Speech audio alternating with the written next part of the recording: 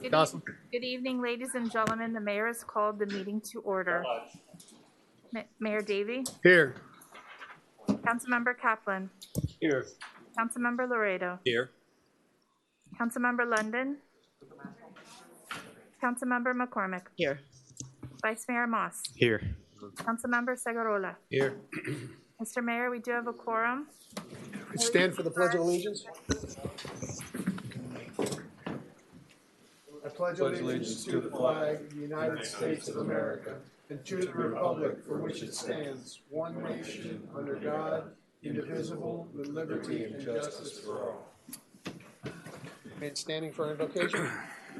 An invocation from Rabbi Avramo Caroline Chabad of Key Biscayne. Good evening, Honorable Mayor, Vice Mayor, esteemed members of the Council. Today's meeting is at the start of the new year of 2022, and we begin this meeting in the new year with a blessing and a prayer. But actually, in the Jewish calendar, there was an even more recent new year. It's a lesser-known holiday, but yesterday, the 15th day of the Hebrew month of Shvat, was a holiday known as Tu B'Shvat. Tu B'Shvat is called the New Year for trees. It's a holiday which in Israel serves a legal purpose. It marks the onset of a new year for calculating the age of trees, which is relevant for tithing and other agricultural purposes. But additionally, besides for its legal implications, Tu B'Shvat's a time for reflection, a time to reflect on some lessons we can learn from the natural world around us, and specifically from trees. Interestingly, in the Torah, in Deuteronomy, the human beings are compared to trees. It says, for a person is the tree of a field. Let's focus this evening on three similarities we share with trees and the lessons they teach us. First, for a tree to grow tall, it needs strong roots, buried deep beneath the surface. We also need roots, our faith in God, our conviction that we're created for a purpose, our awareness that each of us truly matter, and our courage to follow the morals and values that we know and hold to be true. These are our roots that enable us to blossom and grow. Secondly, like a tree, we must constantly grow and bear fruit. Consistency is great, but it's not enough. Each day, every day of life is a new opportunity, and what was good enough for yesterday falls short of today's potential, and today's accomplishments aren't enough for what tomorrow brings. We have to be constantly growing and striving for greater. And finally, like a tree, we have the power to sustain, nourish, and protect. A tree, by absorbing harmful gases and releasing oxygen in exchange, they're breathing life into the environment. In our own way, each of us can also breathe life into our own environment, replacing negative energy with positive energy and spreading goodness and kindness wherever we reach. A small gesture of care, a smile to someone who needs, which, by the way, is literally everyone, a word of encouragement and hope can literally be breathing life into our surroundings. With these thoughts in mind, please join me in prayer to the Almighty, that our community be blessed with health, prosperity, joy, and constant growth. May we each be blessed to share goodness and kindness with our environment, bringing out the best in every person and every situation which we encounter. And may our council here be blessed to continue leading and inspiring growth and positivity in our entire community. And let us say, Amen. Amen. Thank you, Rabbi. The next item, Mr. Mr. Mayor, may I? is brief comments by council. I just wonder, Sorry, I was going to brief comments. Well, you can go next. Okay. First, I'm going to speak very briefly to the armed robbery that happened last night in our community. I know our police are monitoring and investigating in connection with the county and the city of Miami. So I just wanted folks to stand by. We will have a report from staff at some point this evening on that issue. But I'd also ask everybody, we lost two big figures in this community over the past week and a half. On January 7th, Helen White passed away after a long illness. And on this past Saturday, we lost Cliff Brody. If you didn't have the chance to get to know Helen and Cliff, you missed out. They were incredible people. They are two of the reasons that we are able to enjoy this community They were the ones who did the legwork and did the hard work with a number of others to make this happen. And so I think it's really important. I'm terribly sorry for their families, for their losses, but our loss as a community in losing two such wonderful and giving people. So I just would ask that we maybe have a minute of silence just to remember Helen White and Cliff Brody.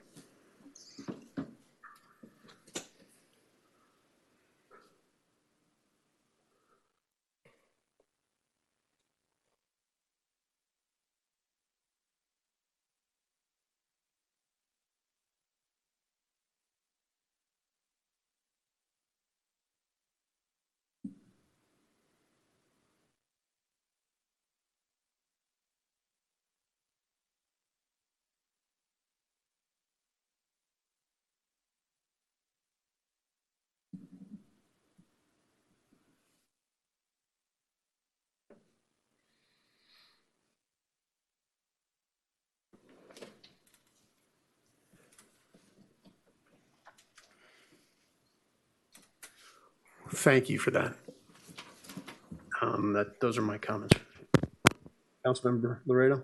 Thank you, Mayor. I wanted, sorry he left, but I wanted to also ask us and the audience and those who are watching us for a minute of silence and gratitude and meditation for the peaceful resolution of this terrible tragedy in Beth Israel Synagogue in Texas, and the demonstration of the power of prayer from Jews, Christians, and Muslims put out enough positive energy that would have been a terrible tragedy turned out to be great, and that we should pause and give thanks to whoever we pray to for lending a hand to that peaceful resolution.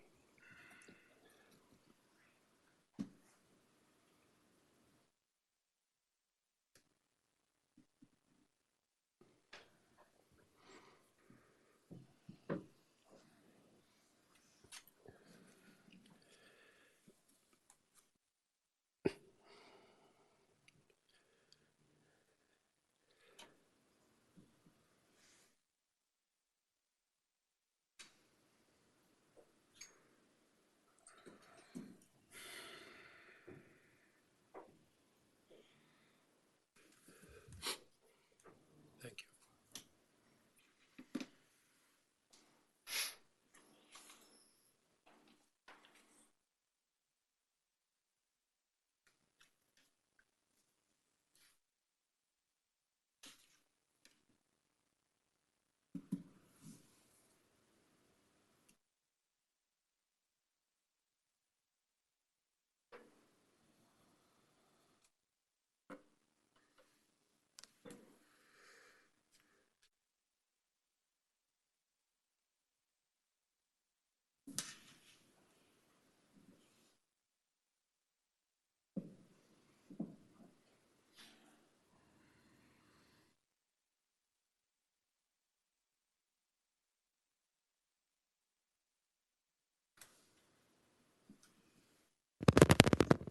Thank you.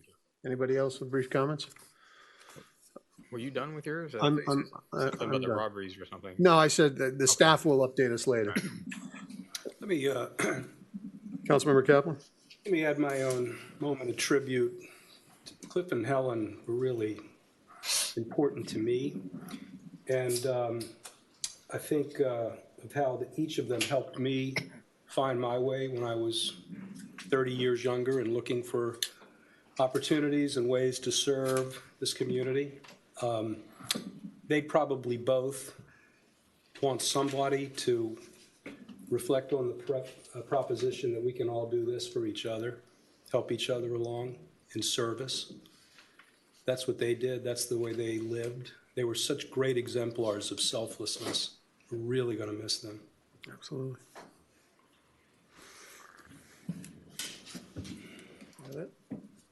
All right. Next item, Mr. Mayor, is Yes. public comments. All right, I have a few folks signed up in here. If you wish to sign up, please sign one of these blue forms and take it over to the clerk. Pete, if you could read the instructions for those who are watching at home who want to speak? Yes, Mr. Mayor. Good evening, ladies and gentlemen, watching us on Channel 77 on Comcast, Channel 99 on Ubers, or streaming us live.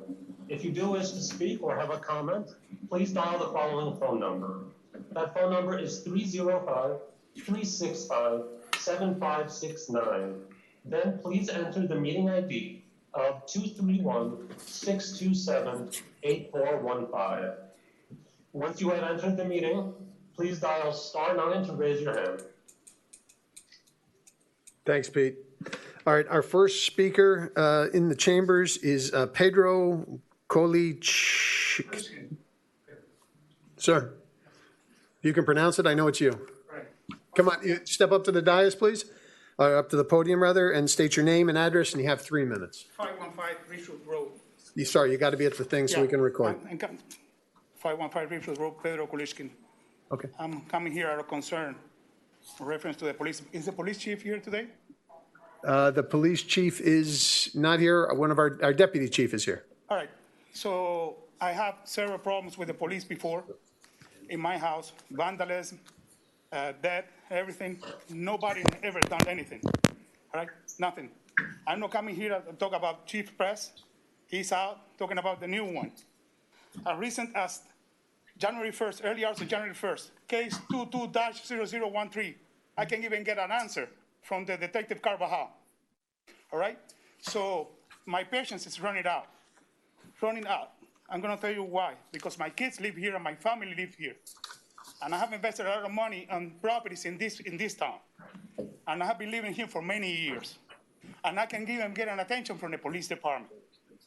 So what I propose to work everybody together is that we create a chat, something with everybody, because, yeah, everybody knows what happened, which is the escalation, no? We are getting to that point where somebody comes to our house, to our neighborhood with guns. Never heard about that. I've been living here for 20-something years, you know? So it's an escalation already, and everybody's not doing anything. So what I propose is everybody knows what is happening. Nobody knows that my house was burglarized on January 1st. So everybody knows, and everybody can see what the police is doing about those cases. Why? Because a new chief of police needs to come with a new plan, a visible plan that people can see what he is doing. No, I believe, really believe that we have very good police officers, because I know many of them. They just don't have a good leadership. We all know what Press did the last time he was here. He was trying to be a manager, he was running his personal foundation, whatever. We all know, because I know him for many years. But we were very lenient with him. But now, this thing is escalating already. And I can give you case numbers and everything, things that happened in my house. My house was ransacked, and nobody did anything. I couldn't even get an answer from Detective Gondar, if you guys remember him. All right? So, we need to get a plan from the new chief of police, visible to everybody, that everybody see what he is doing to improve the things. Or what? I'm going to tell you the same. I told Chief Press, talking to him for an hour in his office, you're going to wait for something bad to happen to a kid here, so you put measurements and you resolve the problems? Or you want to see for something really bad to happen? So he needs to put a visible plan that everybody can see and results. If not, I offer myself, the same that Brahman did with Carlos Alvarez, I offer myself to start getting signatures and get the new chief of police fired. And I personally offer my resources, and I personally finance the campaign to get him fired. All right? You have my number and my address. Thank you. Claudia Fontesia. Claudia? She wants me to go first. Is that okay? That's fine. We'll switch you up. That's fine. Vanessa? Can I take this off to talk? Yes, of course. Okay. Hi, my name is Vanessa Sanzacedo. I live in 103 East Enid Drive. I know many of you. Thank you for your service. I am the mother. It's hard for me to talk about. Take your time. My son was attacked basically yesterday. He was walking on our street and 5 guys came out of a car and pulled multiple guns to him on the stomach and to his friend on his head. They were all masked, dressed in black, and this happened on my street. I've been here 20 years. My kids are born and raised here. This is our community. We've always felt that this is a safe place, but I don't feel that way anymore. When my son is being held at gunpoint, I'm not a complainer. I'm a person that likes to take action. I want to turn this from a negative to a positive, and I'm here to beg you to put more police on our streets. These guys were circling our streets for hours, committing crimes.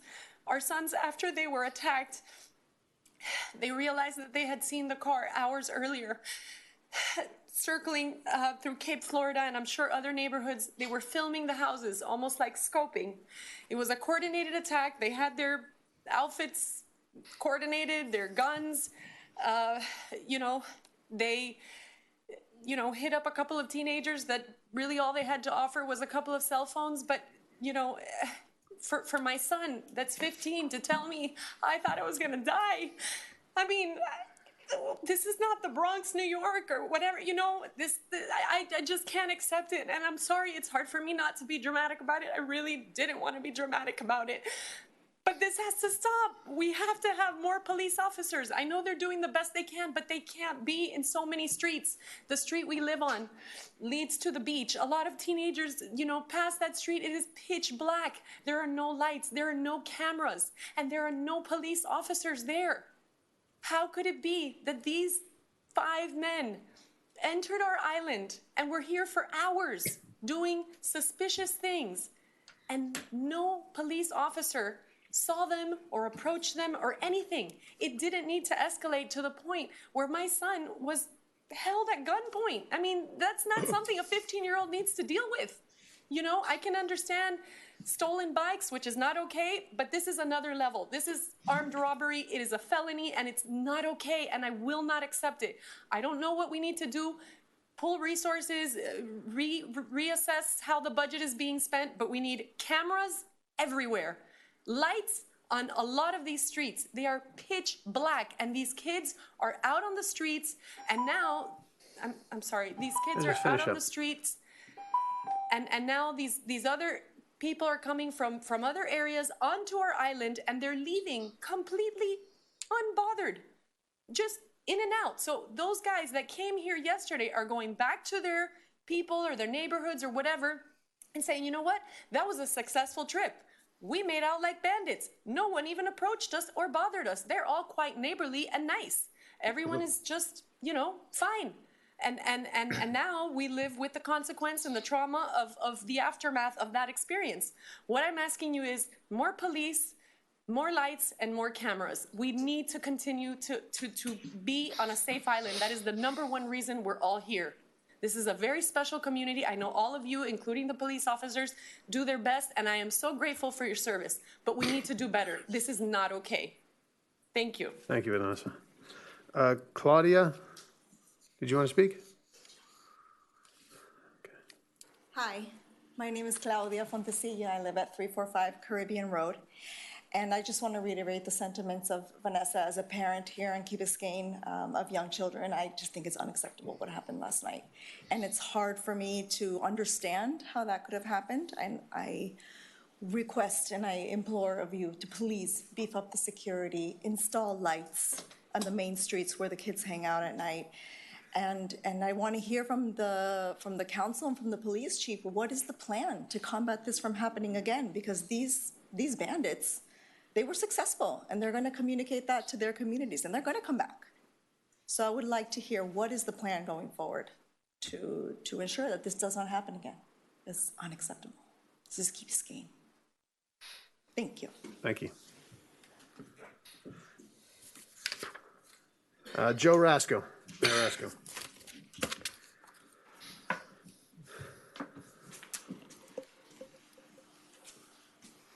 Good evening. Joe Rasco, 310 West Heather Drive. I wanted to talk about 2 things, but before that, I'd like to empathize with the with a young lady, and I'm sure you guys are going to do the right thing, take care of this. But my reason for being here is to talk about Cliff Brody and also about Helen White. Cliff was one of the premier persons that helped put together the incorporation effort. And he worked with a lot of you that are up here. And Cliff definitely was the heart and soul of what we did to start the island. He was on the first council with Luis and myself. He dedicated himself entirely during this period of time to get the village up and running. His office became our zoning office. He also worked tirelessly on the fire issue and help us establish our fire department. Cliff was an amazing individual, and we really need to do something to remember him. Helen White also was right there with Croysdale at the beginning, and worked tirelessly to bring the facts out as to why we could incorporate. And what was important about her role was that she provided a very steady hand. She was very calm, and she taught us a lot about zoning. That was one of the areas where she excelled in. And these two people are a credit to our village and helped us get on our way. The second thing I wanted to talk about is, and a lot of you have heard me talk about it over the years, is we have a problem on West Heather Drive. And I really, really want you to take aim at that. People like Frank know the problem there, and you try to avoid West Heather Drive as much as you can. But there's always been a problem. We fix it, and now hopefully I voted for the bond, and this is one of the projects that I hope we get to do and do quickly. So I hope the engineering studies are completed and we can go to construction drawings so that we can get that problem fixed. The issue has escalated because over the last couple of days we have the sewer smell, which means that the problem's gotten worse somehow. I know they were out to clean it out, of the drain, but it continues. So we really need to address that, and I wish you all that you get these projects up and running so that we can do these kinds of things, whether it's raise the road or whatever it is. I don't care if it's sea level rise or it's a retrofit of our sewer system, but let's approach it. And I know that there's other problems across the village that also need our attention. So thank you very much. Thank you. Lisa Corns?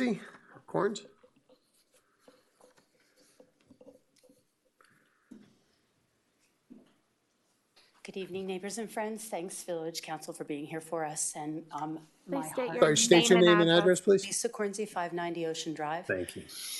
Thank you for the reminder. My problem pales, but maybe there's a segue. I was coming to request that it would be examined, the problem we have with parking, utilizing the community lots that are on Ocean Drive, one to the north, one midway across from the sands, and then next to the south, and the south, favoring what gives parking for the beach, and then the linear park, Enid, down to the beach. I've always thought that low lighting was a great thing until I got the police advisory report and what happened to these kids. Maybe there's an opportunity to put these things together. I'm asking consideration that golf carts be limited to not parking in the south public parking lot after sunset.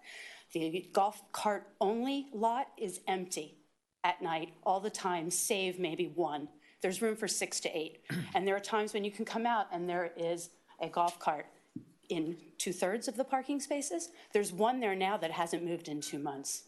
So that's my simple request, and thank you all. Thank you. Mana Patricia Sorariba. Mana? Good evening, council members. I'm a 40 plus. Sorry, state your Maria name. Patricia Somarriba, 255 East Enid Drive. I'm a 40 plus year resident of Key Biscayne. I've grown up here. I love it here. We just recently moved back to East Enid after many years living on Allendale. And I was very surprised to hear what happened to Vanessa's son the other night. I sent my daughter out to walk our dog alone. She's 13 years old. I sent her out without a thought. Sometimes it's 10 o'clock at night. We just get back from dinner. I say, take the dog out, walk the dog quickly. We're at home. Never gave it a second thought. We can't send her out alone anymore. This is unthinkable for Key Biscayne. This is not the place where I grew up. I recognize the job and the amount of time and effort you all put into keeping us safe, our police. I greatly appreciate them, but we need to do more. We're at the end of East Enid, very close to the park. We're the next to the last unit. Sometimes it's 3 o'clock in the morning and we hear people carousing, groups of people. I know they're drinking because the next morning when I go out to walk my dog, I find the empty bottles, trash everywhere. Why is this happening? Why are people allowed to be out in a public area at this time of the night, walking around, making noise? And this is such a minor complaint compared to what happened last night. But my point is there should be more vigilance. There should be more attention to who is going around at this time of the night and who's coming into Key Biscayne. We should have more control of who's coming into our island. And like somebody stated very eloquently before, if whoever did this is not brought to justice, if they're not found, it's going to be an open invitation for anybody else to come on the key and do exactly this, because it's easy. It's easy and there are no repercussions and there's no reason to keep this type of thing from happening again. So I implore you, please pay more attention to what's happening on East Enid, especially towards the beach park, and in general, just if we can get more police to police the area, patrol. I know it's expensive, but I know there's a lot of places in the budget that we can probably pull from to make this, the island that we all know and love and that we want to keep living in. Thank you. Good night. Thank you. Anna Wolfington.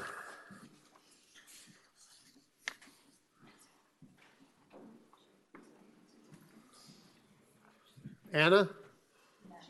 She left. Oh, she left? Okay. Maite Thornton. Maite.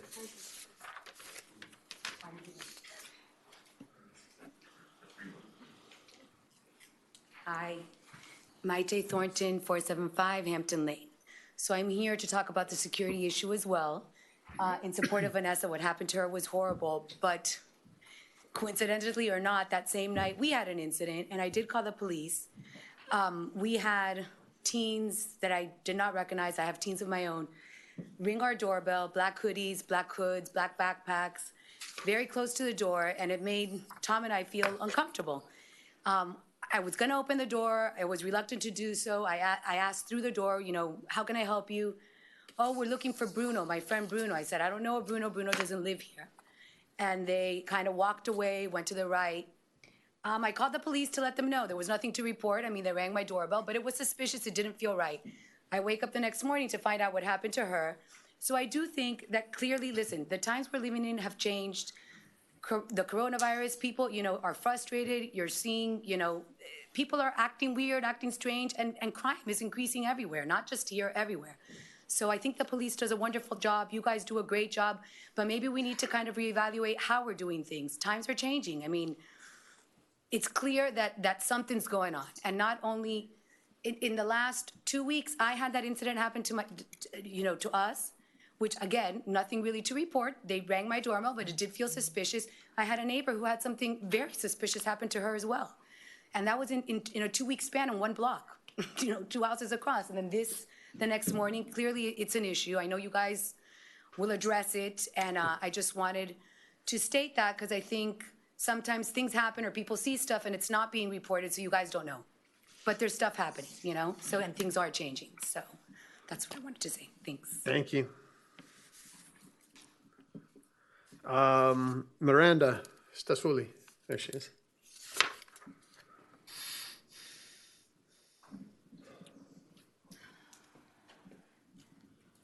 Hello. Hi, everybody. I just wanted to Name and address. Oh, yeah, Miranda Stasuli, Key Colony, that's Botanica 161, apartment 119. Close enough. Information. I just wanted to come and support Vanessa and the other mom as well, and just all the other parents here on the Key. I know that it was an isolated incident, but I've been seeing a lot of different things happening. I don't want to wait till later when it builds up too much. You know, I've been living here for about 15 years now, and I know that things have changed. You know, we've had so many more people, you know, so much more traffic coming in and out. And I love the police here. I think that they do a great job. I don't know what it is that they deal with. I don't know what the capacity of things that they put up with every day. But, you know, whatever we could do to try and create a, it's a word I'm looking for. I want to create a presence in Key Biscayne to where people say, you don't go there because, you know, the police are really going to go after you. You know, I can't remember what I wanted to say about that, but when, for example, when I first moved here, I learned like Pinecrest police. I was like, don't ever go there, you know, don't speed in that area or you're gonna get a ticket for sure. I want that to happen here in Key Biscayne. I don't know what it's gonna take. I'm sure it's gonna take a lot more money, but I think most anyone would be willing to put more money forth for something like that. So once again, I wanted to say I'm sorry for the parents, Vanessa and the other mom, what happened. That's horrible. I have 2 kids too, and yeah, whatever we can do to put a stop to this or put more effort with our police department, get more people. Thank you. Thank you. Ileana Gill.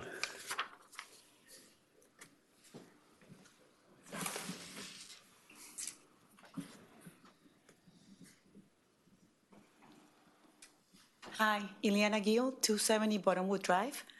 So I'm here to support the Sands family and the other family of the kids that were robbed this weekend.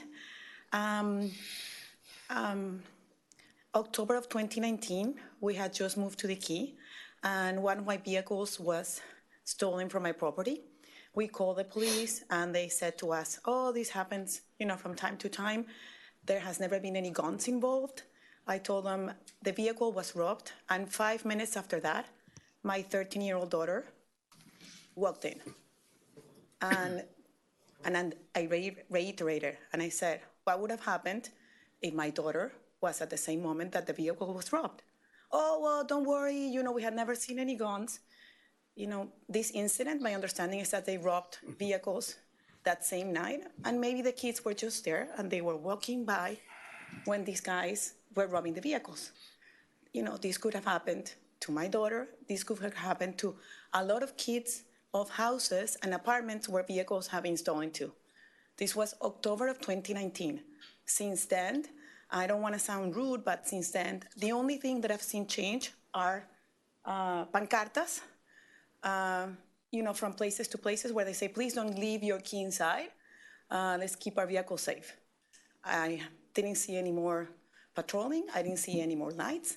I didn't see any cameras. A year and a half passed, and you know, we saw a gun and we saw kids involved. So I think it's time to increase the security, the lighting, the cameras, whatever it takes. Thank you. Thank you. Jacqueline Sanchez-Volney.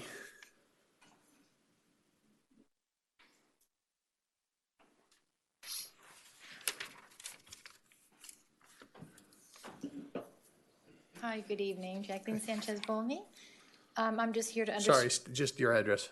Sorry, 133 East Enid Drive. Thanks. Thanks. And I'm here just to underscore the same point, urging whatever can be done wisely and simply for added security.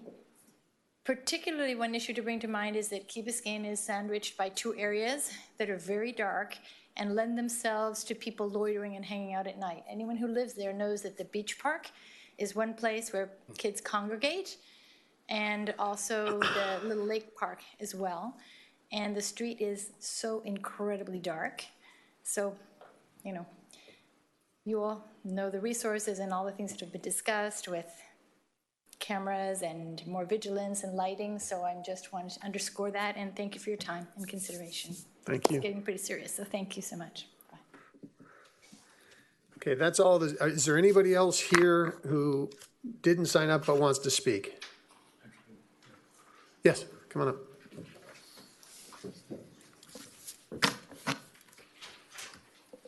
Come on up to the podium. Hello, good evening. My name is Juan Camilo Diaz. We're at 157 East Enid Drive. I just wanted to, again, reiterate what my neighbors have said. Our street is super dark, and we know all the time that kids gather up and down the street, especially in the weekends, and this kind of creates a breeding ground for this type of situation. We really need more lighting in our street, hopefully cameras as well, to try to avoid this situation in the future. And that would be it. Thank you. Thank you. What's that? Oh, guys, if you want to, yeah, come on up. And then Carolyn, did I see you raise your hand as well? Okay. Hello, everyone. My name is Ignacio Sanz Dacedo, 103 East Enid Drive. I'm not going to repeat the same sentiment pertaining security, but I just want to share a metaphor with the council members, which is the frog in the boiling water, which they stage that if you put the frog in boiling water, the frog will jump. But if the water sits in the boiling from the normal water until it gets boiled, it will just die. And I think it just captures the essence of what is happening in the Key. I've been residing in Key Biscayne for over 20 years. And since day one, I think there was this sentiment of, there's petty theft, key rats. And whenever it sort of escalated, we sort of shut our eyes and we just thought it was the key rats. And I think that what happened to my son yesterday, speaks volume that is not the case. That's the next step. And I think it's your responsibility. Because yesterday, fortunately, it was just a stupid iPhone. But maybe that will not be the case tomorrow. And I think it's important, due to the responsibility that you guys have, to make this change. I think a lot of people have come here today. I think this sentiment is prevalent across the Key. People are fed up with the petty crime. Sometimes it escalates. But this trend will only continue. And it's your responsibility to stop it. And you have the opportunity to do so. And please do so. Thank you. Thank you. Carolyn, you want to come up? No, but I will anyway.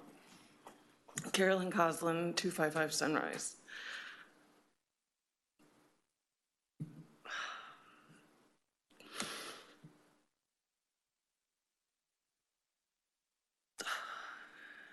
Sorry.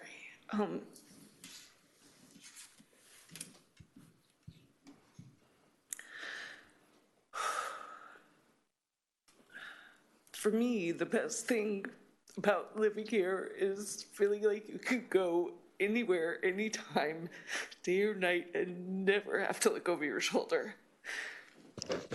And for the last 2 days, it hasn't felt like that, and I want it back. That's it. Okay, thank you. All right, is there anybody else who hasn't spoken? All right, Pete, have we got anybody signed up online?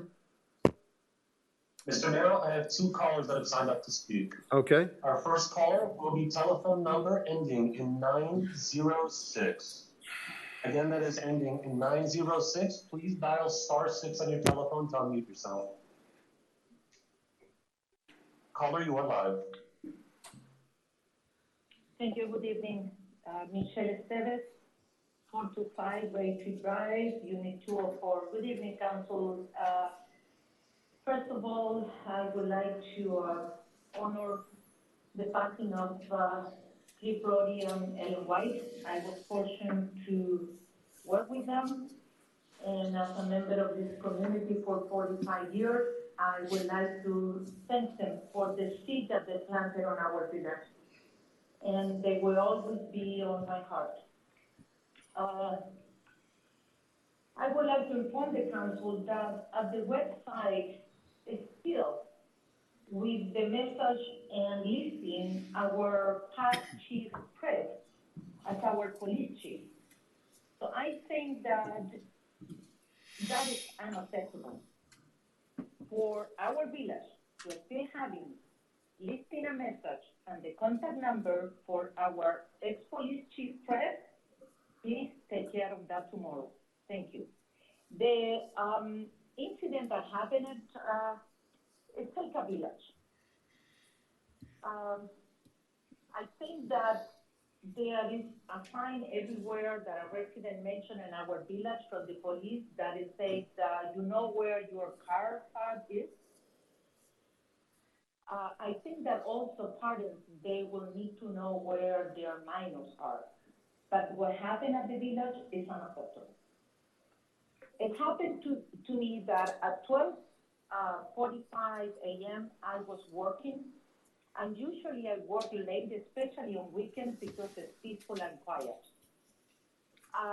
This weekend armed robbery, it has to stop, and it has to be creative. Our police department has to be creative. Stop reporting to the council and to us what happened in other cities and what's implemented in our city. Our village is special, and we know that we are a special village. Become creative. That night of the robbery ended up that I was dropping at the airport a friend of mine at 3:30 a.m. in the morning. When I was driving off the island between the Shell Station and Key Colony, it was a golf cart with 5 teenagers on a golf cart at 3:30 in the morning. Okay? So at the exit of our Calusa Park, where they put cones and one police car is stand there that I don't know for what. Okay, fine. Everybody come in on the island no matter what. Then when I returned to the island at 4:30 a.m., there were 2 police cars at the same intersection at Calusa Park with one way into the island. I don't know what is the purpose of that. If that is the purpose to a police car to be sitting there, there's one less police car that is patrolling our island. So I think that this way to patrol the island and protect us, it needs to be changed and addressed, okay? And to stop all these burglaries on the island that people... Michelle, I'm sorry, I need you to wrap up. Okay, there need to be more follow-up with our police department. Also, the same night, sorry I changed the subject, irrigation, we have a huge rainstorm, and the irrigation was running all Crandall Boulevard at 3:30 in the morning. Let's save some money. Thank you. Thank you, Council, and I really appreciate your time. Thank you. Who's next, Pete? Our next caller will be telephone number ending in 856. Caller, please dial *6 on your telephone to unmute yourself.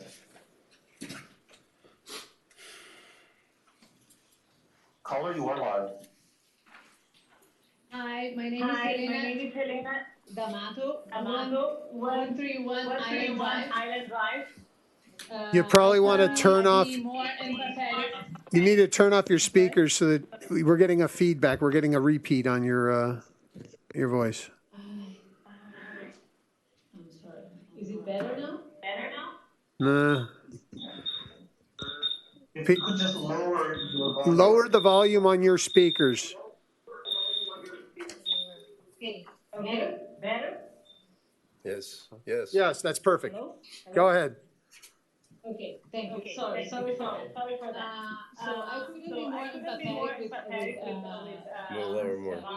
regarding the problem with the security. Last week I saw cars taking pictures at Island Bus as well. So I have a child that she's longing for this independence that we are so looking for in Key Biscayne. That's why we chose our home to live here. And also, I have a personal problem that is happening to my house, and it's in the agenda. Item number 10. That is the problem with my backyard neighbor. That is the building of the AC Harbor. And I'm applying for variance to build a wall, a concrete wall of 10 feet to protect myself of the noise. That those 5 AC machines, that they are completely open to air. That is, they are in the middle of my backyard, running 24/7. So I asked the village to come a few times. They came, and they can't say that it's out of ordinance for sound.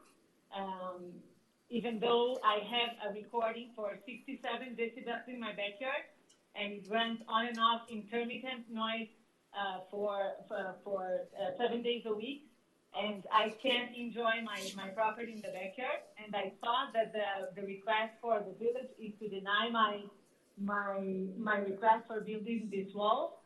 So I would like your help to find out a solution for myself, because it's not, I'm being penalized for something that I don't have any fault. And I wanted to be able to do something. Either my neighbor should do something with his machines to lower the volume, or to enclosure, or to change the machines, change the place, or if I could build something to protect myself from this disturbance. Okay. Is that it? Thank you very much. Thank you. Okay. Mr. Mayor, we have one more caller with a telephone number ending in 501. Caller, please dial *6 on your telephone to unmute yourself.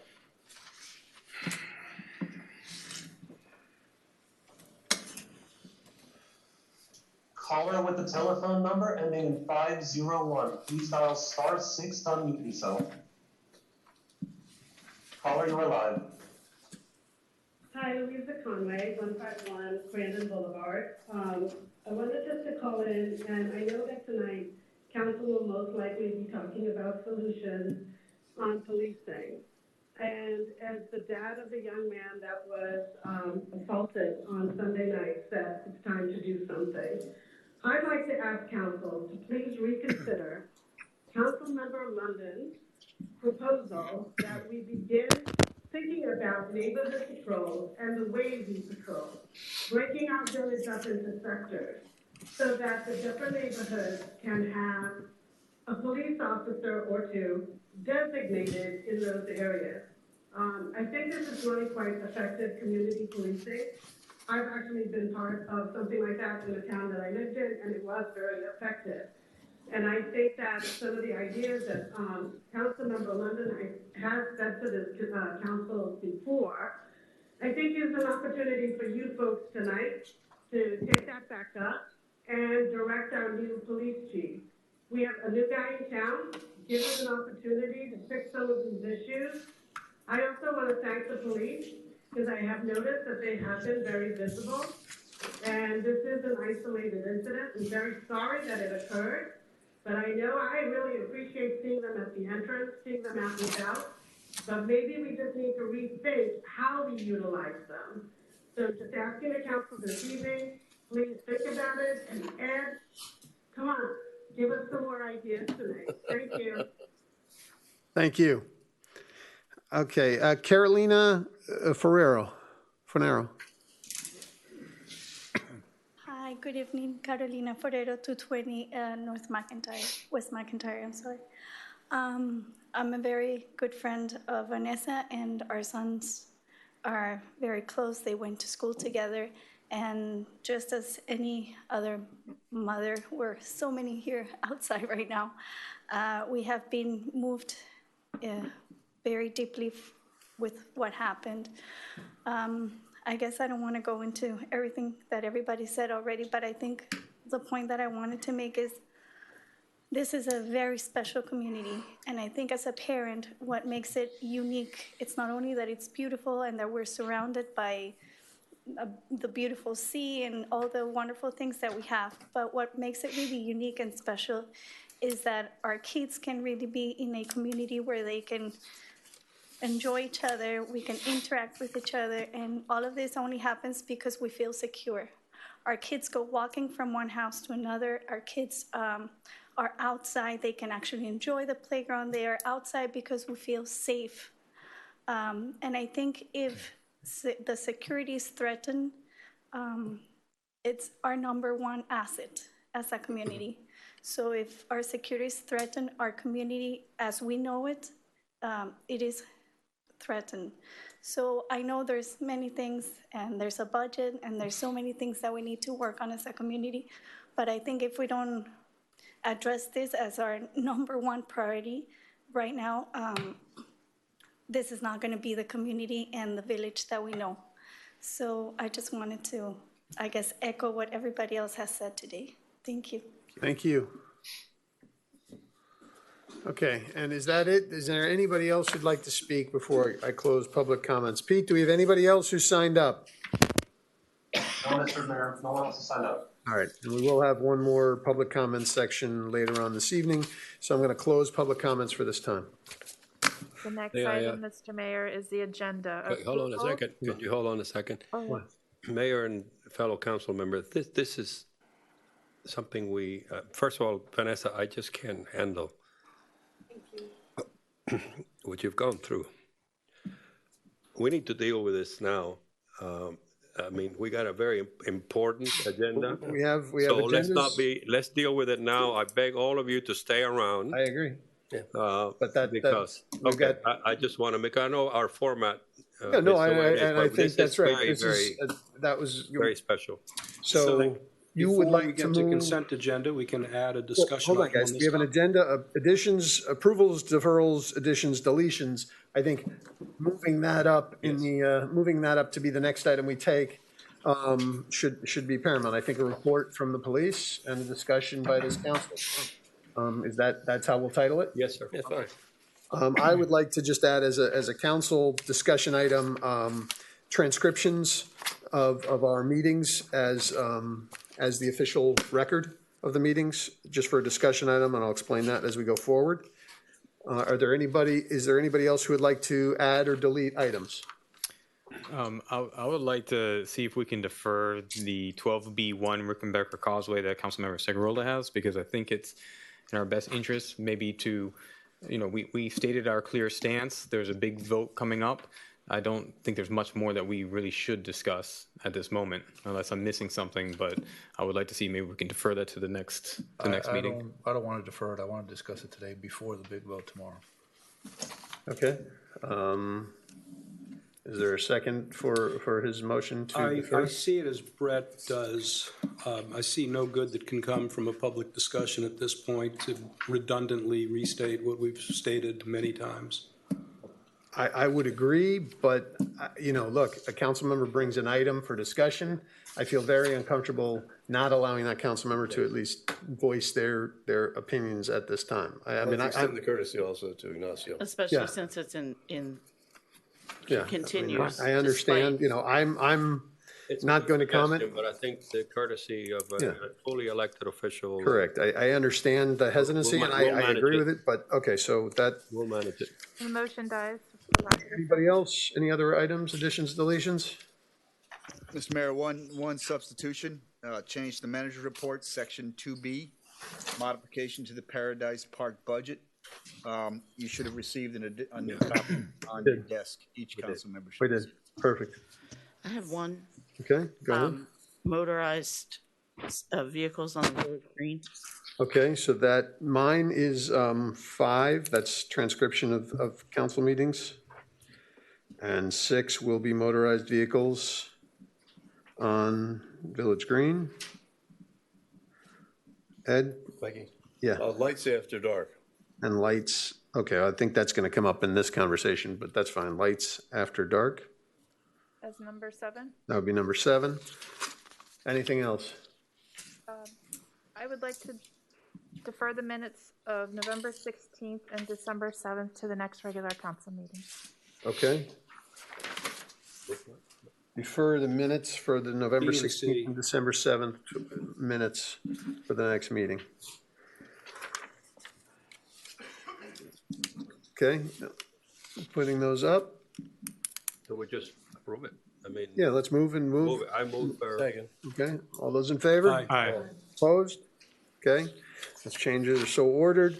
So the first item, go ahead, I'm sorry, clerk, I'm taking up your job. So the first item is report from the police. Would really be the manager's report on, I guess, safety and secure, but however you want to handle it. You want to have, Manager, we've decided that this will be the number one item.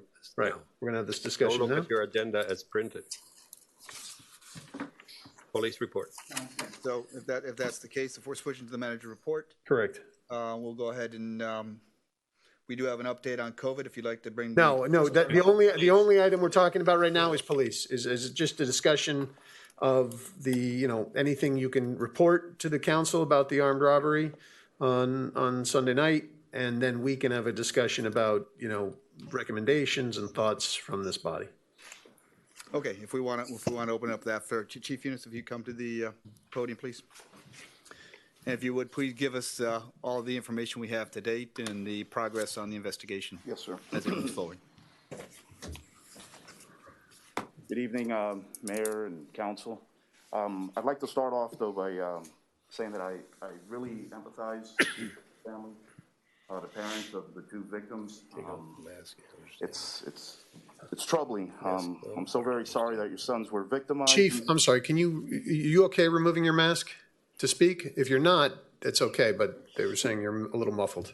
Okay, I'm sorry. I'm so very sorry that your sons were victimized in such a traumatic manner, and you're right. These types of crimes are unacceptable here on the Key, and yeah, I applaud your courage for coming up here today and speaking to it.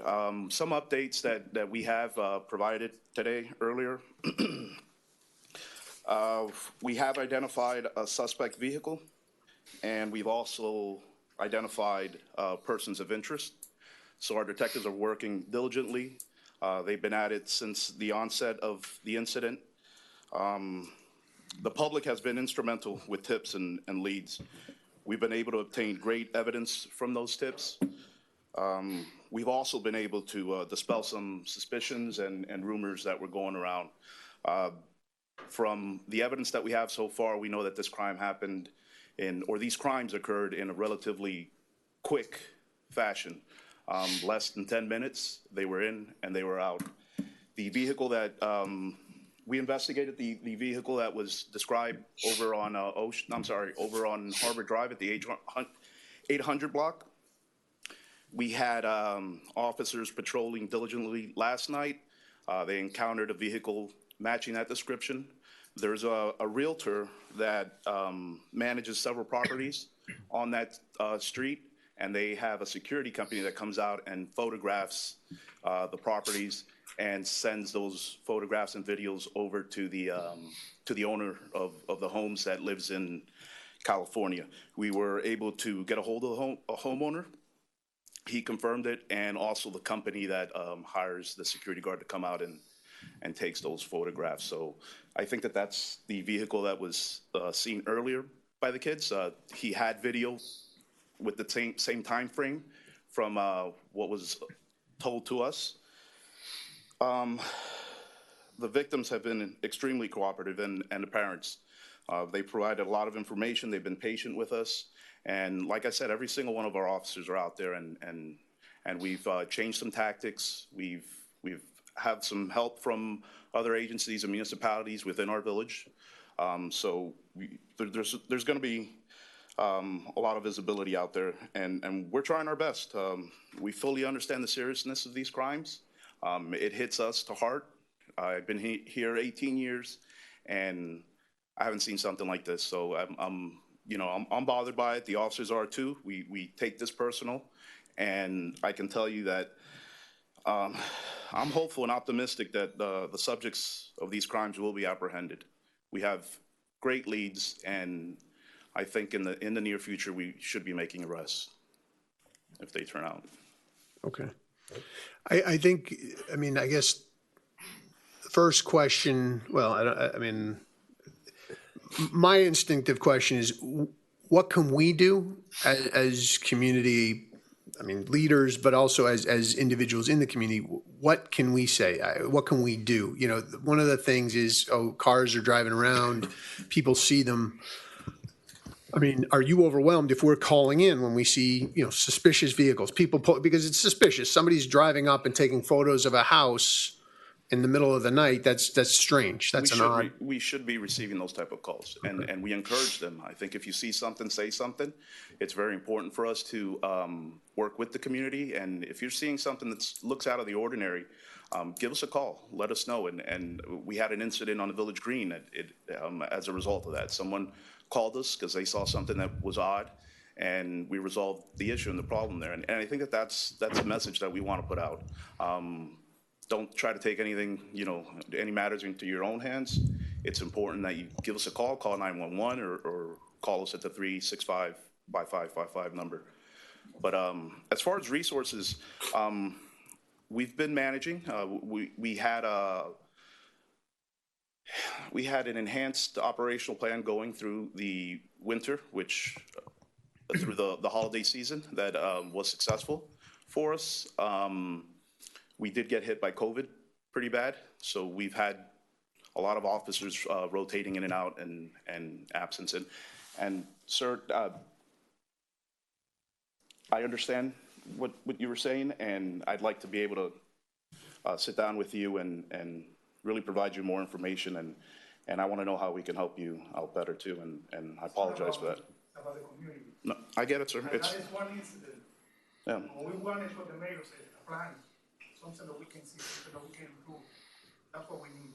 And we're working on that. We're manpower shortage right now, but I know the chief is going to come up with his patrolling plan and the 2 officers that we desperately need, and he'll talk to that at a later date.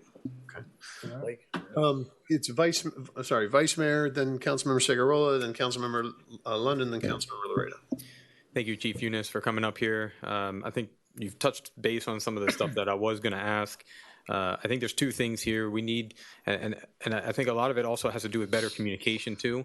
But I think that what we need to know now is what the immediate plan is going to be, and I heard that you said you're a bit short, but if there's overtime, more police presence, more police out there right now, is there a plan in place for the next couple of weeks? We've executed a plan already. Okay, so excellent. There is. Is this something that should be communicated to the residents so they can feel more comfortable that we're going to see that and make sure that people know about it? Because I think there's also might be some break in communication when there is that plan set up, or if there is an issue going on or a follow-up, or are our residents getting that information? Because a lot of times people start talking and they don't know what's happening, and that fuels more panic, more issues that can come up. So that was one part. And then the other side is that there's going to have to be a long-term plan that we're going to have to put together in order to see how we can properly address these types of issues and deter. I think that what we're looking for is a deterrent of any of these types of issues to come to the key. So I think that's important. I think the other thing that would be good is, and I know that this council has said it over and over, we're looking for that strict enforcement. It doesn't mean you have to write the ticket, but pull those people over when they do something.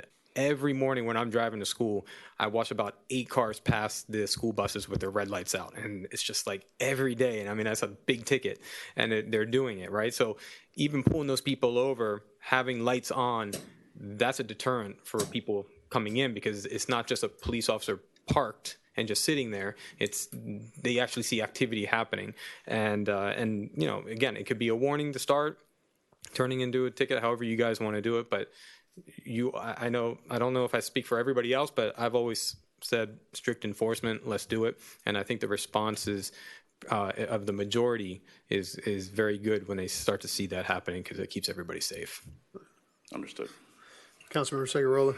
Chief, my question is, what is the status of the license plate reader at the entrance of the village? It's operational. Okay.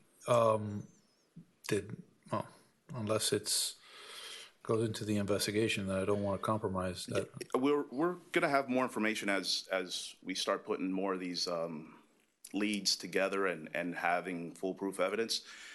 Right now, I just can't talk to that. Would it be of any benefit to change where the license plate reader is, or install more of them, or anything of the sort throughout the village for security's sake? I think the in and out license plate readers give us the adequate coverage that we need, and also over at MASHA, they talk to each other and they provide that information to us. Great points on the cameras, and we're working on that, and it's a future project that we're doing. We're doing the SEPTEDs, which is looking at open spaces and making sure that environmental design is playing a role in crime prevention.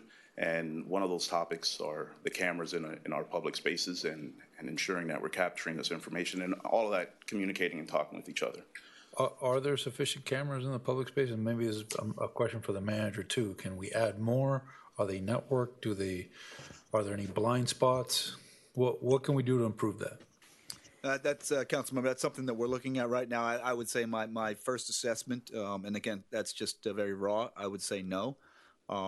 There's a couple things we need to look at. Number one is the number of cameras, but also the system that we have in place. Right now, the architecture we have probably cannot take on more camera systems. So not only do we have to look at the number of cameras, we also have to make sure that we have the system that can ride, that the cameras can ride on that as well, so we can have a full system across the village. Can we look forward to some sort of recommendation or a report in the near future, hopefully? Yeah, so we've done one last week on the Village Green, and we're moving into all the spaces, and yeah, you could definitely have that report.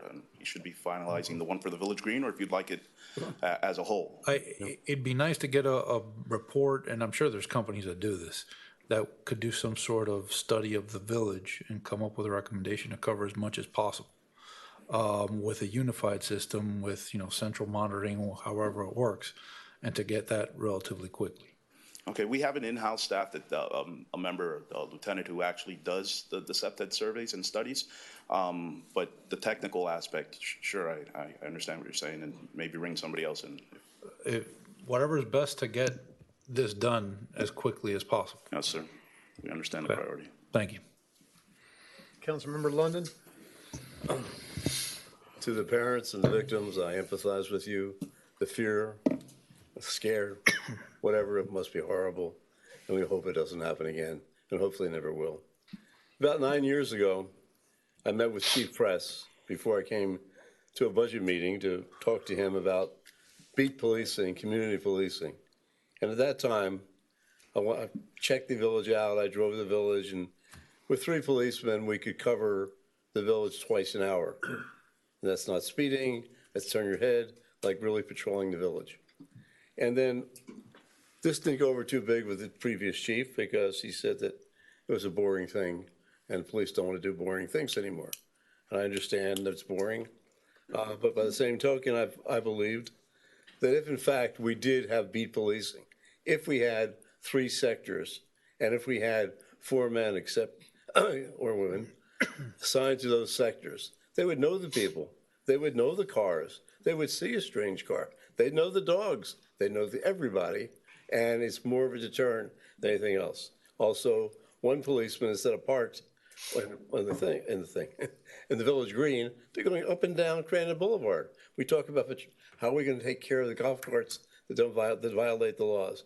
Well, if we had cops going back and forth, we limited speeding, because listen, we all speed, and when we see a cop, we all of a sudden look at our speedometer and slow down. So if we had a cop going back and forth, excuse my voice, this would be a great deterrent. And the 5th one would be the lieutenant, who would be in charge of the whole thing with the commercial properties, condominiums, etc. So it would take 5 people to do this. What we normally do is throw money at things. Like you said, Vanessa, let's spend more, it costs more money. That's not so.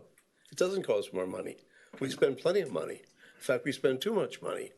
What I've done was, and I brought this up to my colleagues on the council, I mean, this is boring to them because they've heard it all I don't know how many times, and they keep telling me, hey, you don't know a damn thing. They're the professional. We don't listen to you, we listen to them. So this is where we are today. Anyway, so now we have a new manager and we have a new police chief. So obviously I gave them a manning schedule to cover the entire village, how many people, and you know what? We still have 7 extra people that when we have sickness or anything else, we have the backup. So they have it, the manager has it, the police chief has it, and obviously nothing's going to happen because they're going to tell me, I'm not an expert, we listen to the experts. Nothing, Jason, I'm not putting you down, I'm just telling you, this is what happens. Rather than consider this, since what we have today, people say, we don't see cop cars. We don't see, I mean, how often? People see them going by your East Indian Drive during the day. My plan, they could go by twice an hour. So anyway, I just would like people to revisit my plan again. I know that it's not really good when we have less people, when we can spend more money and have more people. That's what government's all about. You know, more people you have, the more important you are. And that's not necessary. We have enough people. We can cover everything. We just have to do it efficiently. The other thing is that we decided that I pushed, because when they told me they're doing all these things, I said, how do you know? How do you know where the people are? How do you know where your policemen are? You don't know. So we talked about a GPS system. I got council to agree with me. We got a GPS system. So during the previous manager, Aga, I asked her, you know, let me see some reports from the GPS. Well, she couldn't get them from Chief Fresh. She couldn't get them from anybody. It turns out we paid for everything, but the police department decided they didn't want to have them because the fire department wasn't going to have them, so why should they? So as a result, we paid for it. But I'm happy to report, according to Steve, that within the next 2 weeks, is that correct still? That's correct. We will have a GPS system because then you'll have some management. Right now, we don't have management of where people are during that. We tell them, hey, you do this and you do that. But, you know, the one thing is signing the task, but the other thing is making sure people are accomplishing the task. And when you have the system, people know that you better do the task because I'm going to see it. And you might not be really happy if you're supposed to be doing this and you're not doing it. And finally, not to bore everybody, it goes back to lights. I proposed not waiting to put street lights in every place in the village now. And fellow council members had a good reason to not do it now. They said, yeah, but when we do the undergrounding, you know, that's when we should be doing it. Well, undergrounding might take 5 years. So a lot of things can happen in 5 years. So I propose again that we look into, get the street lights like we want, the pretty street lights we have on certain streets, and put them in solar batteries. I mean, people have solar lights all the time, and do it now, not in 5 years, not when we wait for undergrounding to take place.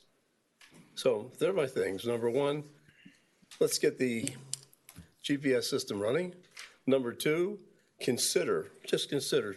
And I know, Jason, it's out of your hands, but you conveyed the message. I conveyed it to Frank Souza already, but, you know, I'm the broken record, so to speak. I've conveyed it to the manager many times, previous manager, anyway, we'll get the picture. It's time to have beat policing. It's time to have community policing. It's time to have police circulating all the time and not be worried about having motorcycles patrol the causeway. You know, we want motorcycles. We have motorcycle police to patrol the causeway because we decided Dade County doesn't do a good job. How often do you see a motorcycle going up and down the causeway? Not that often, do you, of our policemen? So concentrate on the village, not on the causeway. Thank you. Councilmember Laredo? Well, it's this is not new. This is deja vu. I ran for office, which I need like a hole in my head, on 3 projects, and one of them is law enforcement, and I'm a law and order guy, and you all know. So, Mr. London, I'm sorry that you reflect on either me or any of us. We've been very supportive of the police and new ideas. Before I was sworn in, I went to all of the shifts, and I told the men, and women, I'll back you, particularly when you mess up. And in every budget meeting that I've been to, I have given this police department all the resources money. If you wanted to baptize this government, is perfection. It's a reflection of perfection is the enemy of progress. Everything is being studied, everything is being considered, and you never see any results. 2 years and 2.5 years ago, I had a rather confrontation with the previous police chief because the lady sitting right there, and I was watching her, had gone through a traumatic experience on Masta Island, some of you remember, where she was robbed and just barely missed the kids, like one of the speakers before. And unfortunately, there were some comments made that basically from our police department that she was being racist because of the so-called profiling. And I have some experience in policing from previous work I've done, and this whole book is on profiling and chase policies that I've been studying. You know, it's been 2 years. By the way, we have a wonderful police chief. Everybody in the community has noticed the change, that bringing out the enthusiasm and the energy of the police department, making changes, et cetera, et cetera. But Chief, I don't know where he is. People, you talk about this is a wonderful report about solving a crime. What we need to do is prevent the crime. And this is not rocket science. This is not rocket science. We are blessed by the fact that we are an island. So you have a one-way ingress. And this is not hard policing. I'm not underestimating your job. But it's just, I'm not going to get, because the attorney is going to get on my case about profiling and all this other stuff. But we need to revisit that aggressive, reasonable policing, affirmative policing, but somebody running around Masta Island like they did in that case for 2 or 3 hours, it's enough to raise concern under the law that you can stop and question things. And people with hoodies and all the stuff that's been described here, I don't want to. So, Mr. Manager, you're doing also a great job. It really is important to mark this incident as the beginning of a new Key Biscayne. If not, we're going to have another report about what we're studying.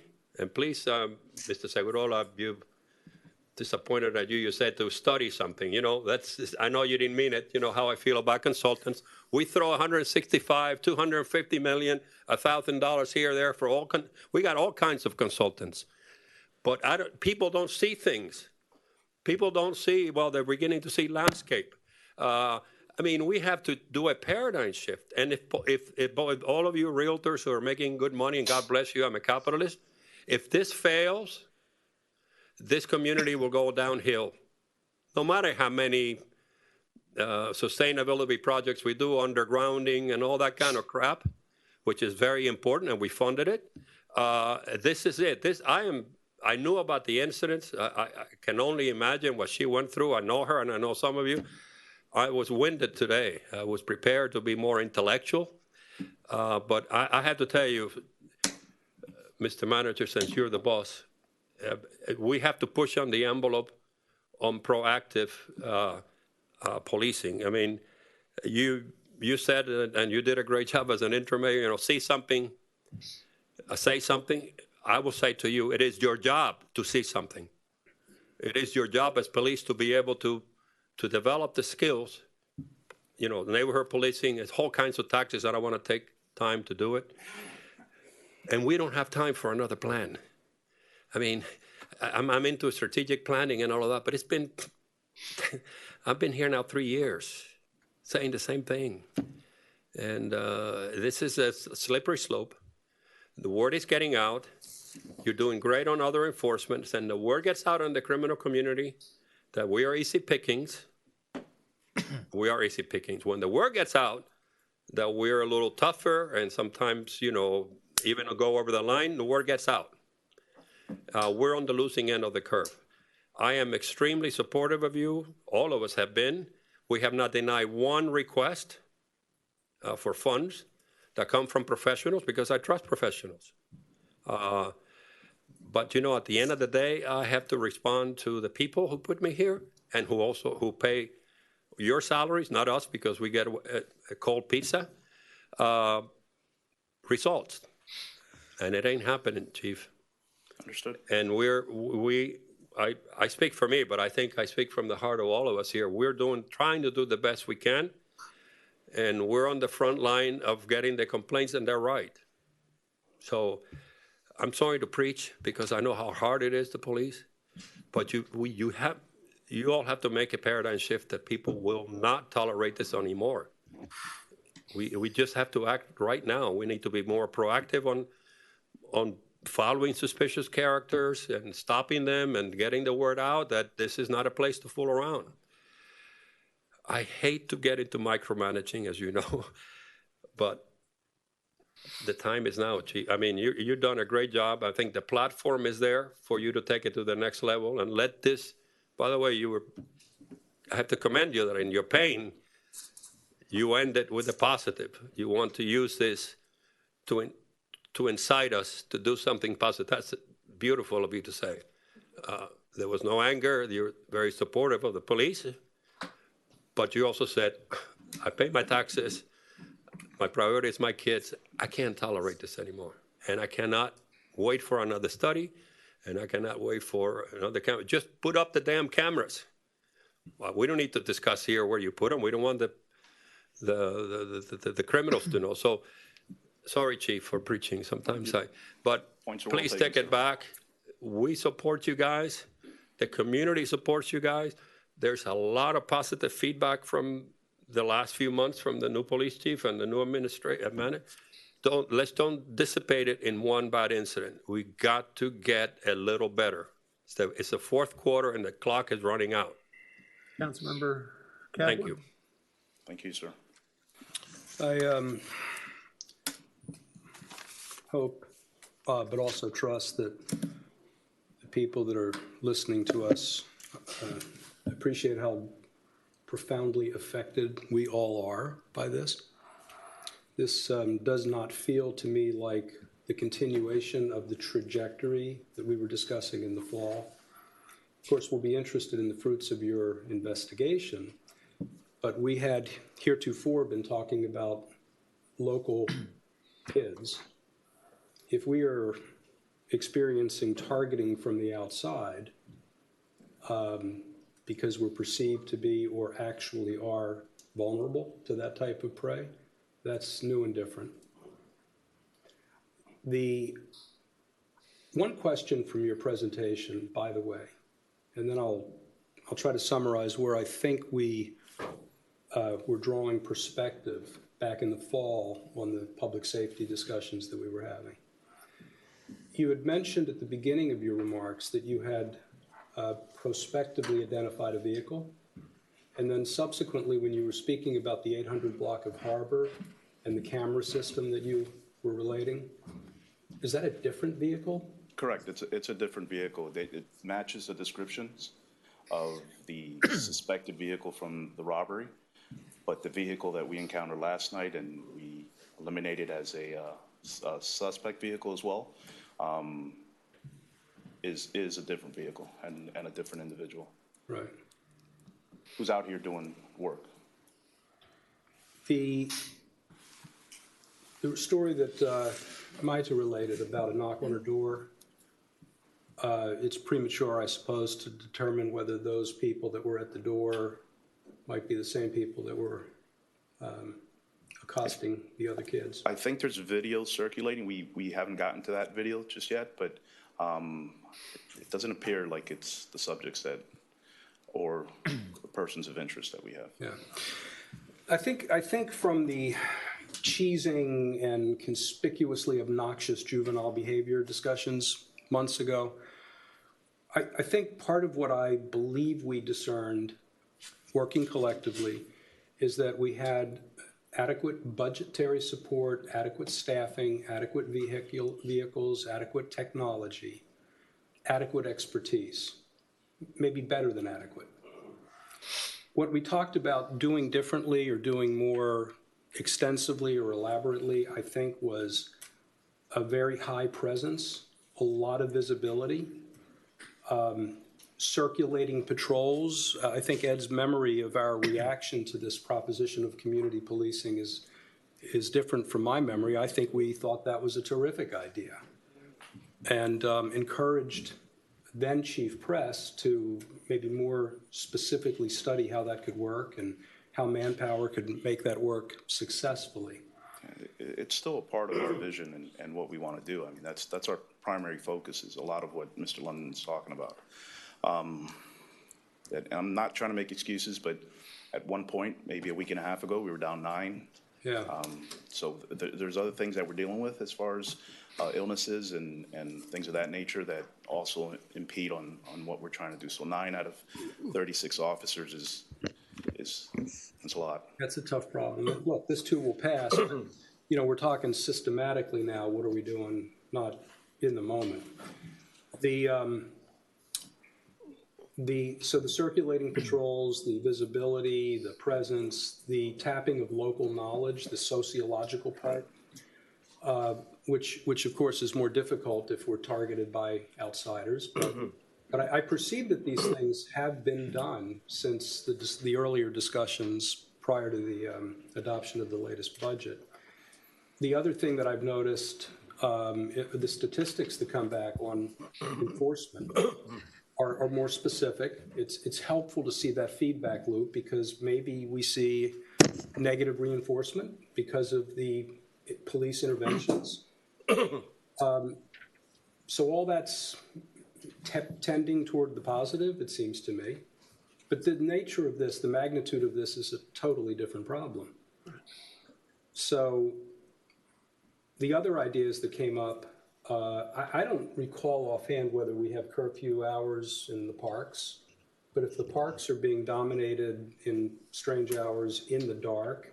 So beaches and parks are treated the same. Sunset, they're closed unless we have activities on the green that are sanctioned. So we do have units regularly checking the beach and throughout the day and night. So, and we do have the curfew violations that are through the county ordinance. So we address those, and we have cited and given the referrals for the county to any juveniles that are out not trespassing, but violating curfew. You know, and then you just made me think of we had arson at the beach club. Correct. The idea of putting cameras around the common areas and also the parks had traction whenever that occurred, at least this past fall. If there's places where we should put cameras, we should put cameras. And the technology should be the right technology. The other point that came up tonight is on street lighting. I think there's a correlation between lights and diminished criminal activity. If we need to do a better job at lighting the streets, we should do a better job. Yeah. So, and then all of this comes back, circles back to enforcement. Do you agree with this, all of us, that since the conversations that we had in the fall, it seems to me at least that there's been less, call it conspicuously bad juvenile behavior? You think? I think, yeah, I would say there's been a decrease in what I had been noticing prior to that. Yes, I think the efforts have been just anecdotal, but that's anecdotal on my part, right? Would you agree with that? Yeah, yes, and I could probably look at our stats a little better the last 3 years, and I think that there's a significant change in some of the things that happen in the level of details that we increased. The officers. We also implemented some plans, strategic plans to address those issues, and I think that there's positives to be looked at in there. So all that's by way of perspective. If we are really dealing with felonious predators, this goes to a point, but it doesn't go completely. This is real serious stuff. It is. Right. Councilmember McCormick, you're next. First, I would like to thank Vanessa and all the parents who came here tonight. I cannot imagine, I'm going to cry. I can't imagine how hard it was for you. And I want to thank you for coming and for sharing with us, but also for how you came. Because I don't know, and I know how hard the police work, and I don't know that I could come to the podium and speak the way that you did. So thank you to everyone who came. And it, to me, spoke volumes about our community and about why we all live here. That when something like this happens, that we're all rallying around together, not only to show support to the victims and their families, but to work towards a solution together. And that, to me, is amazing, and really as important as our safety. That aspect of our community is why we live here. So thank you all for that. And I want to just address a few things with respect to the police and the situation. I agree very much with many of the things that have been said up here, and I don't want to repeat them all.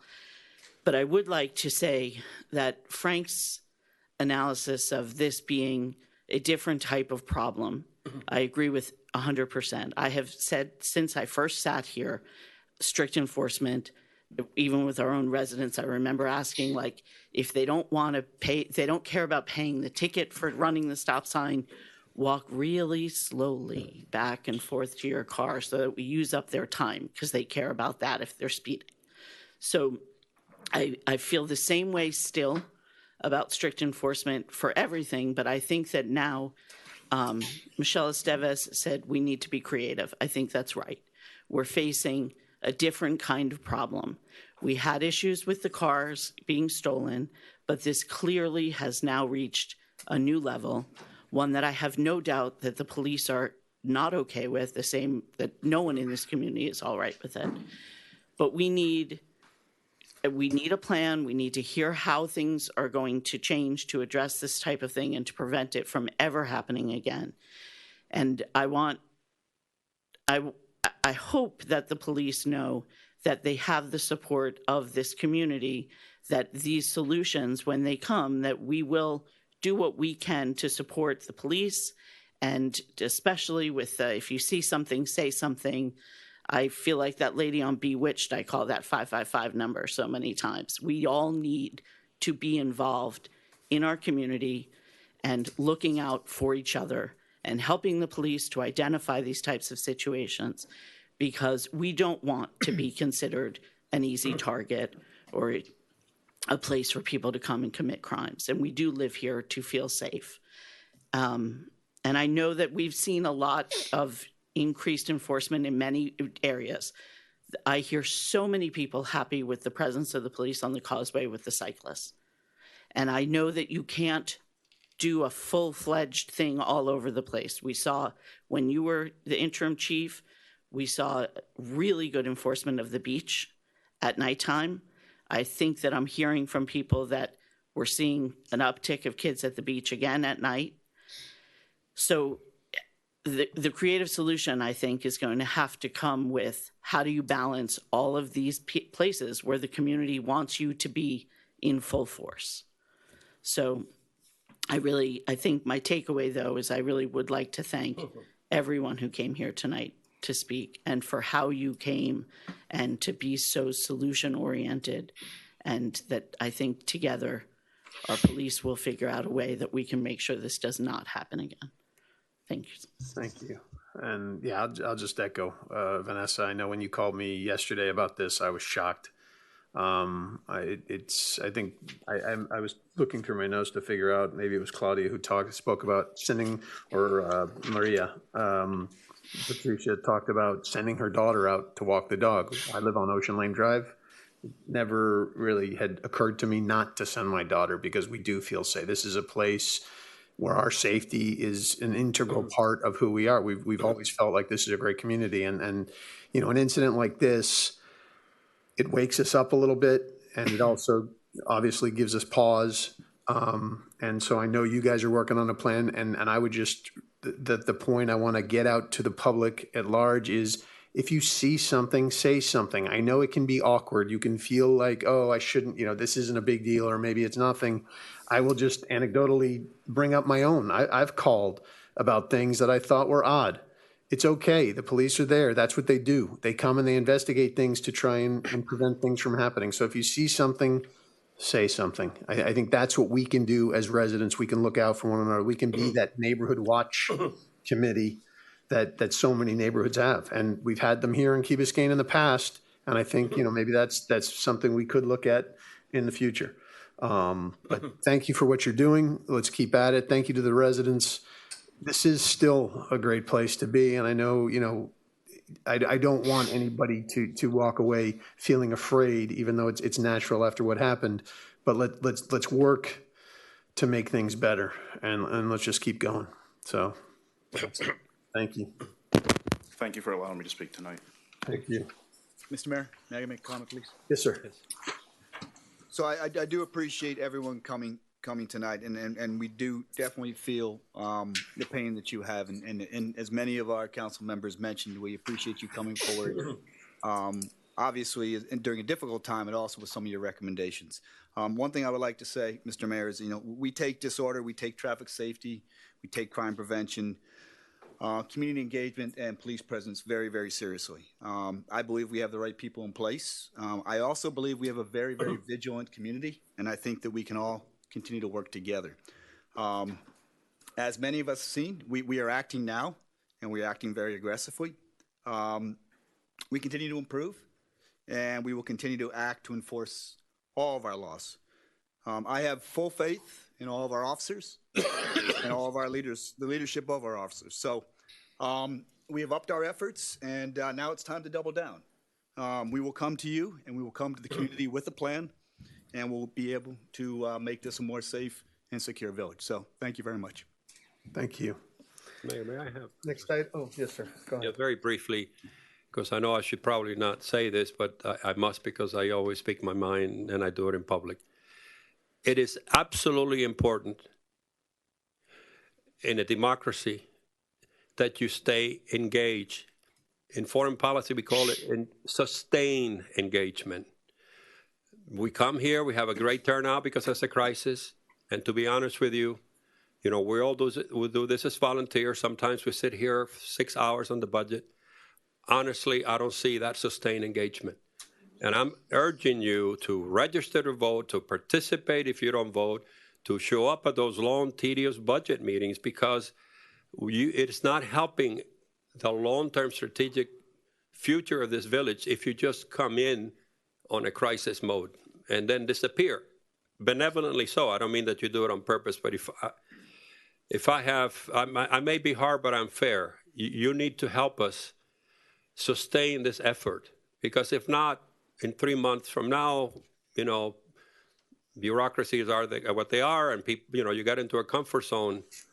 And the most important thing that came out of today to me is that not one word was negative against our police department. Quite the contrary, they're all very positive, and everybody who spoke, even the victims, spoke from the point of view of solution. So that's a blessing. Gives me a little bit more energy to keep going for the next 6 months. But please stay engaged. And I know I'm looking at one gentleman, one of the first, who said, "You want to help. You want to. We need to. Don't leave here and forget about us 2 weeks from now, because we're literally are all in this together. Literally, all this together." Thank you. Next item is the consent agenda. Move. Second. Thank you. All those in favor? Aye. Opposed? Motion carries. The next item is a resolution of the Village Council of the Village of Key Biscayne, Florida, adopting the building, zoning, and planning fee schedule, repealing the building, zoning, and planning fee schedule approved by resolution number 2018-13, and providing for an effective date. Moved. Second. Mayor, we do need a public hearing on this item. I'll open the public comments. Is anybody here? Is anybody here on this item? Would anybody like to be heard? Pete, can you ask if anybody would like to be heard on this resolution, please? Yes, Mr. Mayor. For those of you watching us at home who wish to speak on this resolution, please dial the following telephone number.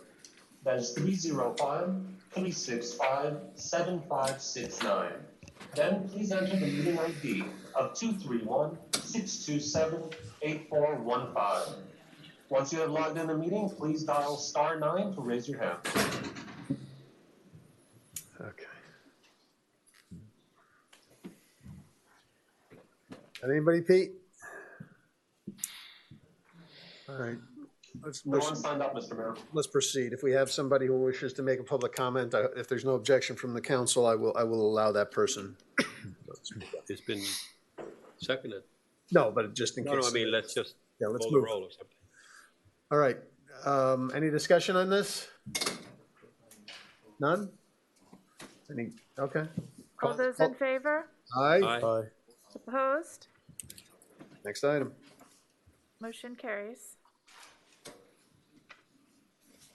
Next Next item. item is a resolution of the Village Council of the Village of Key Biscayne, Florida, approving a variance request to allow installation of a 10-foot wall in the rear zone of the property located at 131 Island Drive, providing for findings, providing for recording, and providing for an effective date. Moved. Mr. Mayor? We're going to have to swear in any witnesses as a quasi-judicial hearing. I believe the property owner had appeared before via Zoom. Well, she just made public comments. I know. I just want to make sure if she's still on Zoom, Pete, we'll have to swear her in at this time. I believe the... Is Helena D'Amato still online? Her phone number ends in 856. If she wishes to be heard, she needs to be sworn in. And then we also have our administration here too. Right. So I think it's appropriate that before we start this, if we ask if anybody's going to speak on this item, to please be sworn in at this time. I think the clerk will swear you in. Does anybody wish to be heard on this item? No, you don't have to. Just hold on. You guys just relax. Give me a second to get through the procedural stuff, please. I know. Mr. Mayor, I have that on the line. Okay. You need to swear her in. Yeah, Madam Clerk, will you swear in anyone who'd like to speak? Jeremy is also going to speak, I believe. Anybody else from the public going to speak on this item? This is a variance item? Okay. Thank you. Do you swear and affirm that the testimony you will provide tonight is the truth? Yes.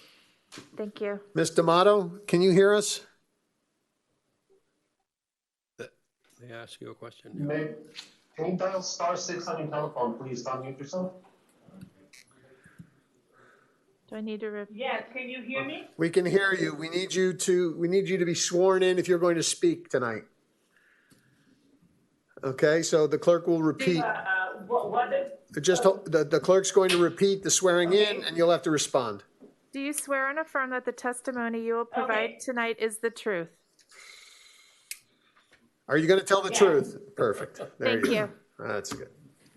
All right, we've now had them sworn in. Ms. D'Amato, what we're going to do is we're going to allow the village staff to present, and then we will allow you some time to speak. Councilmember Laredo, you? Yeah, just, I have a lot of questions, not a lot of questions. But I like to ask them, why are they not here? Well, there may be COVID issues. We are out of Quebec. We are out of Miami. We are not in the city. That's why we are not here. Oh. We didn't know when the public hearing would happen. And we were confirmed last Thursday. And we had. Would it be appropriate to defer? So that's why we are not there in person. I'm okay with that. I'm comfortable with continuing. Yeah, I'm fine with her speaking. I would give them the option if they want to be deferred to when they're here in person or not. I'm fine. That's fair. I would agree. Ms. D'Amato, would you like to have this deferred until our next hearing, our next meeting, so you can be here in person, or are you okay with going forward where you are? If it would be possible to be on the next meeting, it would be much better for us. So But we would be able to. I moved to defer. But I didn't want to lose the opportunity. Absolutely. No, the item's been deferred. It's completely understandable. Hold on one second. Can we have the motion to defer to a date? Motion to defer to the next meeting. I already made the motion. What's the Next date? regular council meeting. February 8th. February 8th. Okay, so motion defer to February 8th. Been first and second, and all those in favor? Aye. Opposed? Thank you. Motion carries. All right. Next item is public comments. Is there anybody here who would like to speak who hasn't been heard? And Ms. D'Amato, it will be on it's on the agenda for February 8th, so please make plans to be here. Anybody wants to speak? Pete, can you please read the instructions? Yes, Mr. Mayor. For those of you watching us at home on channel 77 on Comcast, channel 99 on TV, or streaming us live via our website or Zoom, If you do wish to speak, please call the following phone number, 305-365-7569. Then please enter the meeting ID of 231-627-8415. Once you are in the meeting, please dial *9 on your telephones to raise your hand. Thanks, Pete. Is there anybody in the chambers who would like to make a public comment on any subject? Okay. Anybody signed up, Pete? No one signed up to speak, Mr. Mayor. Okay. Let's give it 30 seconds and then we'll move on.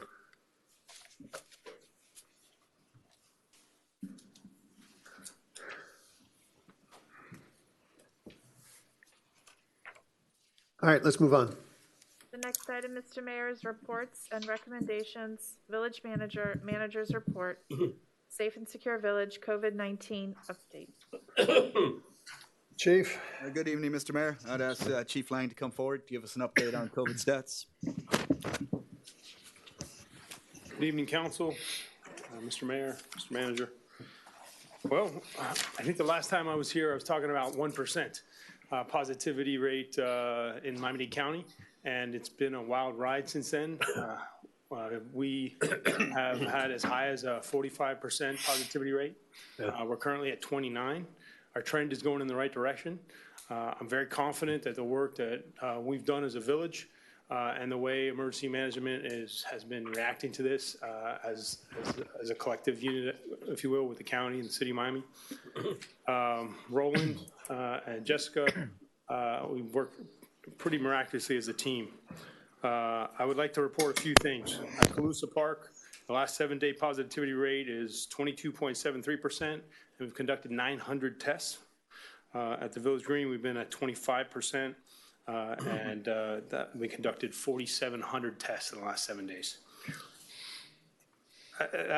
Those numbers. 600 really, tests. That's 650 tests a day. Those numbers really blow me away. When we looked at December, our numbers were in excess of 22,000 tests that we conducted here in the village of Key Biscayne. Roland has worked tirelessly over the months with Curative, and I'm very proud of the service that we've been able to deliver. At the peak, we had given over 1,000 tests at the Village Green in one day, which I think was January 23rd, which was outstanding.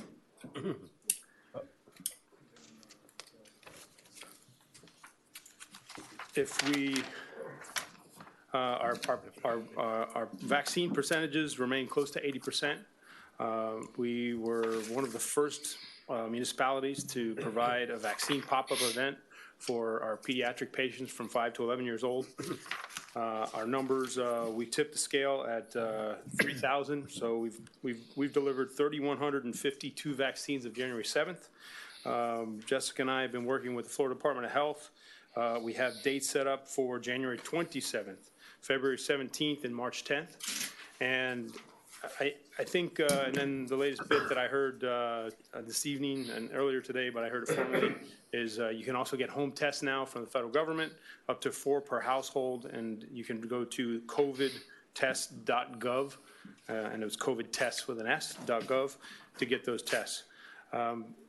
Not too long ago, I guess a couple months back, when we discussed going away from the mask mandate, the manager, we brought the staff together and we talked about a couple things.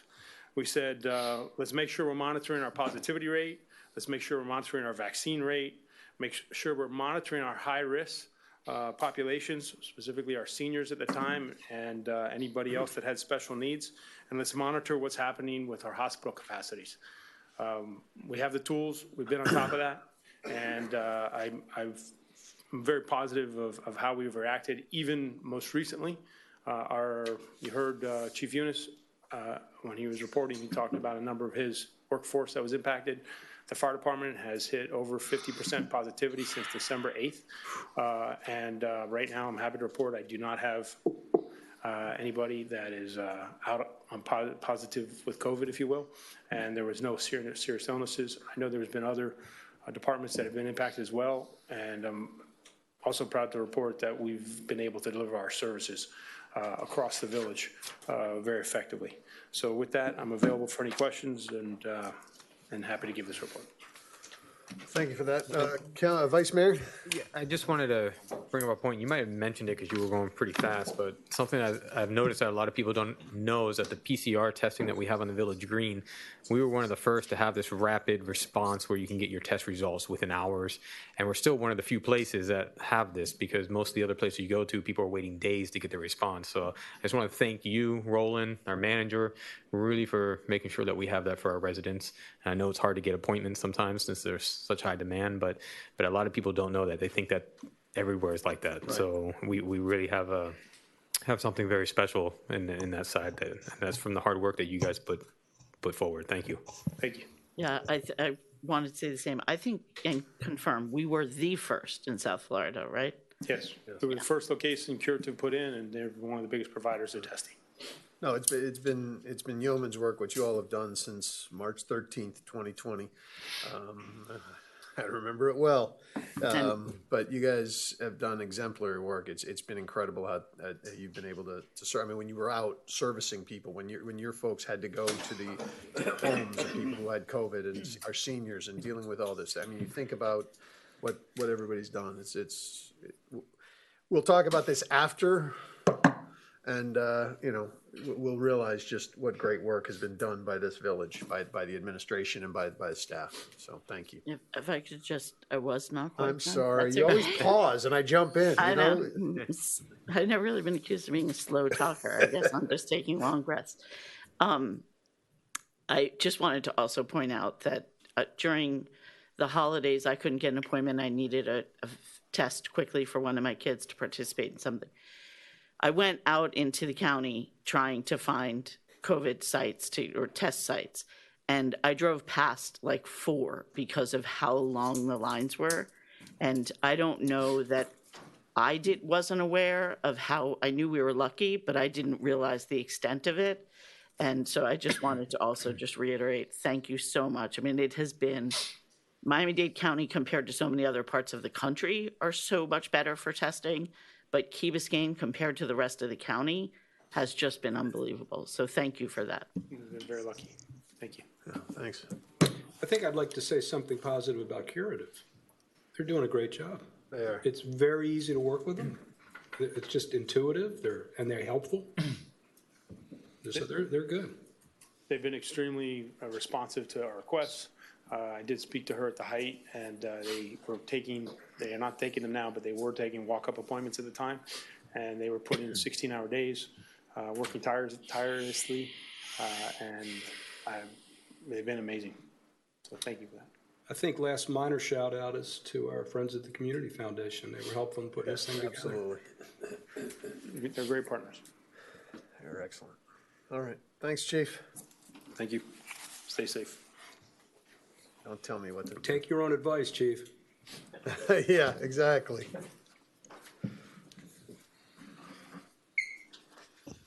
Next up, Mr. Mayor, is a discussion on the stormwater fee structure presented by our Public Works Director.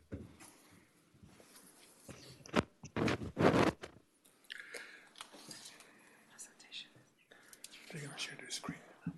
You can see it from here. It's up to you. They're gonna run it though. Oh, they're gonna run it? Yeah. Good evening, Mayor, Council.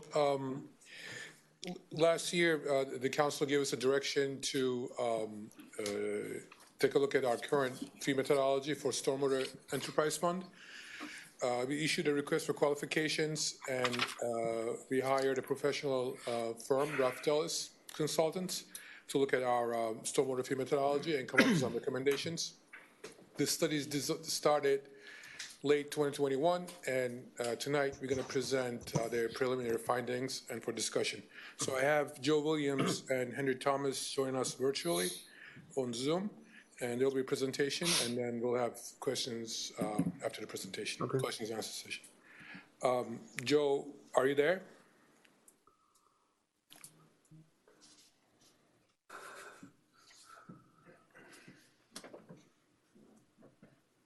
Two years in, we're still dealing with Zoom. Yes, I'm here. Jay, can you hear me? Okay, we hear you. Go ahead and share your screen, and you can run the PowerPoint from your end.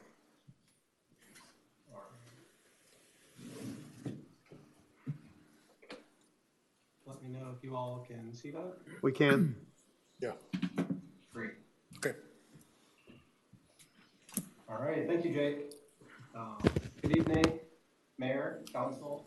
As Jake mentioned, we're here to present to you some preliminary findings and results from the stormwater rate design fee structure analysis. And so we were hired to look at your rate structure and help determine whether the existing structure, which is based on an ERU factor, equivalent residential units, was equitable, whether it could be revised, what your underlying data suggested. And so we've done that analysis, and we're here to present to you some alternatives on how the rates may look under different scenarios, keeping the same amount of revenue coming in each year. And again, we're presenting you some initial findings. There's still some more work to be done. Any questions and feedback you have throughout is helpful and will help guide where this analysis goes as it continues to unfold. And a brief agenda, and some of the primary objectives of the study, again, were to review those ERU relationships, which right now you have a methodology that states that multifamily is one equivalent unit. I'm jumping to your existing structure and fees right now. So you have a single family, you have multifamily, and you have non-residential commercial customers.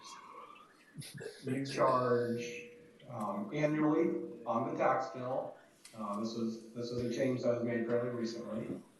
And on a per monthly basis, your multifamily dwelling units pay the equivalent of $16.90. Single family pays 1.5 times more than that, so $25.35 per month. And non-residential, they pay based on the impervious area that was measured at a point in time. And so we went through, and we'll show you some of the data and some of the findings in a little bit more detail here. But the results just initially is that when we measured the multifamily, the ERU basis, you can see at the very bottom here, one ERU is represented by about 1,083 square feet of impervious area. And impervious area is, if you were looking directly down from the sky, it doesn't take into account that there's multiple stories. It's the area on the property that's covered with concrete generally or other impervious coverage. So when we went through the analysis, we've measured every single multifamily property in the village. And this impervious area of about 1,083 square feet, it generally held. The average for the multifamily was about a little less than 1,000 square feet. So it's very close to the current basis. And we've measured a sample, a statistically valid sample for single family. And that data suggests that instead of being 1.5 ERUs for single family, that they would be closer to 4.8 or 4.9 ERUs on average. And that being a significant difference, we've come up with some alternatives for you to review as well. And again, those alternatives are they're in the works, and there's kind of some different structures that you'll see, and they're based on being revenue neutral, just generate the same amount of revenue overall for your system. And so some considerations that were taken in as we went through the study is, what is the appropriate basis for the stormwater fee? Is it dwelling units? Is it impervious area? Is it the general size of the parcel? Are there other factors? And what is the administrative feasibility of implementing any alternatives that we identified? And we've had some discussions with staff, and we feel and they feel that the alternatives are administratively feasible, So there should not be any issues there, and there shouldn't be any major concerns of maintenance of the data or any significant changes from year to year. And on the current customer classes that you have, generating fair and reasonable charges. And then there's other fee policy issues that were reviewed as well. We have them listed there. Some of them are a little bit outside of the scope, but those are things that we're discussing with staff and reviewing providing some more information. Okay, and rate structure design. So again, you have single family, SFR, multifamily, NFR, and non-residential, NR. So you'll see these abbreviations throughout. On the second bullet point, we've gone through and measured every multifamily property already as part of this study. And you currently charge, based on an average impervious area per unit, is per 1 or an alternative based on having all of the measurements for each property is twofold. So the one more simple alternative is that you can treat each complex differently. So based on the unique characteristics of each complex, so some complexes have more amenities, they have more parking, they have more pools, they have more things that contribute to impervious area and would yield, say, property A having 1.1 ERUs per unit, whereas property B might have 0.9 ERUs per unit. So we have the data right now to support that type of differential between multifamily properties. And then on the second little sub-bullet point there, sort of identify differentials within each property based on the size of individual units.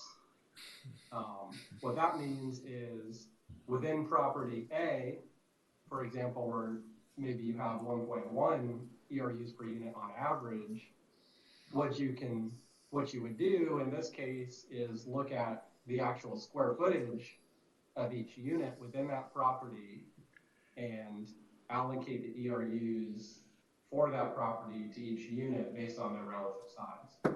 So this would contribute to, for an example, as penthouse suites or other types of properties where there's a wide range of units within the property.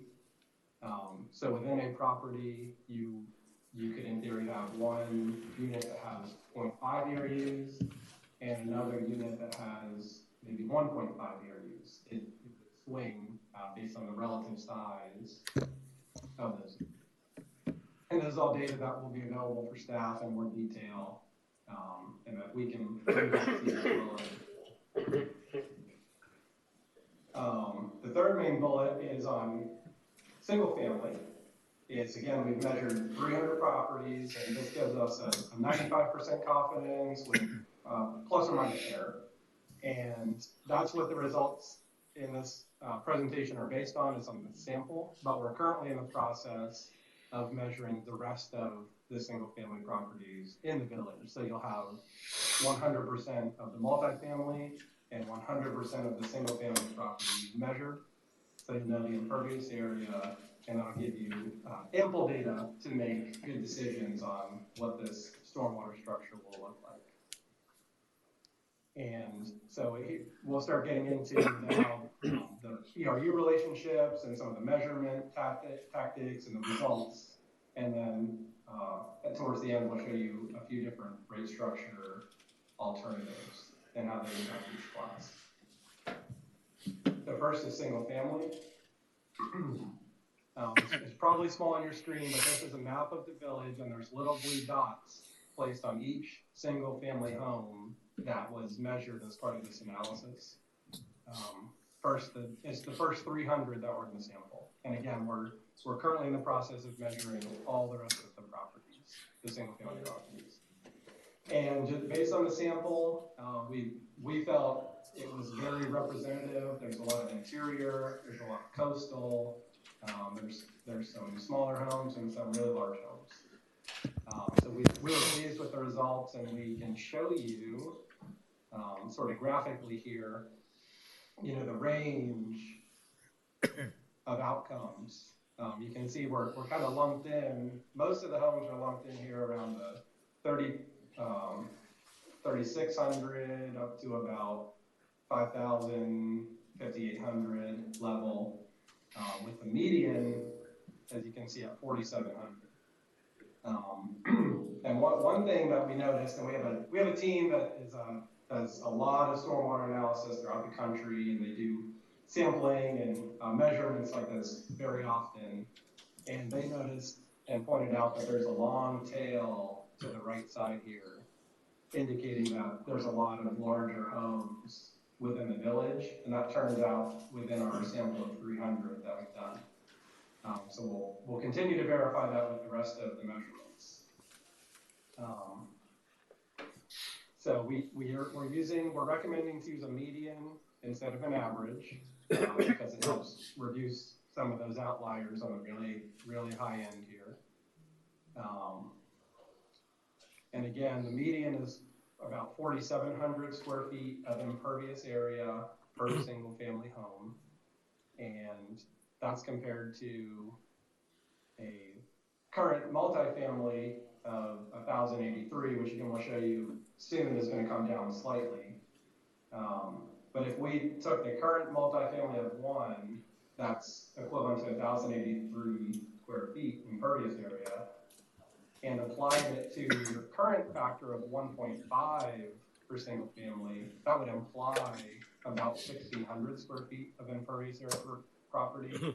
And we measured 4,700. So you can see there's a big difference between the 1,600 and the 4,700, indicating that the single family relative recovery of your stormwater funds is going to increase with rate structure alternative.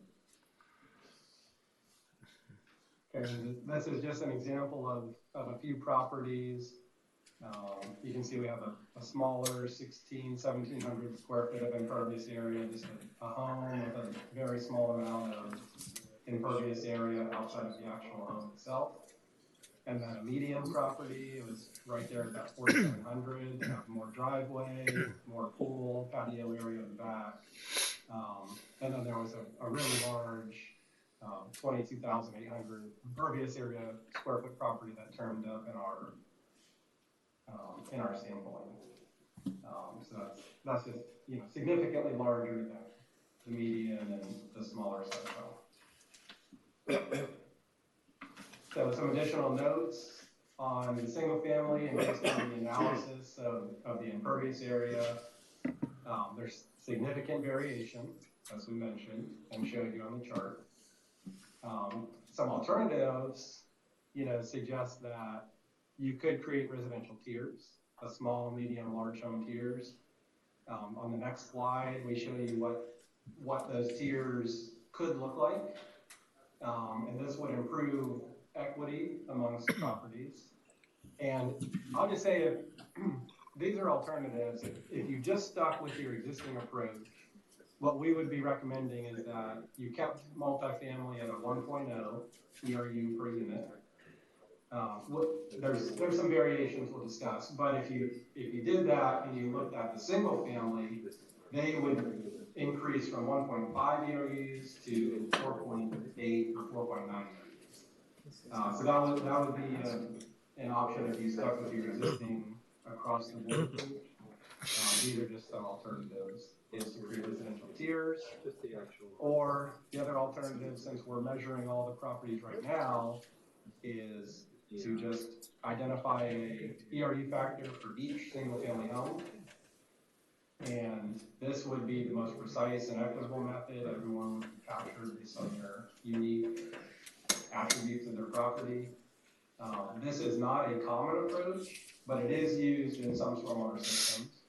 And it's not common mostly because the maintenance of the data and the number of new homes and changes and just the sheer number of homes in the community can be overwhelming for staff to manage. But in the village, it's more feasible because you have a relatively limited number of homes and limited potential for new development. So it's a lot less maintenance for staff, generally compared to some other communities that are growing significantly. And again, we'll show you some of the rate structure options for each of these approaches a little bit later. And again, or to introduce the potential tier breakpoints, we will show you a risk structure for this. But we've looked at 0 to 4,000 impervious area, would capture about 20% of the properties in the village. And then the next tier would be from 4,000 to 6,000, it would capture the next 55%. And then anyone 6,000 or above would capture the last 25, 26%. And this is currently based on the sample. Excuse me. And the ERUs applied to each of these blocks, you'd be looking at about 3.5 for the smallest. Your median, 4.8, 4.9 for the middle, and your highest would be there around 8.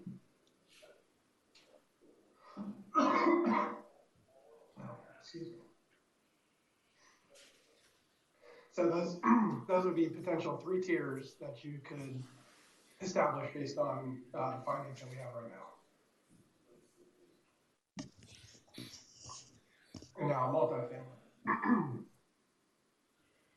Again, we've measured every multifamily property within the village, and we pieced together, it's more technical, but we pieced together all the units within the property using the tax roll. We've done some data verification. So this is an example where you can see all the dwelling units, any common buildings with gyms or anything else that may be in this property are captured.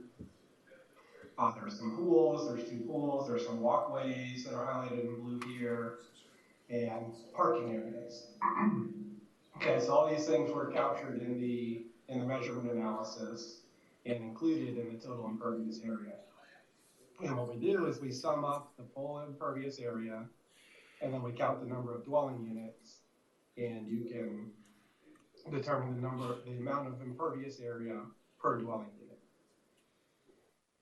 And the result is a distribution of impervious area and the number of units that fell into each category. So you can see it's a little bit tighter of a range. There are some that have very, very low impervious area per unit and some that are very high. But a lot of them are kind of grouped in a tighter area. And on the chart here, we have really the most important column is the first one, the minimum, the maximum impervious area per unit, and the median, 964. And as we mentioned earlier, the current basis is 1,083. So the median and the average are both very, very comparable to your current ERU basis. So any change there would have minimal impact on the outcome. So we basically we still feel that a multifamily, it makes sense to generally have them as the basis because there's so many units within the building. Okay. Now getting into the results. As we mentioned, the median multifamily, 964, very close to your existing 1,083. So we're looking at making that minor update. That's not going to have a big change for you. The real changes are coming on the different options for single family. Median impervious area, as we mentioned, 4,700 would be equivalent, again, using the median of the multifamily as compared to the single family. Instead of a 1.5 factor, you'd be calculating a 4.8, 4.9 factor. So that's a significant change, and it says that the single family should be allocated more of the cost when we look at alternate structures. Okay, so now we're getting to the rates on the next slide here. And some alternatives, just to revisit these on what we're going to see on the next couple slides, is multifamily. We can look at your current approach of just charging all multifamily based on the class average, class median, or we can look at identifying ERUs within each complex. So each complex would be treated differently based on their unique characteristics. And finally, that additional layer of looking at each complex and then looking at the relative size of each unit within the complex. So that takes it all the way down to the size of the unit. The non-residential would be maintained on their ERU basis. And the ERU factor is only having a minor change from 1,053 to 964. There's going to be minimal relative impacts to non-residential, except that their piece of the pie is getting smaller because the single family piece of the pie overall is going to increase. Okay, again, alternatives for single family are peers, or looking at the 100% measurement of poverty and basing ERUs on those measurements. Okay, so there's a lot of things, a lot of different things we're looking at that we're talking about. And again, we have 3 slides here on different alternatives. And then I'll be glad to discuss any questions, any comments on the analysis, anything like that is welcome. So the first one we're demonstrating is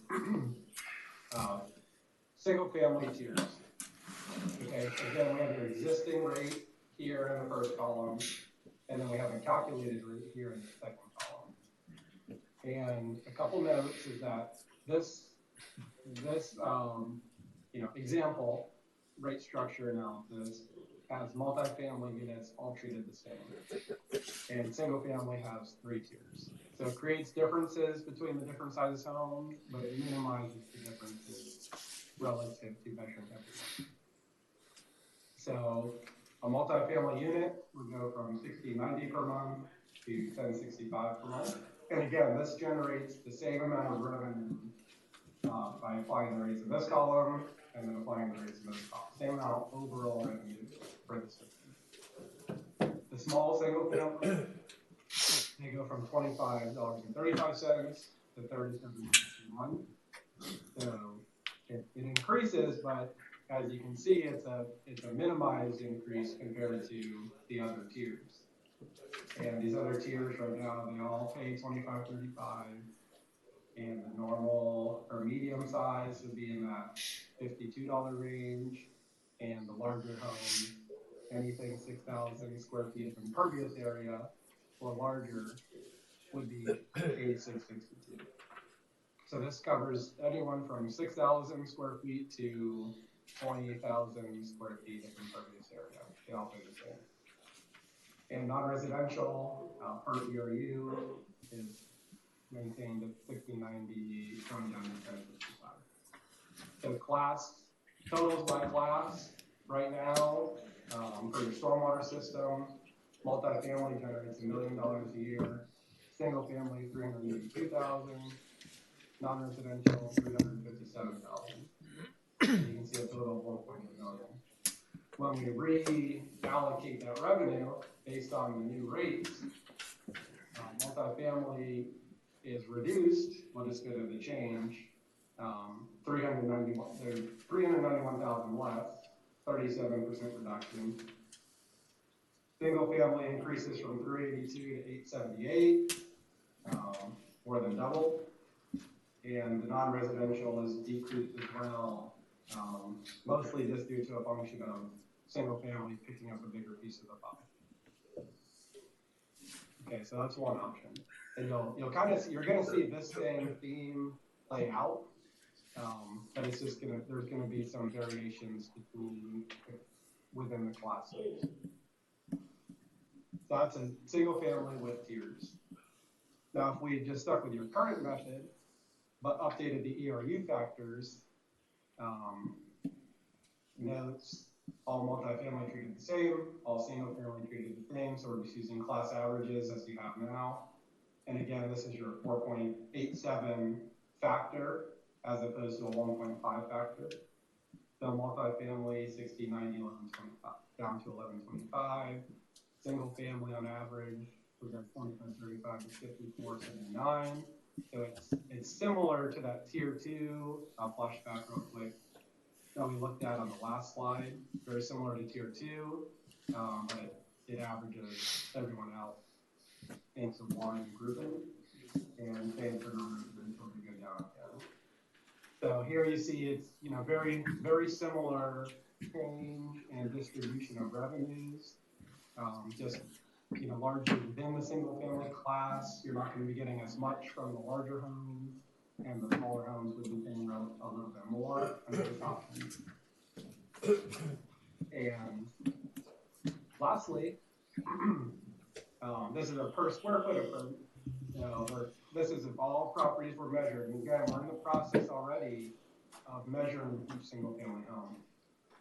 So what we'd be looking at is a rate per square foot of impervious area, less than 1 cent per month to maintain the stormwater system at the current revenue levels. And some example bills that we have, these are just the new bills because we added a column for an example square footage. Yeah, these guys are all paying $16.90 per month presently. So if we went to a per square foot, you can see the small units would go down significantly. Even some of the more medium 1,000 square foot impervious area units would be down around $10. And then some of the larger ones would be increasing. Instead of their $16.90, they could be upward $27. And single family as well, some of the smaller homes would be less than the $25 that they currently pay. The medium-sized home would again increase. Instead of that $50 level, it'd be a little bit less, $46. You're really going to be capturing, more revenue from those really large homes. That long tail that we showed you on the distribution chart, a lot of those homes are going to be contributing more. And again, on the distribution of revenues, it's very similar, 30% reduction for multifamily and non-residential, and about double the revenue on residential. So with that, those are the slides we have. That's all. And very, very curious on questions, feedback, anything that you all have for us. Councilmember McCormick is recognized. So thank you very much. This clearly looks like it was a time-consuming venture. But I have a couple of questions about the methodology.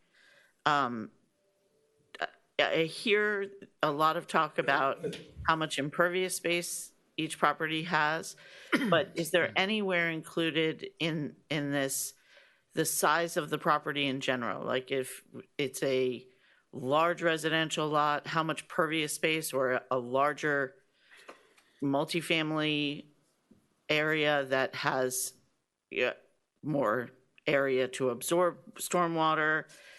Was that incorporated at all? And I guess along the same question would be that we're doing things to try to incent people to include creative solutions for storing stormwater on their properties. And in exchange for that, they get rewarded by being able to build bigger. And is that included in this, or is it just purely the square footage of impervious space? And if I might, great question.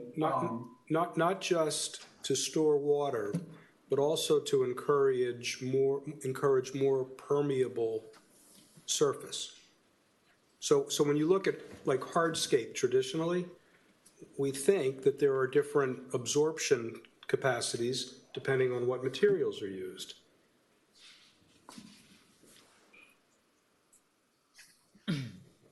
Joe, do you want to answer that, or you want me to answer it? Yeah, I can answer. I'll say, right now, the analysis as it stands, we just looked at the impervious area. We didn't take into account all the on-site retention and management that might be promoted. Those are things that can be enhanced, and we can provide staff with information and even help design some of those programs. But right now, the preliminary results are just based on measurements for impervious area. And if I can add to that, Councilmember McCormick, I would say about 90% of lots are impervious area, or the pervious area is proportional to lot size. We have the maximum floor area lot coverage, and there are bonus systems built into the zoning code that I would say, if not all, most of the developers try to maximize lot coverage. So I would say that just measuring the green area seemed to be good enough for this analysis. Do you think that holds true, though, even for multifamily units? Like, I can think of smaller buildings that have almost the whole property paved versus larger, maybe multi-building units that have different areas to handle stormwater. Like, it just doesn't see, and then all of these new things that we're asking, even in single family homes, for people to implement in order for them to max out their lot coverage. It seems to me that it should be contemplated in this somehow. Correct, and it is going to be. And again, what we want to do was do preliminary findings. And again, this is not done yet. So we wanted to present preliminary findings and have this conversation. Yes, so we do want to encourage and provide credits for developers or the homeowners that want to provide stormwater retention or more green areas and green infrastructure and such. And we with the manager's direction, we do want to take that into calculation of some sort of credit system back to the homeowner for the ones that do want to incorporate all those green practices and help us manage the stormwater. So that's going to be part of this. Sorry, so I guess I thought that it should be on the front end. You're saying you would put it in later in the form of credits to reduce their monthly. Correct. And again, but it's going to depend on which method we go with. So if you do go with a tier method, right? So if the single family homes, if you do just have three tiers, A, B, and C, the one I forgot, 0 to 2,000, 2 to 4, 4 to 6, whatever the number may be, there will be no incentive for anybody because they're in a tier. So whether they put additional 500 square feet of grass or not, they're paying the same money. So that wouldn't work with that tiering system. Or also it wouldn't work with conventional, just assigning direct ERU to property regardless of their green area coverage. But if you do go with direct square foot calculation, which seems to be more mathematically equitable, then this credit system will play a big role because we are measuring every square foot of impervious. And Councilmember, if I could add, I think Jake explained it well, but I think the simple thing is if we end up using square footage as the unit of measure, once we understand what is the existing square footage for each resident, so to speak, then we can begin to offer incentives to reduce the amount of pervious areas. You need a base. Impervious areas. Yeah, to have that baseline. And from that baseline, people can then choose to reduce their charges by reducing their impervious areas. Okay, so are you finished? Okay, thank you. Yeah, I have an issue with the direct square footage because it doesn't make sense to me in multifamily homes. If you're in an apartment that is 5,000 square foot and another apartment in the same multifamily building that's 500 square feet, when you're looking at the impervious, a pool, for instance, that they all share outside, they're sharing equally. So why would one apartment pay significantly more in a multifamily than another apartment if the common areas outside of pervious to impervious ratio is more or less shared equally? So I think that I had a little bit of an issue. I understand it on the single family side. The multifamily is a little bit strange. I don't know if there has to be a different type of calculation. The second thing is that if we're doing a system that's direct, how do we keep reassessing this? Obviously, you have to keep looking back at what is going on each property, and you're looking at each property now individually. Now, even in the tiered system, it's somewhat the same, right? Because there's what happens if you're 3 feet below the threshold, and then they go out there and pour a little square, and all of a sudden they're 2 feet over. Now, who's watching this? How often are we re-looking at this, reassessing this, if we're going in that direction? Yes. To answer your first question, we talked about it. Again, we are open, and again, this is the very reason that we wanted to do preliminary findings. Initially, we thought about just dividing equally the common space to number of units. And then the question is there, if you have a studio and they live in there just a couple versus you have 4-bedroom large condo and live in 5, 6, who uses more? So again, it's a question, and we'll talk with Raftelis and find the most equitable way. Again, it's an option, and then we'll find out. And then your second question, again, the tiering system, you are right. So the tiers are 0 to 4,000, 4,000, 6,000, and 6+. So if you see there's a big gap from 4.87 to 8.13, it's like almost 67% jump. So let's say you are arguing that you are 59.95, and but the plan says 6,500. So there's a big difference on numbering. So those are, we're going to deal with individual level if you do go to that route. And going to square footage calculation, as Raftelis said, it is not very common, especially it's not common in big areas because the development is very fluid. But in Key Biscayne, perhaps it may be manageable because we are fully built out and we are a certain size, and we have finite amount of units and houses. It would have to be built into our building and zoning department permitting system. So every time we get a new building permit or changes, we'll have to track that and update accordingly. At this, I would have to say this has to be visited once a year and updated. And also we use in parallel with our building permitting system. That's the only way. Okay, thank you. Anybody else on this? Is there a methodology that simply attributes the cost of the stormwater system in a kind of per capita basis without trying to divine the relative contributions per lot? Mm-hmm. I mean, for example, the parking lots in the retail centers are completely disproportionately impervious. And I assume, although I don't know, that the runoff effect, including because in some of them there are no swale systems to contain water, that the runoff effect there is significantly different and maybe skews the analysis of who's actually contributing more rather than less to the stormwater system. So the idea of simplifying this entire analysis by simply apportioning the cost.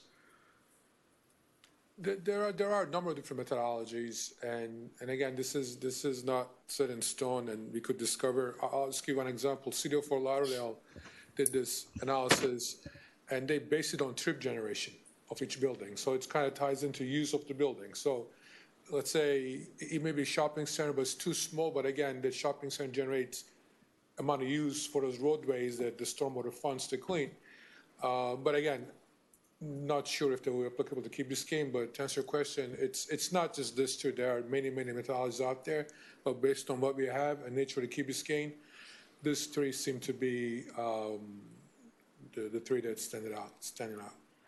I think I take your point, and I certainly appreciate the analysis and work that went into this, but I think that if we don't develop a way to be very specific about what is actually impervious as compared to just surface that's not dirt or grass, we're going to miss, and maybe substantially, equity.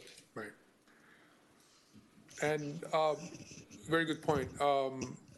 Again, stormwater calculations, there's a number that's called runoff coefficient. So you assign a runoff coefficient to compute stormwater generation. For example, asphalt is 0.95, so almost 100% of the area generates water. And then if you have grass, could be 0.2, 0.3, so 30%. There are pervious pavers or gravel could be 0.5, 0.6. So instead of just going pervious, impervious, perhaps we could build other type of surfaces such as pervious pavers, pervious concrete, and different things, and assign a different coefficient, and then compute the credits that way. Now, how do you guys calculate pools? Pools is Impervious? Impervious. Yeah. Because pools actually, they fill up with water. I mean, when they rain, they fill up with water. I mean, they have quite a bit amount of water they can fill up with before it becomes an issue that does not end up in the yard. Correct, but council member, so we kind of be looking at it as the runoff that's being generated from that waters are falling, right? So if you have same amount of water on the grass, the runoff is going to be, let's say, 1 gallon every out of 100. But if that same water falls in the pool, 100 gallon of the water becomes 100 gallon of runoff. So that's the number we're looking at. I understand your point. There's a storage. Perhaps we could give a credit to a homeowner that has extra storage in the pool. We could look at that. But as far as the water dropping in there, it becomes 100% of a runoff. That's how we look at it. Okay. So we know we gave you a lot of information here tonight. We want to make sure you saw the full study and the number of the ideas that we're thinking through right now. We're all going to have to come back to you. This is going to require 2 readings, so we got to make sure that we come back over the next couple months to give you that. A couple things that we were looking at when we were trying to do this is, number one, trying to find the fairest way to do this, and obviously that's not easy to do, but we're trying to do that. The second one is the easiest to administer, but also one of the things, and we've touched on this quite a bit tonight, is how do we set the conditions that we can provide the most amount of incentives to reduce the amount of impervious areas? Because that's really where we want to go. And you're exactly right, Councilmember. We need to define what pervious means or impervious means. And so that'll probably have to be part of whatever we come up with is, you mentioned coefficients and so forth. And we probably need to talk about different materials and what gets what type of credit. So there's more work to be done, but we just wanted to we'll show you where we are right now, and also talked about what our goals are. I mean, ultimately, we need more green space, we need more absorption to reduce the amount of waters, and that's where we want to go, but we also want to make sure we do it fairly. Thank you. Thank you, Jake. Thank you, folks. And then you're still up. Don't go anywhere. Got another item. Actually, the chief staff's going to present that today. Well, we're upgraded. Changes are coming. Good evening, everyone. My name is Jocelyn Musavu, and I'm the chief of staff. And I have the pleasure of discussing the budget modification item related to our beloved Paradise Park. And so if those of you at home and folks watching here are able to look at Exhibit 2B, we've prepared a memo, a staff memo, that simplifies and itemizes our findings related to the budget and especially the environmental aspects of this project.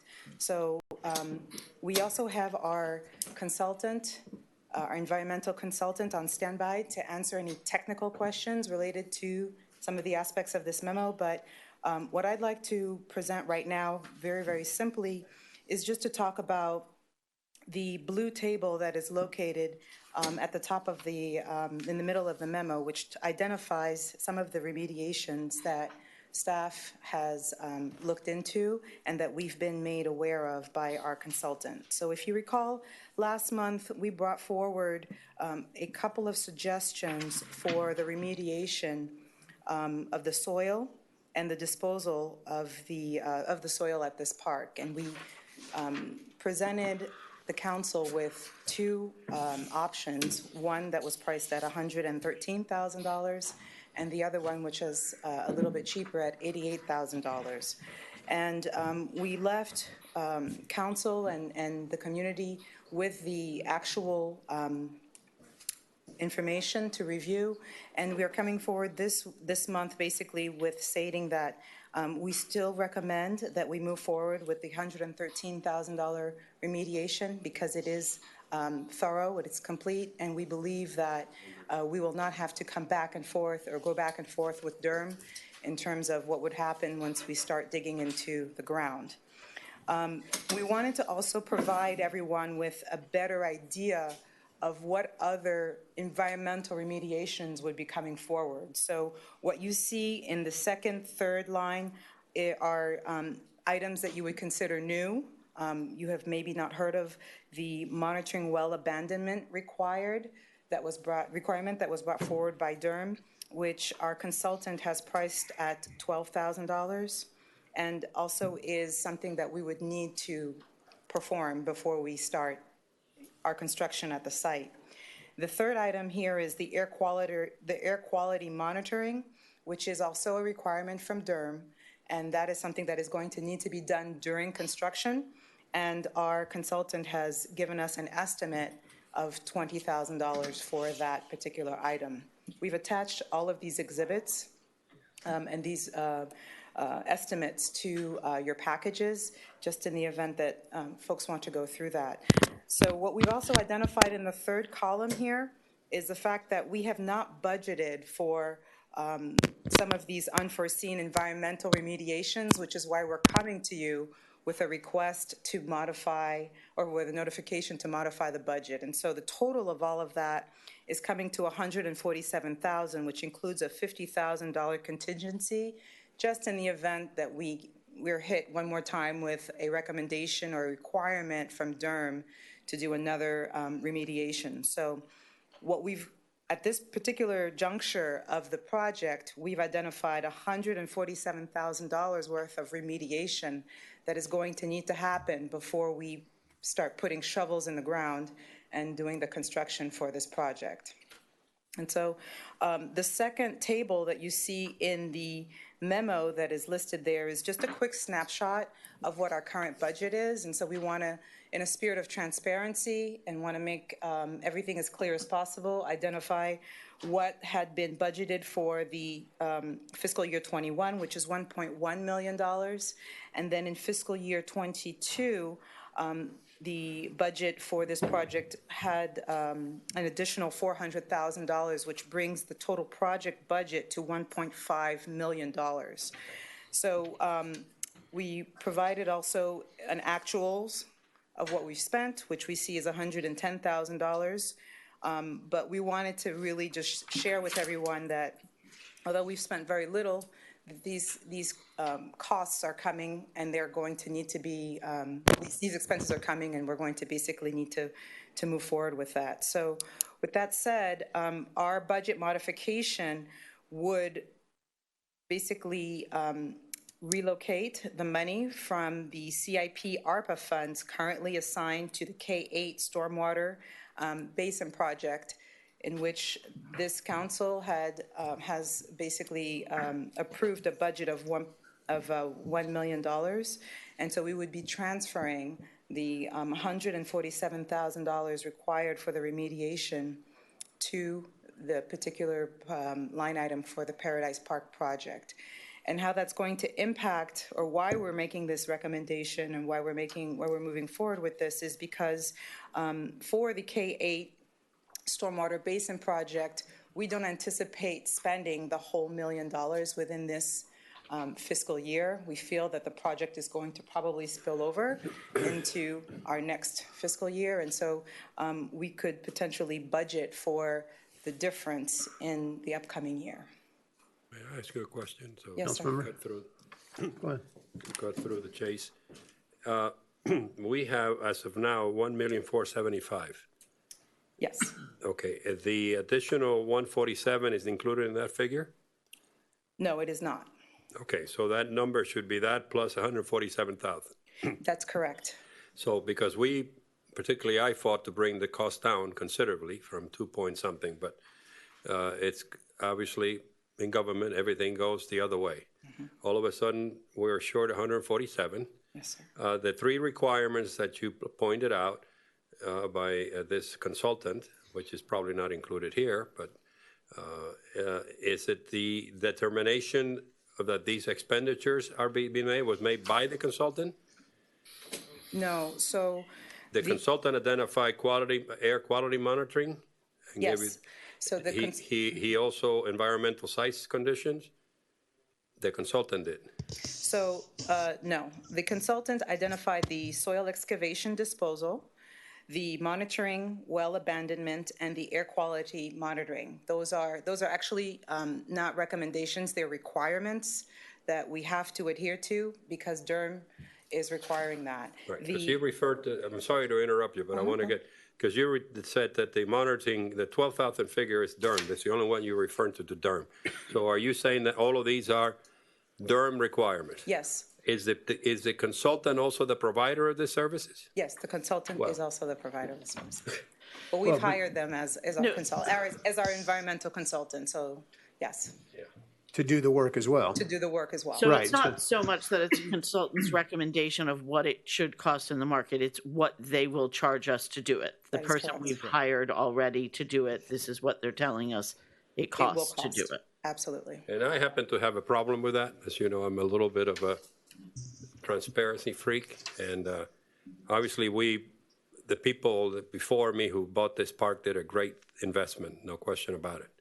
But we need to learn as we move forward that a lot of these things should have been done before we bought the property. And if you have, I happen to have been in the oil business and you have a gas station, it's a no-brainer, but now we're stuck with all these, okay. So, but nevertheless, I, have a problem with consultants in general. If you're in this business, not you personally, but our administration, you should know this. I mean, I knew the requirements in the gas stations when I was running. It's 500 gas stations.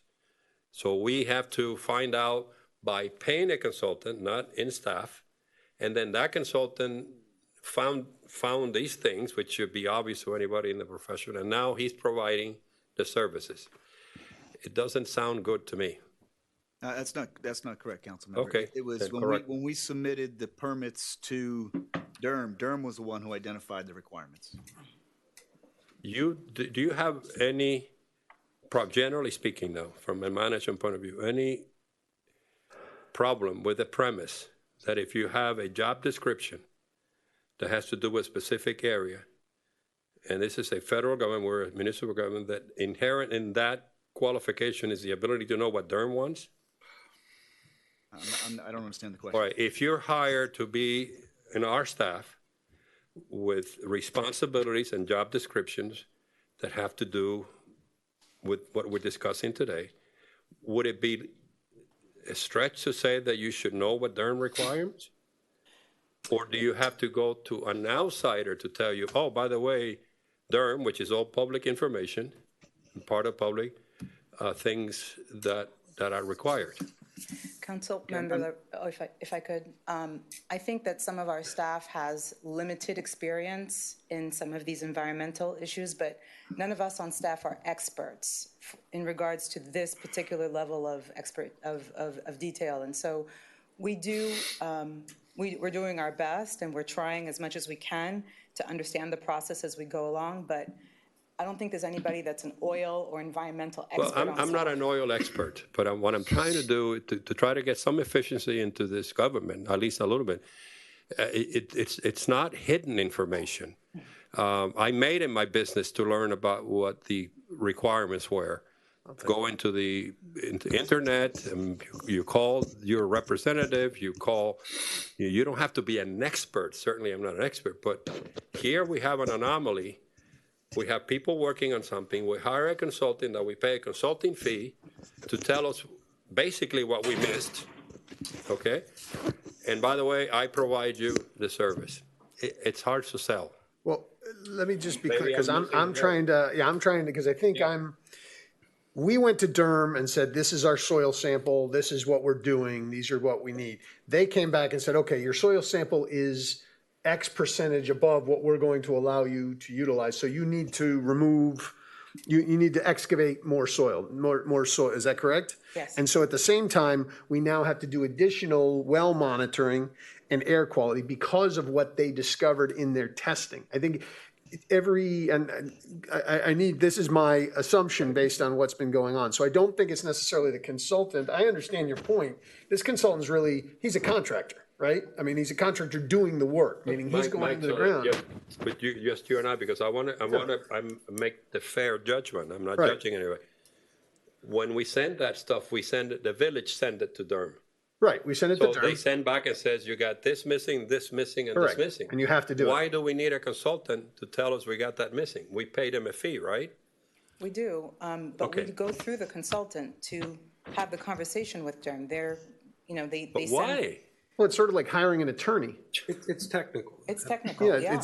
I think there's technical. I mean, you said the point. You've been in the business. I have very limited. All I know from real estate is somebody comes to me and says, "Oh, I'm buying an old gas station site." I can tell you, I'm like, "Yeah, good luck with that."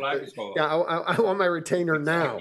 I think there's two things. One is the nature of this information is iterative, and it sort of evolves as assessments occur. Right. And the other is when you negotiate these things with local governments, you tend to rely on experts because it's so technical. And I think having to deal with Durham, that's where this is coming from. I mean, it is what it is to get this to the point. I don't know. I mean, it's excruciating for me. It's an additional $148,000 basically. Right. It's real money for. I mean, there's no question. It's here. We had today a crisis. We could have allocated $148,000 to the police department. I'd rather do that or give you all a raise or. Well, no, I mean, I'm just that I've been consistent on this thing, and I find this unnecessary. I think it's hopefully we can learn from it, and I do have a problem with the consultant being the person who is going to be contracted. I just intuitively know it's not right.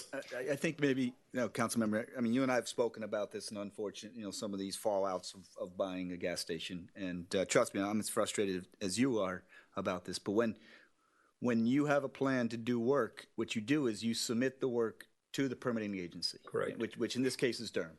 So Durham reviews that work and says, you have to do these things. And so what we do is then we take that back, we provide it to the consultant who gives us a quote, and this is the number that we have. Okay, wait. That's the difference. Right. They notified you as the chief, you or your staff. To us, right. the village, so we don't need to have somebody find the deficiencies. Durham does that. Durham did that. Correct. So why do we need a consultant to tell us what Durham just told you? Well, they need to give us a cost estimate. But he charges for that would be fine. Right. But we paid him already. If we go to another company to do this work, we already paid him a consultant fee. We paid who? The consultant, whoever he is. No. This is then I'm missing the narrative. This would be the amount we would pay the consultant, the contractor to do the work. Yeah. I'm having trouble. I think the word consultant and contractor is they're interchangeable in this case. This is a contractor we brought in to do this. They're environmental consultants, but they're doing the work. So we find out from Durham, hey, you guys have bad soil still on the site. You got to get rid of it. You got to do all your things. Fine. We go to the contractor, and the contractor says, okay, this is what it's going to cost to do those things to satisfy Durham. He's a consultant. He's telling you picked somebody out of the air? No. Maybe tell me about it. I just want to be It's a firm that we've been working with through this whole process. This is obviously Let me just make sure. I'm going to make it a very narrow question. This consultant / service provider has not and will not be paid for a services which is merely identifying what Durham already told you. No. He is not going to be paid. No to my answer, or no, he will not be. What you said, so he will not be paid for telling what Durham told us? No. What we do is we took the information back from Durham and we provided it to the contractor to provide us a cost estimate. What you see in front of you. For that he charged you? No. This is a contract. So if I go to contractor B, not him, do we owe him anything? Or he's on retainer? Not at this time, no. I mean, if we had someone on retainer, perhaps, but we don't. This is but the I mean, firm in that this we're working case, with. Yeah. See, it's not a lot of money, but it's a big principle for me. Maybe I'm missing. Maybe I'm missing the principle. I mean, the principle is I think we're all frustrated that we have a contaminated area. No, I already said that I accept that because the people who sat here before me made a decision which overall was a wise decision. administration, because we're volunteers, back then should have told those councilmen it's a gas station. I mean, like Mike says, he's a lawyer. I mean, it's like 3 red flags go up. That affects price because you have this remediation. But we forgot that. I'm not looking back because I know how hard it is to make decisions.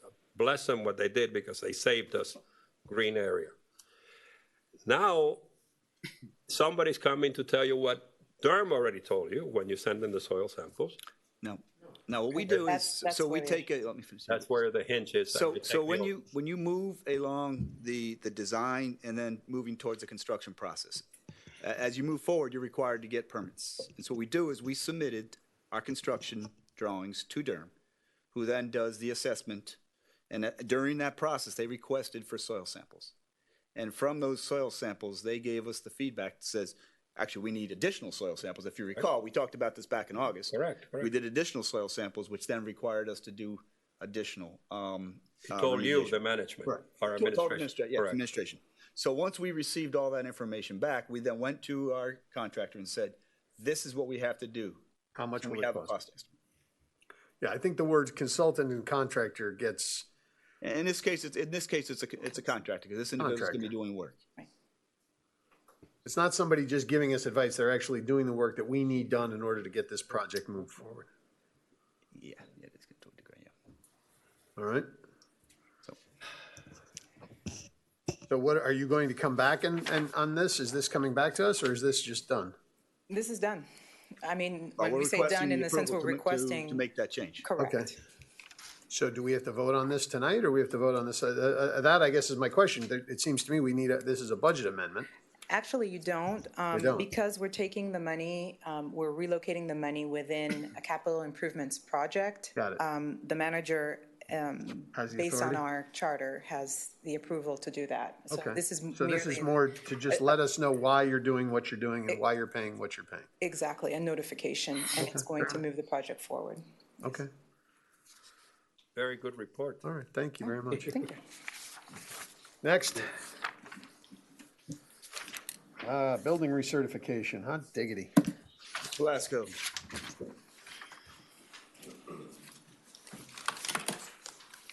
Good evening, Mr. Mayor, Vice Mayor, council members. So here's a quick update on what's going on with the recertification process. As I always say, we continue to work with all the HOAs and the companies and the engineers to bring the properties that are pending into compliance with the recertification. Also, we sent out notice of violation to 10 properties from which we didn't receive any engineer reports. We have engaged with 3 of them already, and 7 are left, which we plan to engage with by the end of this week on Friday, so they can give us the reports that they need to provide us.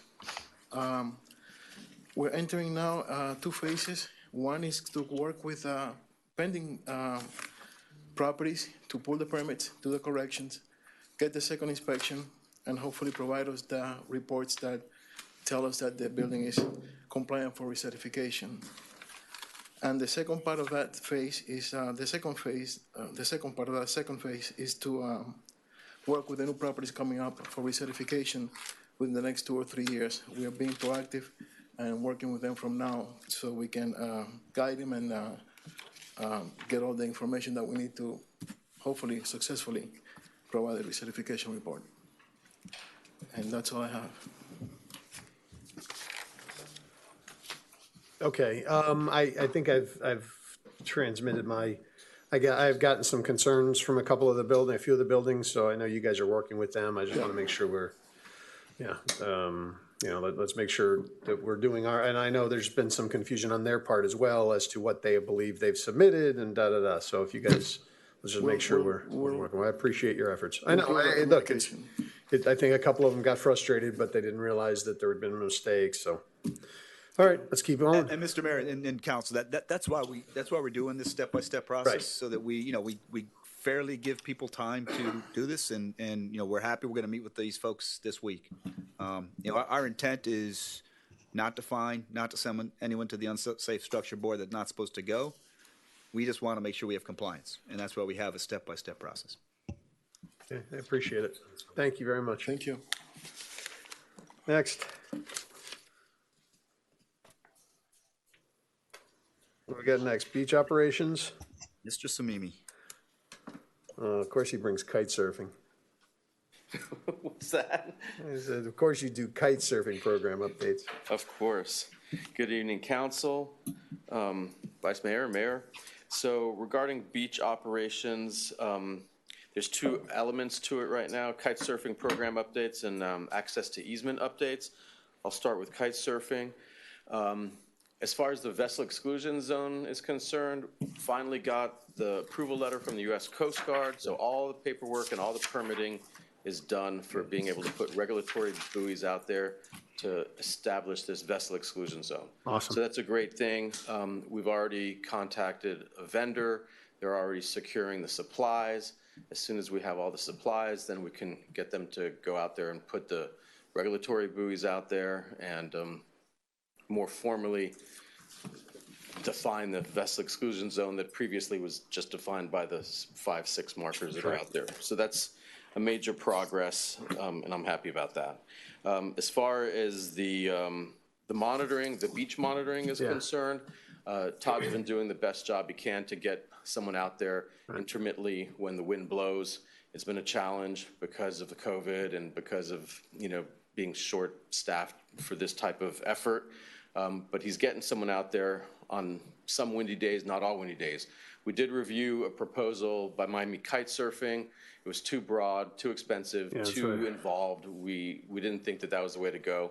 So we asked them to pare it all the way down to a very bare bones thing that would probably be more in line with what we would be looking for.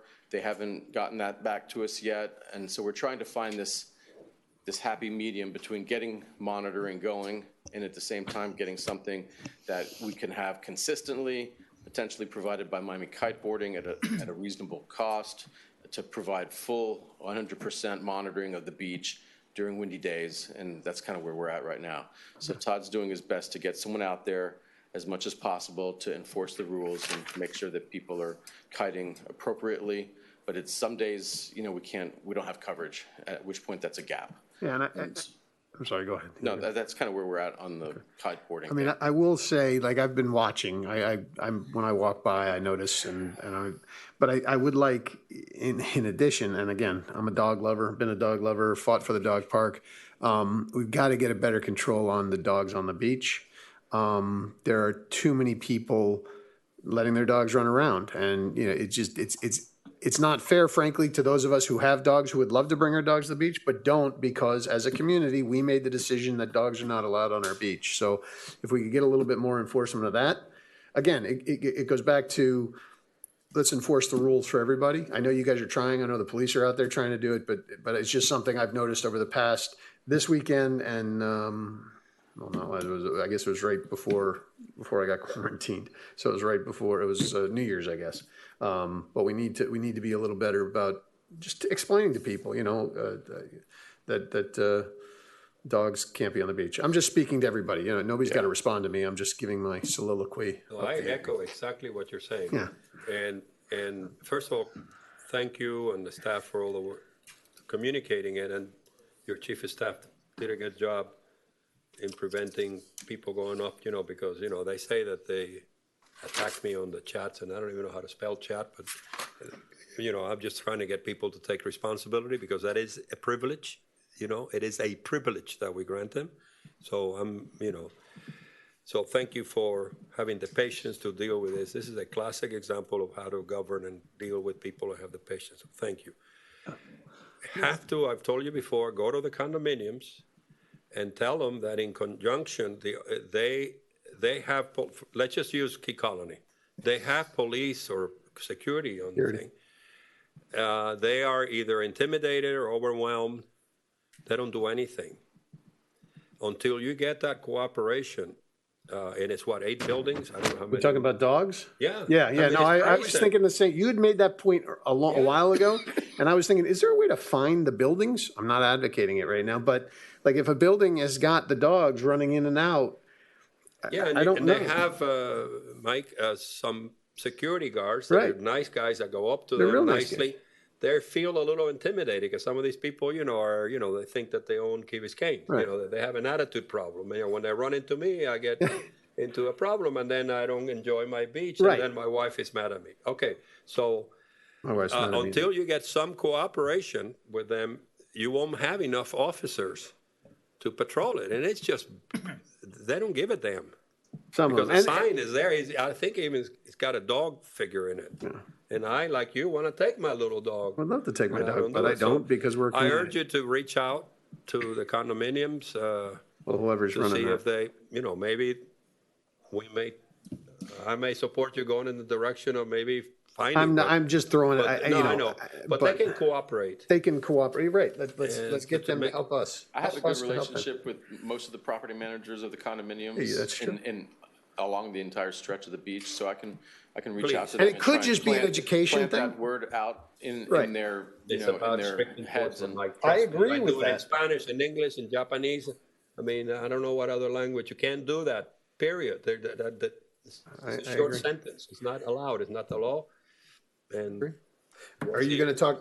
You're going to talk about access as well? Yeah, as far as access to the beach path access points, we got the sands nailed down. We've moved on to the next one, which is the northern beach access point between the Island House and Commodore Club South. Some extensive title research was done on that. Deeds were looked at. Opinions of title were given from the underwriter. What it all boils down to is that easement agreement would have to be done with the Island House, whereas previously we thought it was with the Commodore Club South. I'm blown. I really am. I'm blown away by that. In terms of that, the fact is we've been operating as a village since I don't know when. All the agreements between all of the associations on Ocean Lane Drive have been with Commodore South, and in fact, That's my understanding. our former BZP director allowed Commodore South to extend into the easement approximately 4 or 5 feet to do some parking on their property. So we really got to get to the bottom of that, because I'm not thrilled that basically we gave up rights as owner. I'm just speaking as an owner right now, but we gave up rights to this easement with no agreement on our part. It was the former, and again, this was not this administration. It was well before this. They were allowed to encroach, and now we're learning that in fact that easement was provided by Island House, which sits to the south of the easement, not to the north. So we got to get this straightened out. I mean, just from a purely, an ownership and rights perspective. Ed Soto and Chad have been Mayor, we're happy to digging sit down deep with into you. this. Yeah, I know. You and I have talked about obviously, this. We ran it up to the top level of the underwriters. What This is company? our- Which? I don't know which title company it was, but I mean, we're happy to sit down with you and go through it. But this, from what I understand, this was their decision, and okay. So The big question seems to be, is Island House amenable? well, we right provided now them they- a draft easement. They're reviewing it. Yeah, they have the draft easement agreement language, and their attorneys are reviewing it with the legal description, and we haven't sat down with them yet to discuss the language of the easement agreement, but they do have it, and they are reviewing it, and right now it seems like that we're supposed to move forward with the Island House. Right. I'm still stunned. Anytime Chad told me and I was stunned, I'm stunned when you say it. Look, I think we had it resurveyed, right? Yes. And you provided the updated legal to the underwriters, and they were adamant about it. So why don't, we can give you everything and show it to you. And No, I believe you guys. I'm just shocked that this is. No, I know. I think that we were under we were all operating under a different a understanding premise, of how it existed. That's what the title companies come back with. So Interesting. Okay, so now you get into the 20-year rule, right? Doesn't that apply here? If anybody's got a right to challenge this has been going on for longer than 20 years. The statute I don't think we need to get into. No, not who us. sounds I'm just bad or thinking. Okay. What I think is important to highlight, Mr. Manager, is your people out there doing. Right. And then, and he's particularly, I think, good. He's out there putting up with, and I'll back you when you mess up, but I love it when you're out there solving problems, instead of studying it and consulting it and all of that. It's great. if you make these two things, it's gonna bring a lot of Quite peace. frankly, A lot of peace for the. I just want to get this second one done and move Yeah, on I to know. the third. Exactly. Don't lose I your know. patience. It's, I we know. are correcting some mistakes from the past, but we're all in the same page. So thank you for Keep your going. consistency. Appreciate it. Okay. Thank you, sir. You bet. Happy New Year, Roland. Thank you. You too. You should take up Guy Safety. Don't get me started on that one.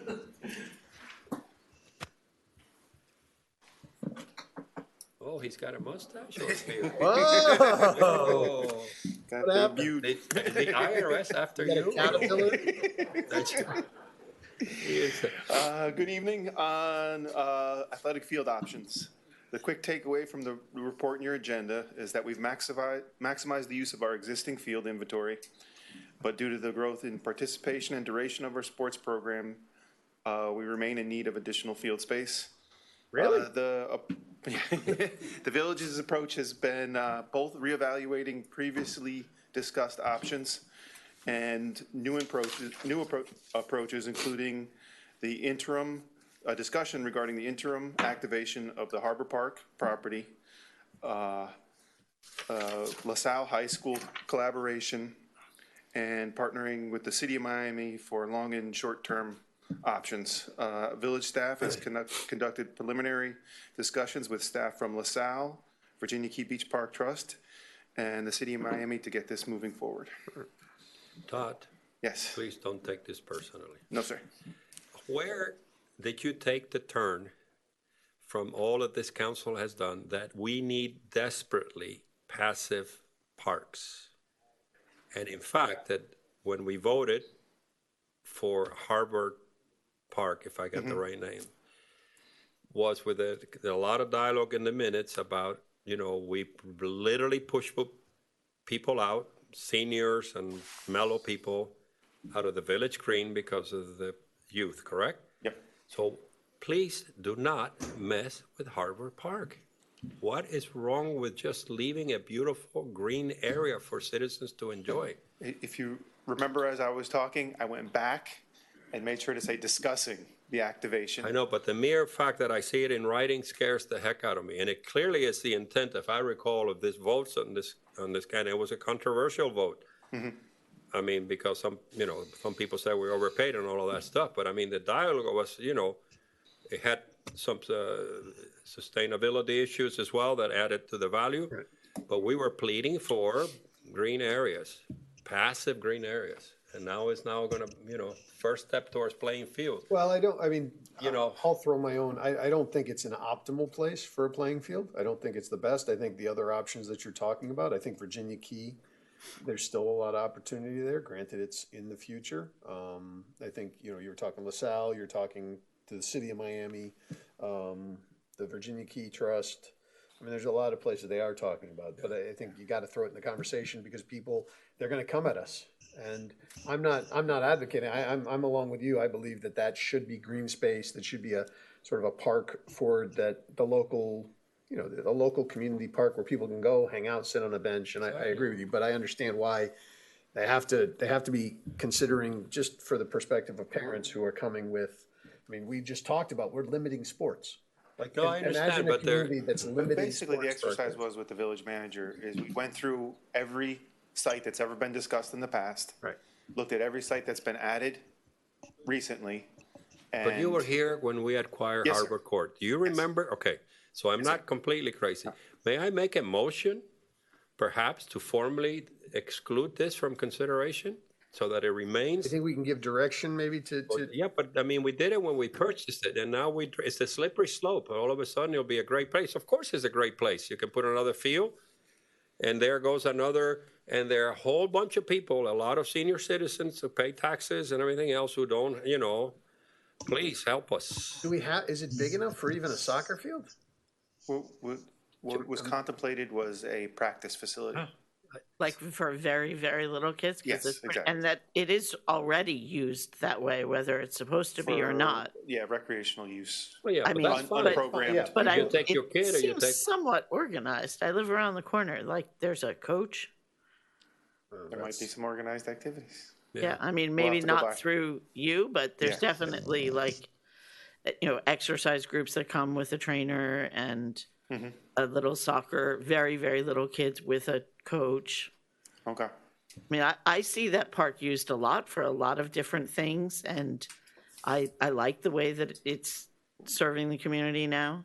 Well, we're excited that it's getting used, yes. Yeah, but you What might does want that- to what does that sense, mean? I'll call You you like it? when someone's there that maybe should be asking for a permit or Please do. something. There's a couple of options that have come up from time to time that aren't on this list. I think I won't mention them right now. Okay. Yeah, we tried to go through the list collaboratively and try to focus on a couple that we could move and with the manager and Joseline's in connections at the city of Miami, it's been beneficial in moving this discussion forward. And we're, like the mayor said, excited about that long-term opportunity that exists there. Yeah, I'll do a gut check with you separately. Is there a second for your motion, Councilmember Laredo, or is it a withdrawal? No, I mean, No, nobody wants to support anything I say, but I literally just I supported want what you you, said. no. We have a lot of divisions in this community, and, we're trying to figure out a way to move forward together. We don't need another source budget. There's a lot of people who have been very tolerant of evolving of parks into playing fields. And this was, at least to me, and I remember the debates, an answer to those concerns.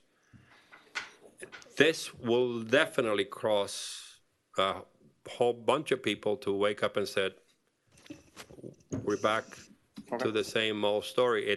And there are other options that perhaps you can explore. I mean, yes, the athletics are very important, but there are also other people here who actually like to go and read a book and sit like they do in most other cities and have children play, but in a way that is spontaneous citizenship in a green area. If you move in the direction of playing field, I would feel a lot of pressure from people who looked at that as something else. Understood. And it was not an easy vote to acquire. It's not in opposition to anything that you're saying, but as Allison has observed, I've observed the same thing. The natural use in Harbor Park includes lacrosse. I've seen all kinds of things. Football around the frisbee. The field. The one park where that doesn't really occur is because of the design of it, and that's Hampton Park. Yeah. And Lake Park as well. I mean, stuff like that don't have large fields in the middle of it. Correct. And Well, they're and passive. given the fact that the Village Green is programmed from before sunup to well after sundown, there really aren't a lot of places where you can just go and throw the frisbee or kick a soccer ball. So I do see that park being used in that way, and I like it. I will say that I know that what we did to that park was preliminary while we figure out exactly how it's going to configure into our stormwater system and how we use it correctly, and then we'll actually develop it in conjunction with that. But in the interim, while we have it the way that it's just sitting and thankfully being used, it might help to beef up the sittability a little bit over there. There's like 2 benches and they're kind of precariously placed. So if we really want to create a space there without a big investment where people can do both things, bring your kid to kick the soccer ball or have someone just sit and read a book, I think there's probably some things that can be done to improve that. Okay. And Todd, I have sent you pictures from all over the world. Yes, sir. How other great landscape people, particularly in Europe, do it, and it's so wonderful. And the spontaneous use of it for, quote, athletic use is different from not, you know what I mean? You know what I mean? I think the sense is, as there's the other pressure, so. Yeah, I think what you're saying is that we want activated passive park, right? Because nothing's boring than a passive park that has no activity at all. No, and it'll be spontaneous. Human beings do things if you leave them alone and give them but not scheduled stuff. Organized. If you can, please. Okay. Thank you. What's next? Rickenbacker. So next up, Mr. Mayor and council members, I just wanted to give you just a quick update on where we stand with Rickenbacker Causeway and the way ahead. Have you received my messages over the last week? Both Mayor Cava's Rickenbacker Causeway RFP cancellation item and Commissioner Regalada's Bearcat Bridge replacement item will be heard tomorrow, the January 19th BCC meeting. Both agenda items are set, and we'll be hearing them tomorrow. Commission starts at 9:30 tomorrow. There's no time certain or anything on this item, right? No time certain. Thank you. Thank you. Thank you. Next item, shoreline protection Bayside. CRO, let's go. CRO, that would be me. I'm actually going to start with the stormwater system upgrade. Since we were on the topic of Harbor Park, I'm going to do hand-to-hand combat with Todd over that park because that park is very much being considered for the stormwater upgrade for the K8 basin, and I'm not letting that go. So actually, Age match, I like it. AECOM is right now working on a presentation that they're planning on giving to you in February, sort of updating you on the results of the first task order that they completed and what sort of recommendations are going to be made in terms of decisions that council has to make in order for them to move forward with the design criteria for K8. That design criteria then speaking directly to the use of Harbor Park as an effective component of that stormwater system. So trust me, I don't want to see anything happen to that park. Right, that would no, that's right, jeopardize because it's so ability close. to be used as part of that design. It was part of the reason some of us made decisions on price. Because it saved us money on the forced, money on the forced pipe. I was very much just starting when you guys had secured those two properties, and that was an important thing. To former Mayor Rasco's point, the question about Heather, because they're having issues, is there something that we're going to be able to do? I mean, where is Heather? There's the K through 8 as one project. So then where would that street theoretically be in the plans? Yeah, I'd have to look. Okay, fair enough. I'm not totally. I don't have it all figured out in my head. But I think I that's not know in that that plan. But they've got a dire situation. They over do. there. It floods there fairly readily. I mean, they get, I think it's the lowest point in all of Key Biscayne. I think is right at Allendale and Heather there. Yeah, I think. mean the K8 base. Well, we're kind of getting ahead of ourselves, but the K8 basin being sort of something like this design criteria package is going to be for a component of the larger basin that is going to slice across from east to west and basically be capturing from Crandon all the way over to where Harbor Park is and capturing the school and then actually probably pulling some water from the other side of Crandon as well. But anyway, those two properties are very important, and that Harbor Park is a very important piece of that puzzle. So that's to come in February. And also on the topic of stormwater, we were notified that we were successful in a grant application for $159,000 from the state to do a pilot on some stormwater treatment technology. Right. So we're going to be getting that going, and we're going to be testing out some different filtration approaches to see sort of how they work in terms of their effectiveness to improve the stormwater quality, but then also to see what the operational impacts are going to be. So we're happy about that. So that's that's progress.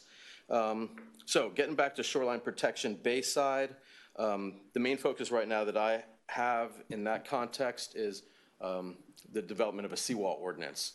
And what are we going to do in terms of seawall crest elevations in the future? I've secured a lot of different ordinance language from other municipalities to sort of see how they're going about it.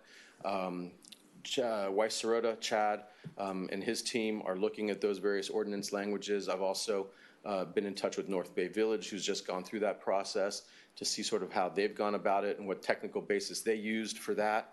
That's a conversation I'm also going to have with Moffitt and Nickel because we have to have a technical justification for whatever seawall heights we choose to put forward and how we're also going to integrate living shorelines. So that's a work in progress that we've got going. And Bayside Shoreline Protection also involves looking at what we might be doing on the northern boundary of the village in terms of dealing with mitigating inundation threat from that area. And that speaks very directly to the interactions that we've had with the Corps over the last couple of years in this feasibility study, and that kind of segues into shoreline protection oceanside, because while we are still going back and forth with the Corps very regularly, and while we are still in the tentatively selected plan for the county as our own distinct and discrete reach, there are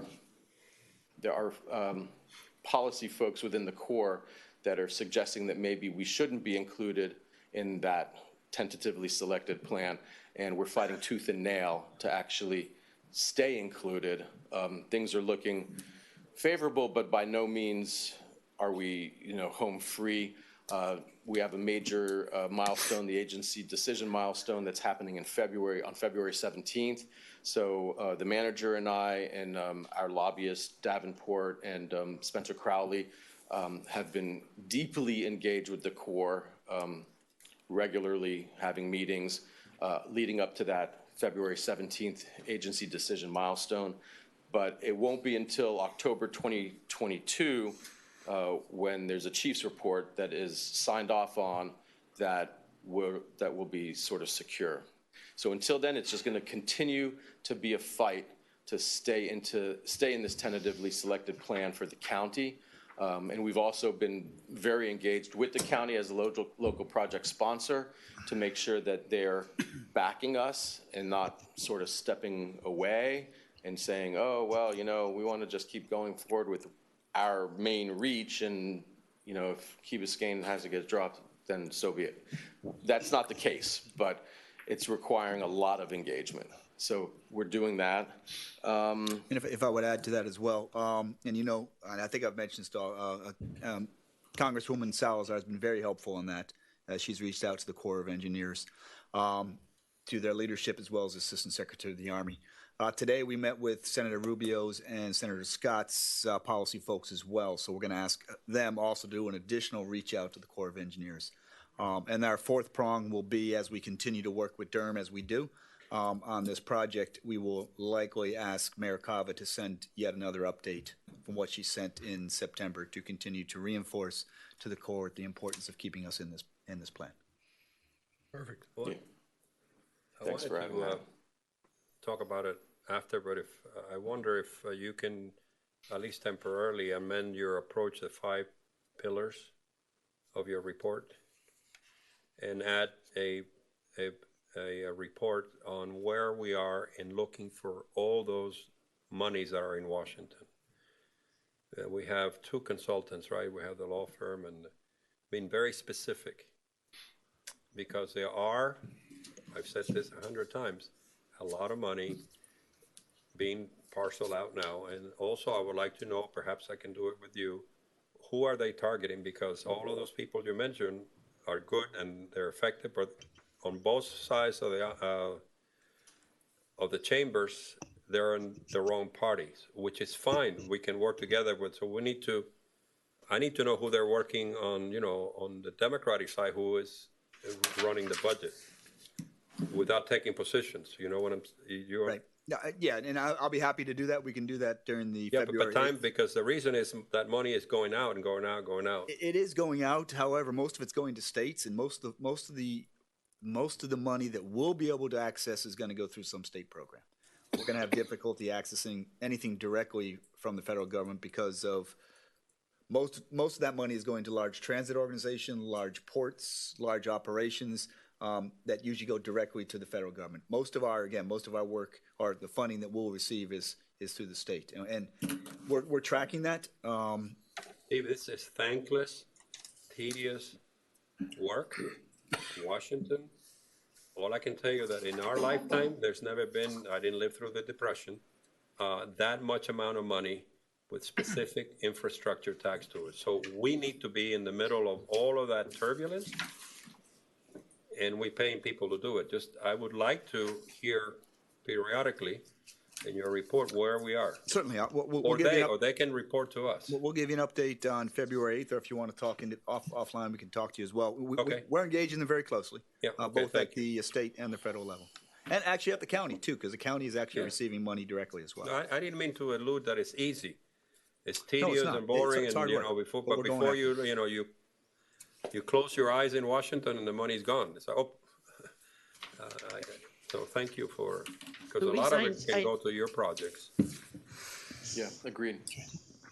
Councilmember. No, I was just going to say to Luis, since this is his area of expertise, kind of, certainly more than mine, I don't know if you had the opportunity to meet with or to talk to Jim Davenport, but I think he's amazing and super receptive, and I would encourage you, and I say this now because I don't know if it's appropriate for me to say it like off the dais, but you should call him and No, and I don't mean that he's not doing a good job. We need to be informed, and we need to, and he probably is doing all the right things, but I don't know. But All you the may names have in- other ideas that but you have two parties. You know, maybe relationships. after next year, the other way around. So we have to be on both sides. But Yeah, for sure. you And know, your relationships and your contacts may be helpful. chairmen are the one who decide. You know, the chairman of the budget committee, the chairman of appropriation. You know, but anyway, it's just a thought. Yeah, absolutely. I mean, I agree 100%. Next. Thanks for adding that. Moving on, utility hardening. The main effort there has really been the LiDAR surveying. I'm pretty sure that that's nearly complete. That's data that is going to be required to inform the design for any utility hardening moving forward. We've also, myself, the manager, and Jake, Public Works Director, have had several meetings with FPL in terms of different approaches that can be taken relative to utility hardening. One approach being undergrounding the entire electrical system, and then a hybrid approach whereby the main feeder lines are hardened and the laterals are undergrounded. FPL has developed a non-binding estimate for undergrounding the complete system as well as a hybrid system, and that's something that we're going to bring to you at the next council meeting in more detail to sort of discuss the various options and sort of the way forward on that one. Next, we have roadway improvements. Not much has been done in that subject area, mainly because we're not really there at this point. But again, the LiDAR surveying is going to be the base data set that is going to be required, which AECOM is going to be using in terms of their stormwater design criteria packages, but then also to sort of inform which areas might benefit from a little bit of roadway elevating or not. And so again, the LiDAR survey is this key data set that is really required and is nearly complete. As far as supporting efforts are concerned, focus has been on finalizing the stormwater fee structure, which Jake did a great job discussing in the presentation that you had earlier, as well as developing the seawall ordinance. And construction of the sewer extension for the beach club is underway right now, which is great because we can finally get the beach club off of septic and tied into the sewer line. And actually the abandonment of the septic system is ongoing in parallel with the construction of the sewer line extension. So that's all happening all at once. So the hope is that they'll be off their septic system, Jake, in what, about a week or two? 1 week? Yeah. So is the same contractor's just doing the whole thing for them? Well, one contractor is doing the sewer extension, and then the beach club retained another plumbing company to do the abandonment of their septic system, and they're meeting at the gate, essentially. You know, so that's a major milestone that I'm pretty excited about. And yeah, that's pretty much everything from my end. Thank you, sir. Any questions? Good. Alrighty. And Mr. Mayor, Council, you're going to hear more about these 5 lines of effort. This is the kickoff of our resilient infrastructure plan. So you will hear updates either from myself, Roland, or Jake over the probably next 15 years. So yeah, so let's stick with it and keep with it. Let's stay focused. And good news is by the end of this month, we'll begin getting RFP proposals to begin to really kick off our plan in earnest. So I'll be single if that's true. we'll all be here, Mr. Mayor. We'll all be here. I'm looking forward to getting complaints from people about all the construction going on. I Oh, boy. hope you'll back me up there, council member, as we're making progress. You never win. That's going to get interesting. Too much construction going on. All right, next. Oh, PowerPoint? It's another 25-minute guy? No, it's going to be really quick. I like to keep things very short. Get it.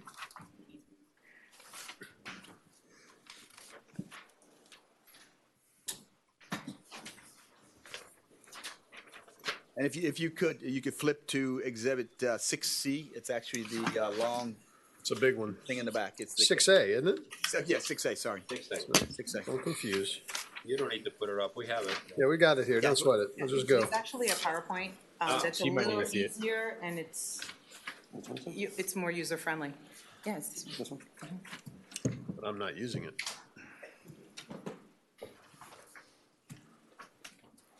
And it's going to.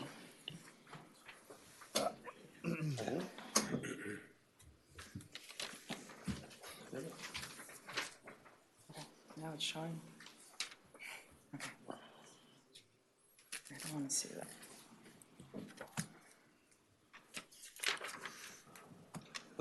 Okay, we'll start there. So we are excited to share a simplified format of our capital improvements program. And so this is a pilot to sort of share with you the information that we have in the long sheet that you have been reviewing over the past few weeks. So this is a document that most folks are familiar with, which identifies all 28 of our projects and is updated monthly. And you will see if you compare one sheet to the next, the information is alive, it moves, it changes. So we won't spend a whole lot of time on this sheet, but again, this is the same document that we're presenting to you every month that provides updates and a snapshot of all 28 projects that we have going on and that we've identified in this program year. For this evening, what we'd really like to talk a little bit more about and do a quick dive are these 4 projects. And so we'll take everything in bite-sized chunks because there is a lot. You know, this is a lot for our community. And so we want to spend a little bit more time on Paradise Park, just to kind of give everyone an update on what's going on with that construction project.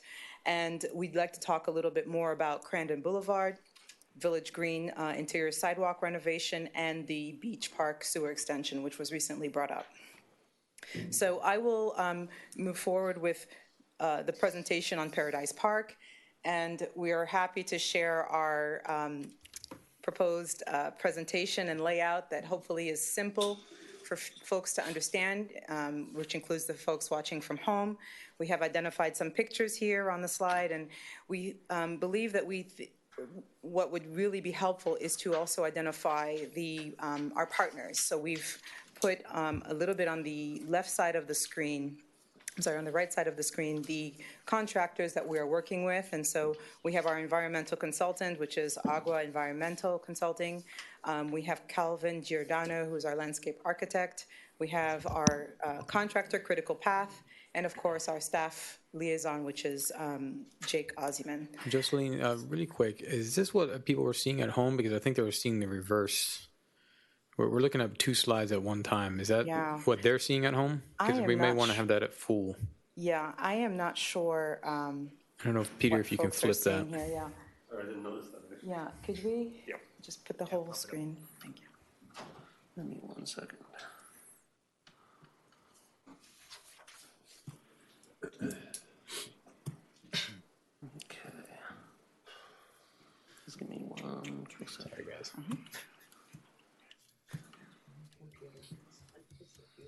Yeah, I'm like, These are getting bad.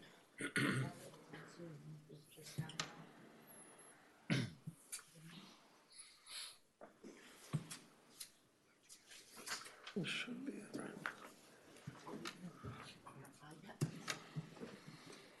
In the interest of time, may I ask a question of Todd, perhaps?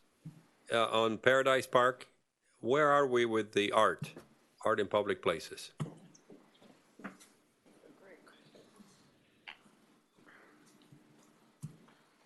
Yes, that final Badia Plaza is part of that construction.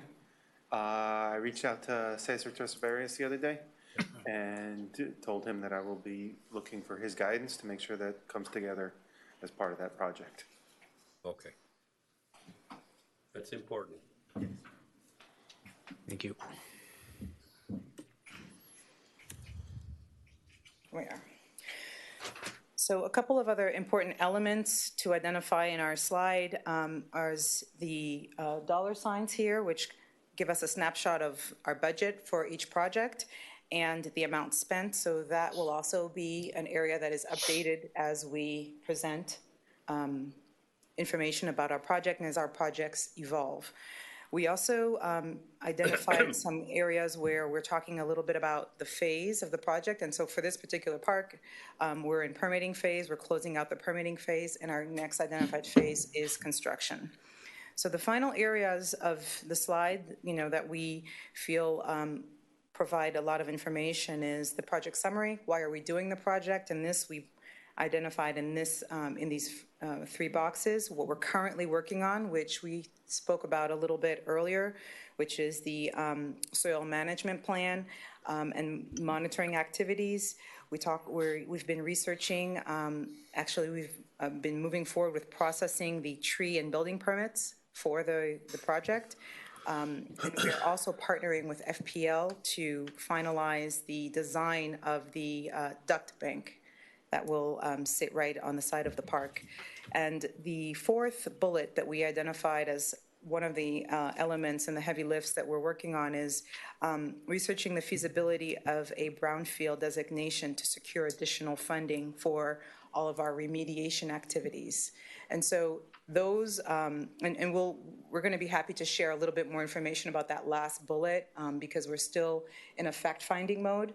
But we've looked into, because of the amount of remediation that is going on at the site, there may be some opportunities to identify additional funding sources looking at that brown field designation. So as a team, we're all working on that. And then, of course, in the next and last final box, we've just clearly identified what our next milestones are, which is completing the soil management and excavation plan, the groundbreaking, construction, and the closeout of the project. So easy, simple information to understand, and basically this is sort of a snapshot of how we would like to move forward with presenting most of our projects. Now, in the context of Paradise Park, we added a little bit more information just to make sure that everyone's on the same page. And this is the budget table that we discussed a little bit earlier when we talked about the budget modifications for this project. So you're seeing it again here just for consistency. And as things are changing and updating, we will also modify this table.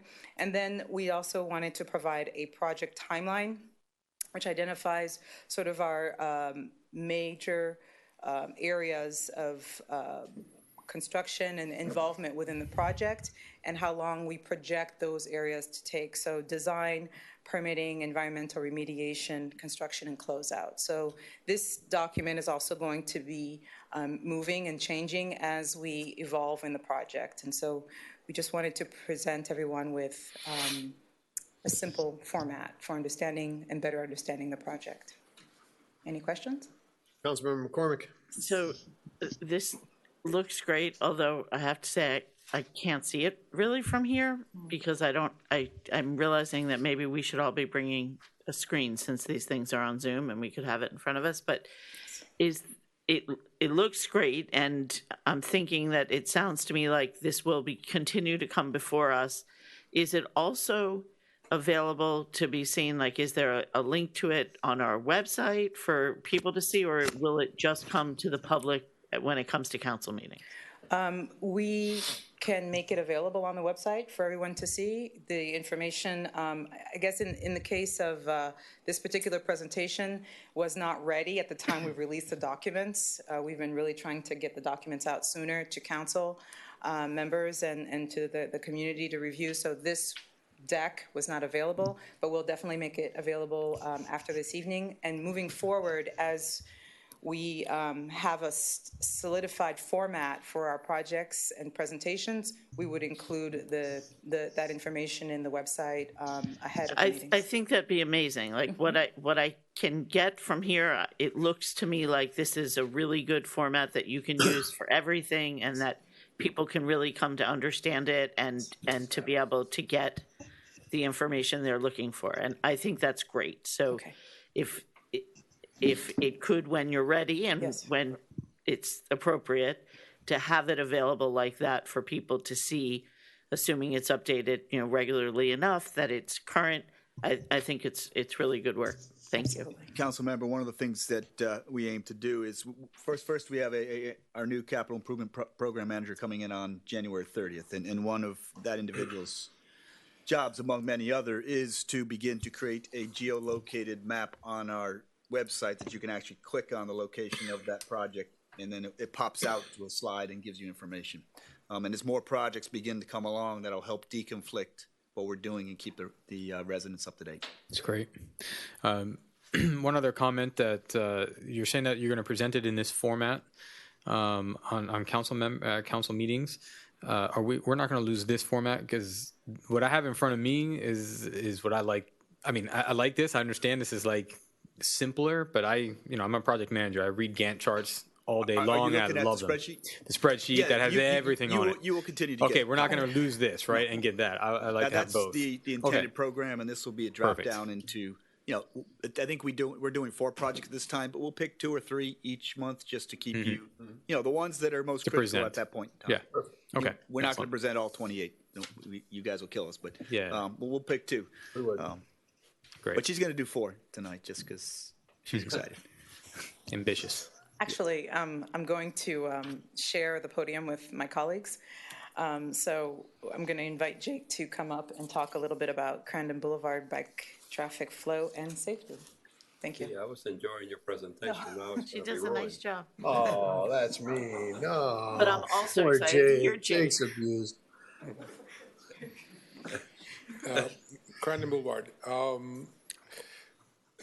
As you know, this project is very inclusive and has a lot of segments in it. And in the interest of delivering quickly, we are laser focused on 2 major areas. One is Crandon Boulevard and Harbor Drive intersection. And the second one is extending Q Lane to Key Colony. We are expecting the engineering drawing is going to be done in May, and we are hoping it will be in construction this summer when the school closes. And at the same time, in the parallel track, we are looking at other traffic safety improvements, such as feasibility study of entry and exit lane to Key Colony from Sonesta Drive, Grand Bay intersection, and reviewing our signs, traffic signals, as well as crosswalks. So where we are today is we have updated schedule. Engineering designer already started data collection. And again, we crashed the schedule, and we are expecting deliverables in May, and we'll be bidding out shortly and hopefully be in construction this summer. What are the cable tests on Crandon across from the park? So those are the tubes that when the car goes over, it pushes air and collects the data. Yeah, I know, but what are you looking for? I know what it is. It does the count study? of cars and also the speed. Okay.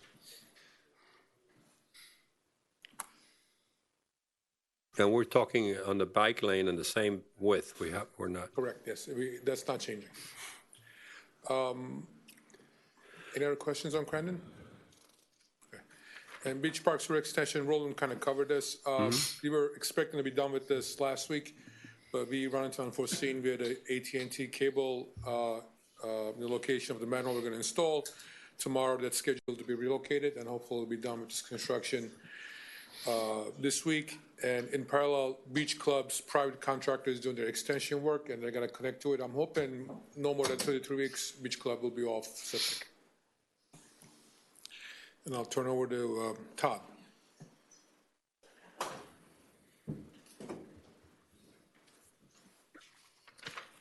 The green area killer. Firstly, thank you for approving this project earlier tonight. This is another example of the village responding to the survey results and also comments from the community, making this a priority for us. We're ready to go. After you approve tonight, we're going to execute a contract. We'll issue the notice to proceed, schedule the pre-construction meeting, and we should have this project underway. It'll be in 2 phases. The Village Green North sidewalk will be done first. The Village Green South sidewalk will be done second. Total project should be completed in about substantial completion in 30 days, total completion in 60. All right. Thank you. That's it?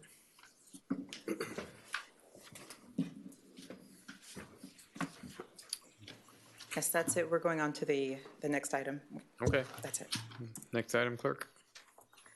What's the TV programming update with Community Engagement Officer Jessica Drett? I believe she was connecting via Zoom.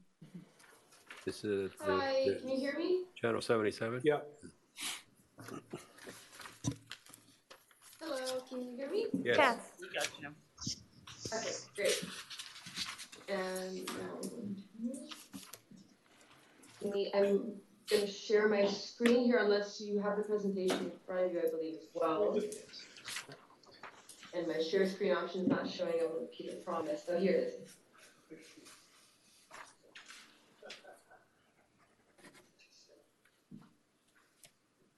There we go. I believe you have this as part of your presentation as well as your packet. Yes. We've been looking at channel 77, and it just, there's one thing about it that doesn't really make sense, which is not always on channel 77. And we've also been taking that as an opportunity to look at some of the programming that we have on there. And so I'm not going to read all of this to you, but we know that many of our residents really enjoy watching a lot of programming that we have there. And of course, Channel 77 is a way for many residents, especially during COVID and during regular times, to watch council meetings and whatever meetings they cannot attend. So we're going to obviously keep all of that programming there, but we do want to rebrand it as VKB TV. And part of it is that we're on Channel 77 on one network on 18099, and we just gained access to Hotwire, which gives residents of the towers the opportunity to now watch council meetings before they could not. We're also working with new vendors to try and update and kind of enhance our programming, and we're working with our legal team to get contracts going for that. We're also going to try and work with some of our community partners to enhance programming by reaching out to partners at Virginia Key, the Biscayne Nature Center. We're going to just reach out and see what kind of programming or videos they may have that they can share with us. In the future, we'd love to try and get some athletic recap videos, different types of community activities to engage different audiences. Maybe parents and kids would want to see some athletic highlights, keep the type of senior programming that's already very popular, get some more educational stuff on there as well. And that's really it from us. Okay. I don't know if anyone has any questions. I have a question. For people who don't have cable and streamlining, and I know you can do it through a computer, but is there any way to generate an app for smart TV? Streamlining? Streaming? Streaming? You're supposed to be the hip one up here, okay? That was so bad. Streamlining. What you kids are calling this streamlining? We'd like to do some of that. Anyway, go ahead. Sorry, your conversation. Is there any app that we could put together that could be downloaded on smart TVs so that people can actually just bring it up right on a TV and be able to tap into the streaming of it used to be channel 77, new branded. Is that a possibility, or is this just something that's extremely expensive? Has it ever been done in local government? Because people are going away from cable. It's happening. And go ahead. Yeah, that's a good question. I did click around a bit and looked at different local stations that they're, like Hialeah has its own TV, or Miami-Dade and Coral Gables. I didn't see any sort of online option in that sense that would be an app for your smart TV. Mm-hmm. But we could definitely look into that and see if there's anything that's maybe not locally used, but I think it's a cool. Right now, we have the VKB 311 app on the phone, which links to 77 if you want to watch it on their phones. But nothing on smart TV at the moment. But we can look into it. Okay, cool. Thank you, Jessica. Thank you. Next item. Yes, sorry. Mayor and council members. Number one, Rickenbacker Causeway, Councilmember Segarola. Yes. Well, this is more for the residents, I guess, and for the council. We already heard the manager speak that tomorrow's basically do or die at the county commission. Two very important items are up for decision. Once again, the residents have acted admirably, if you ask me. I'm already starting to get the emails, copied on the emails to the county commission. I ask all residents to please reach out to the commissioners. Don't let them forget, although I think it's pretty hard to do. Don't let them forget what our position is and what we want, which is both resolutions to pass tomorrow, one canceling the RFP and the second one prioritizing Bear Cup Bridge replacement. And that's basically it. Please reach out to your, not congressman, but commissioner, and let them know what you think. Tomorrow's the important day. Thank you. Next item. Golf cart ordinance, Councilmember Segarola. This is more just a quick update for the council. About a week and a half ago, 2 weeks ago, the manager, Jake, had a meeting with representatives from the county about Crandon Boulevard. At that time, I sat in for a portion of that meeting, and I discussed striping or some other alternative of Crandon Boulevard to further our discussion of controlling where the golf carts would be. They basically seemed pretty open to the idea. They mentioned that other municipalities had done similar things. They took it under advisement and are going to supposedly get back to us. That's pretty much it. Good. Thank you. Next item. Next item, Mast Academy, Councilmember Segarola. Mast Academy, the reason I put this on the agenda is in the last month or month and a half, I've been received a lot of calls and been reached out by a lot of some parents and even some kids I've spoken to. If you recall, in December, there was an incident in Mast Academy where there's some sort of threat. From what I'm hearing, not a whole lot or not as much information as parents would have wanted went out on that. Some parents felt that the administration of the school wasn't as forthcoming as they should have been with information. In addition, I've received reports of kids from Key Biscayne either been the victims of bullying or even participated in bullying.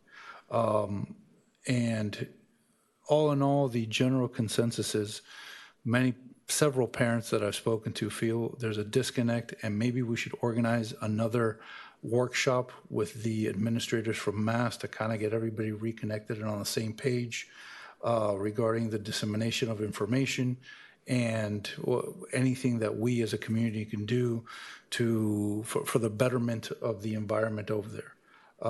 That's basically what I'm floating out there. Contact MAST. I was also had an email today from Kristen Guest from the Education Advisory Board, I believe. I'll be reaching out to her. But in the near future, I'd like to come to the council for some sort of workshop invite the administrators from MAST, get everybody together, and let everybody talk. That's it. I think this would be a great thing to take through the EAB also and have them start this conversation off and develop this, because I think they're the proper advisory board to be working, especially on the MAST issues. There was something done a pretty long time ago called No Place for Hate, something like that. Yeah. Maybe blowing the dust off of that type of thing and making it suitable for that age group would be a good idea. Okay. Yeah, for parents watching with the same concern, I have found as a parent that the second cup of coffee with the captain, which she has monthly, an open forum in the school to come and ask whatever questions you have, I found the principal to be pretty good in those meetings. So I'm not opposed to this. I think it's great, and I think the more communication we can have, the better. But that is a mechanism that's already in place and helpful, although the most recent one was canceled. So Be on the lookout, though, for the second cup of coffee with the captain. Right. No, I agree as a masked parent. I think I found her to be, I found the principal to be very responsive. She definitely gets that we're a community that wants to work with that school because of the number of kids we have in the school. But I think it's a good idea to reach out and get something organized. I'd like to see if we organize something either here in the chambers or at the community center, Let people in the village, and to make it easy for people to show up. Okay, let's talk about it. Absolutely. All right. Next item.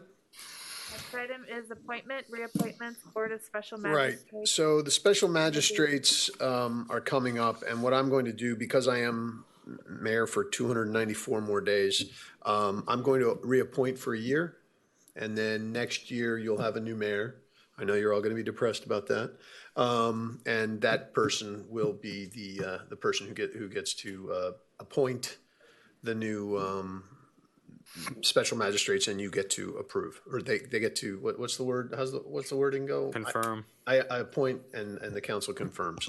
So that's what I would like to do tonight, is just move them for one more year with the confirmation of council, and then let the next mayor make decisions as to whether or not they want to replace any of the people. Mr. Mayor, that I think that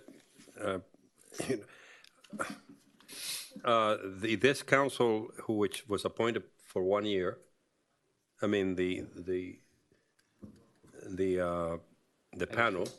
The what? This panel, that you're talking about, their appointments are 1 year. Their terms are 1 year. I thought they were 2 years. They're 1 year now? Well, this is what I got from the clerk's Okay, office. so they're 1 year. The Okay. 1 year terms. And all of them have been there since 18, so 3 years without even reviewing. Right. You're asking for another year. Correct. There's a lot of people who like to serve. I have on several occasions, and he's been kicked around, nominated William Krause, that I took off the 7 as a courtesy to another councilman on the original 2040 Vision Committee. Then he was brought in again when it was expanded, and of course he was kicked out. You know, we are all equal, and we should have, I've been here 3 years, very few, if any, appointments. I would like to see Mr. Krause, and I think you should make the decisions, decide, don't defer it. Okay. Well, This is not this is a 3, it's already been deferred for 3 years. And we have just went through an exhaustive thing of renewing all of the boards and having set limits. Now we have to execute.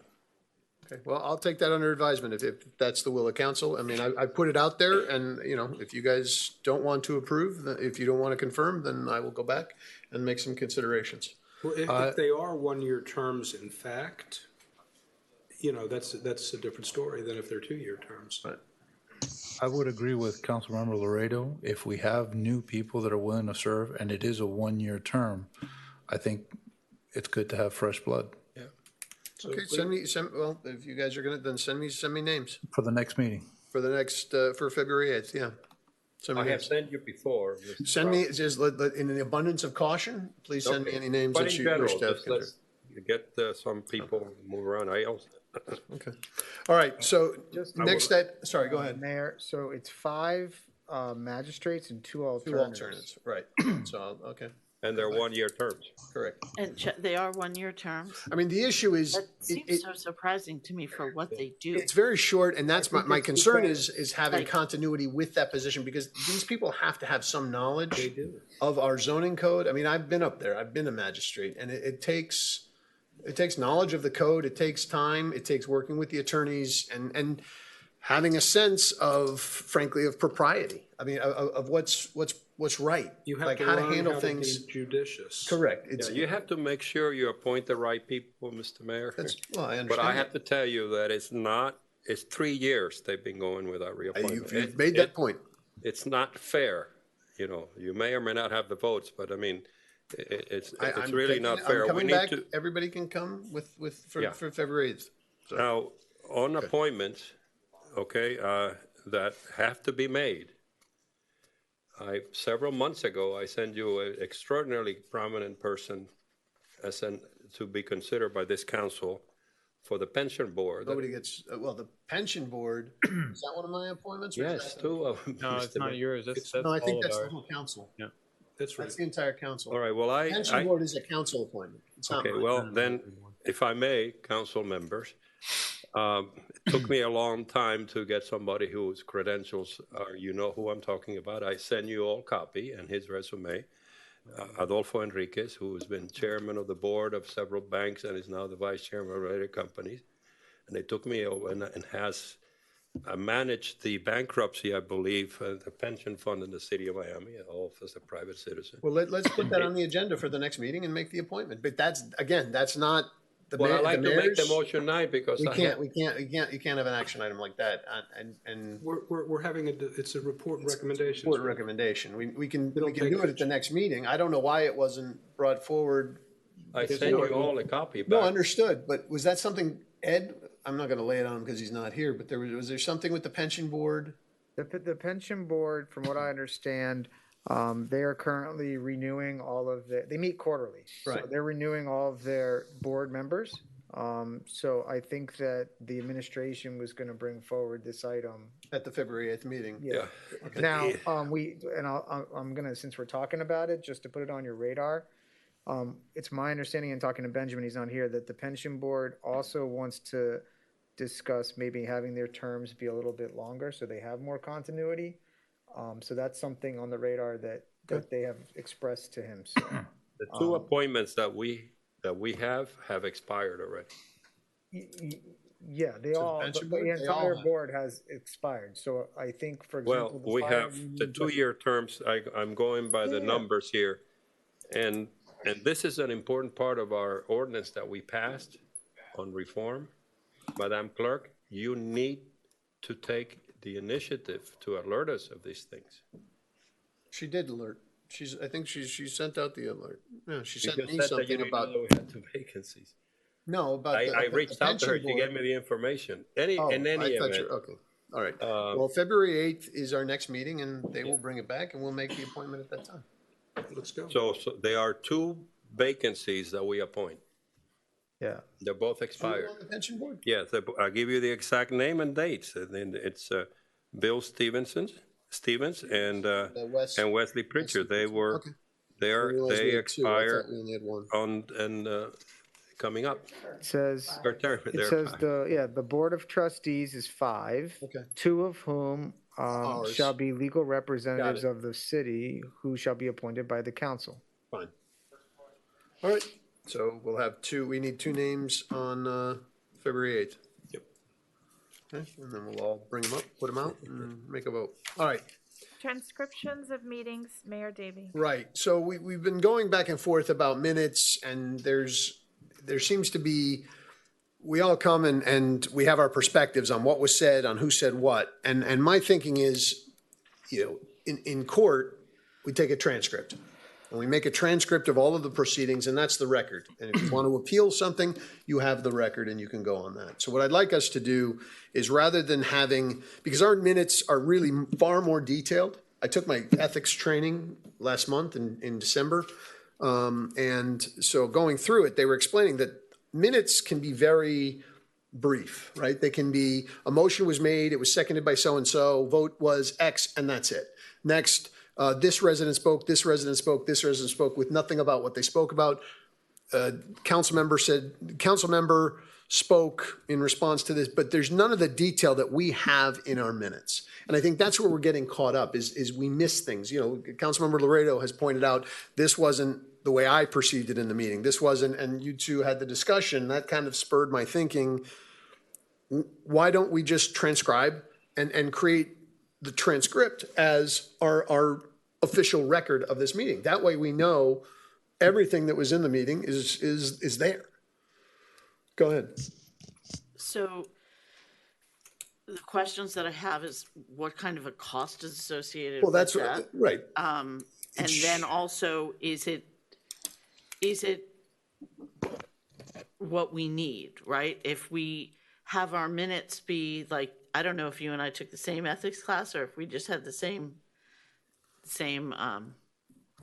curriculum or whatever, but I heard the same thing. And what made sense to me when I heard it was all of our meetings are recorded and readily available to be But that's not- watched. you I can't- understand that's, I'd love to finish. We have our minutes, which are the official record, and then anyone who wants to delve deeper has a recorded, not transcript, but a recorded video of the meeting to watch. And now the videos are so easy to literally go to the minute of when it's indexed, that I just don't know if we're solving a problem that needs to be solved, or if perhaps our problem is that we've gone into this area of too much narrative in our minutes that we're getting into interpretation and this is why I thought that if our minutes go the other way and we use the video recording.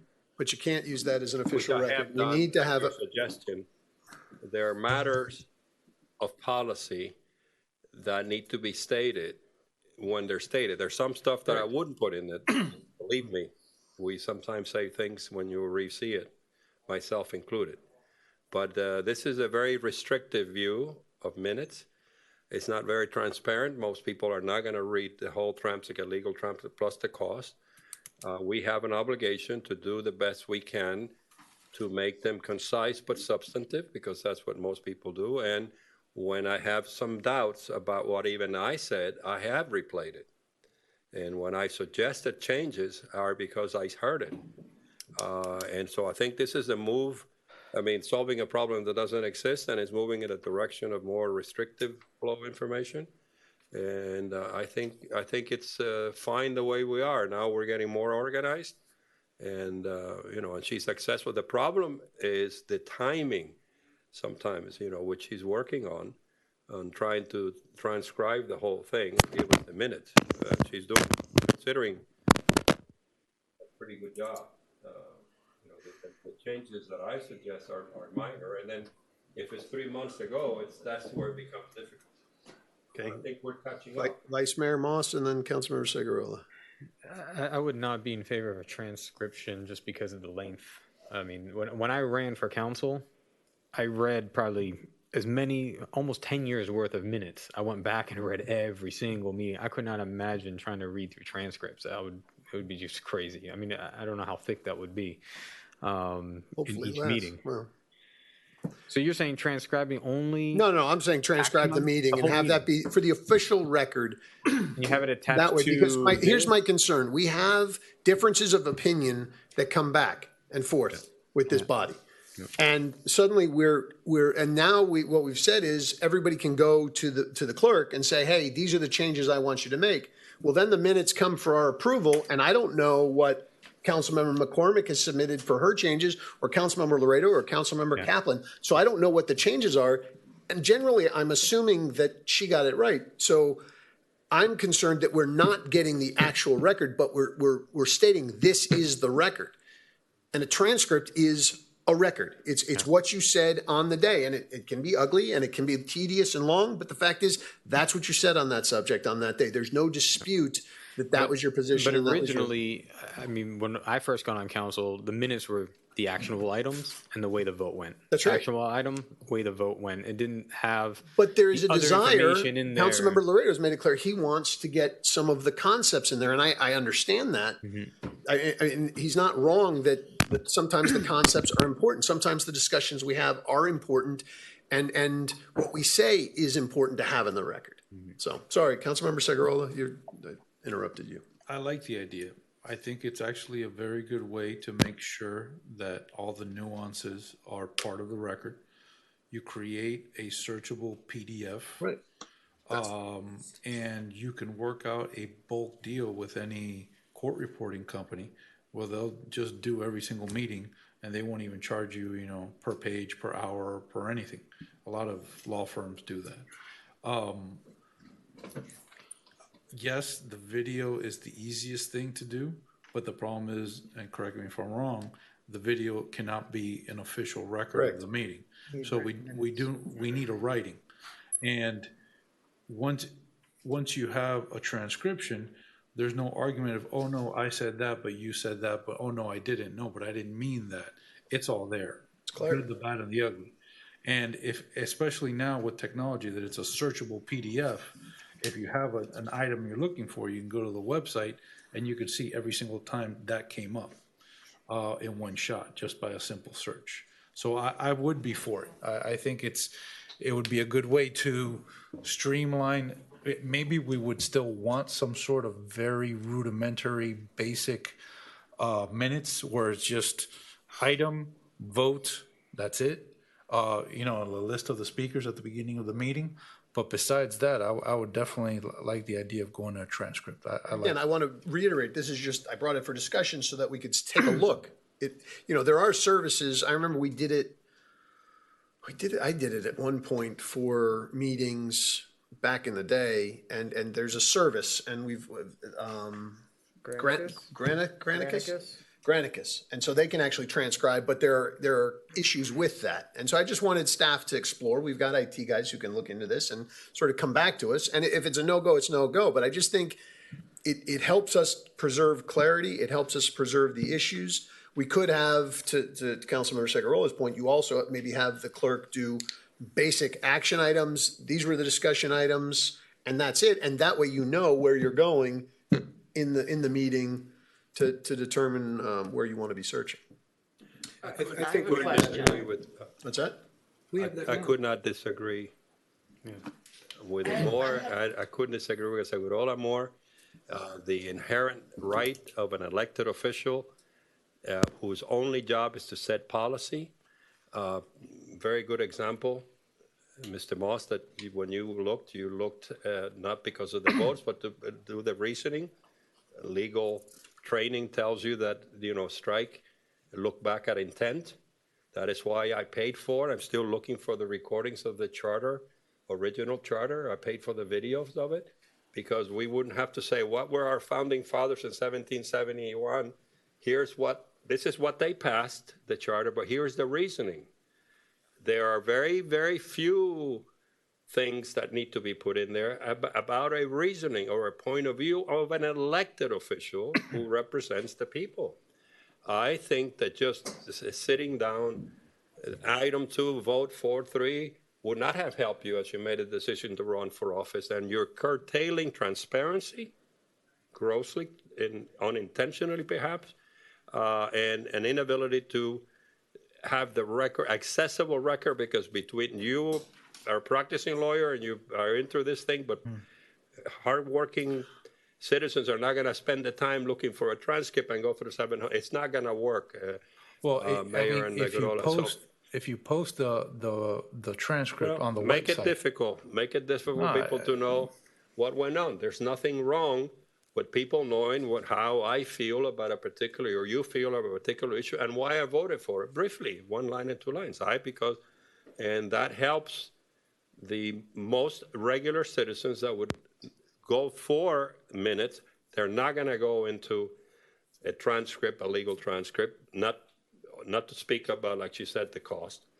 And I think it's a curtailing of transparency. It's an interesting drift, but respectfully, it's the opposite. It's the opposite. I see. Yeah. It is. It's giving access to exactly what we said in a way that's searchable, so that people can look at exactly what we said, not what we wanted memorialized in the minutes. You're making, again, I don't want to start with you on the new year. You're making judgments, and you're basically talking about me because I wanted. Talking about all of us. That I may judge it. I want to reflect the arguments, and I have taken constructively McCormick's suggestion that when you have a doubt, particularly since it's 3 meetings ago, look at the video, which I have done. And then I said, maybe I thought I said that, but I don't. So when I bring you the 1 or 2 line changes, is because A, it's important to me and the people I've represented who voted for me, and B, it's important for people to understand why I reasoned the way I voted, for or against it. And so it's a definition of a solution of a problem that doesn't exist. And now I understand why it was deferred, Madam Chair. There's a pro and a con to this. No, it had nothing to do with this, actually. Yeah, well. I'm sorry, what? Go ahead. No. Anyway, I don't know what you. Insinuations. No, I'm not. I'm not. I don't insinuate anything. If anything, I am is very direct, Mr. Mike. I'm very direct. So I'm thinking about this and trying to figure out how do we practically get to a place that where most people, if not all of us, could feel comfortable. Yeah. So my thoughts are, I have two different thoughts about trying to for now to proceed ahead the way we're going with the minutes, but maybe make a couple of tweaks. And I see two possibilities. One is we go back to bringing our changes to a meeting and we vote them up or down as a body. The problem with that is what Councilmember Laredo said, that when he's unsure, he can go back and rewatch. If it comes to us in a meeting, we don't necessarily have that opportunity to go back and watch.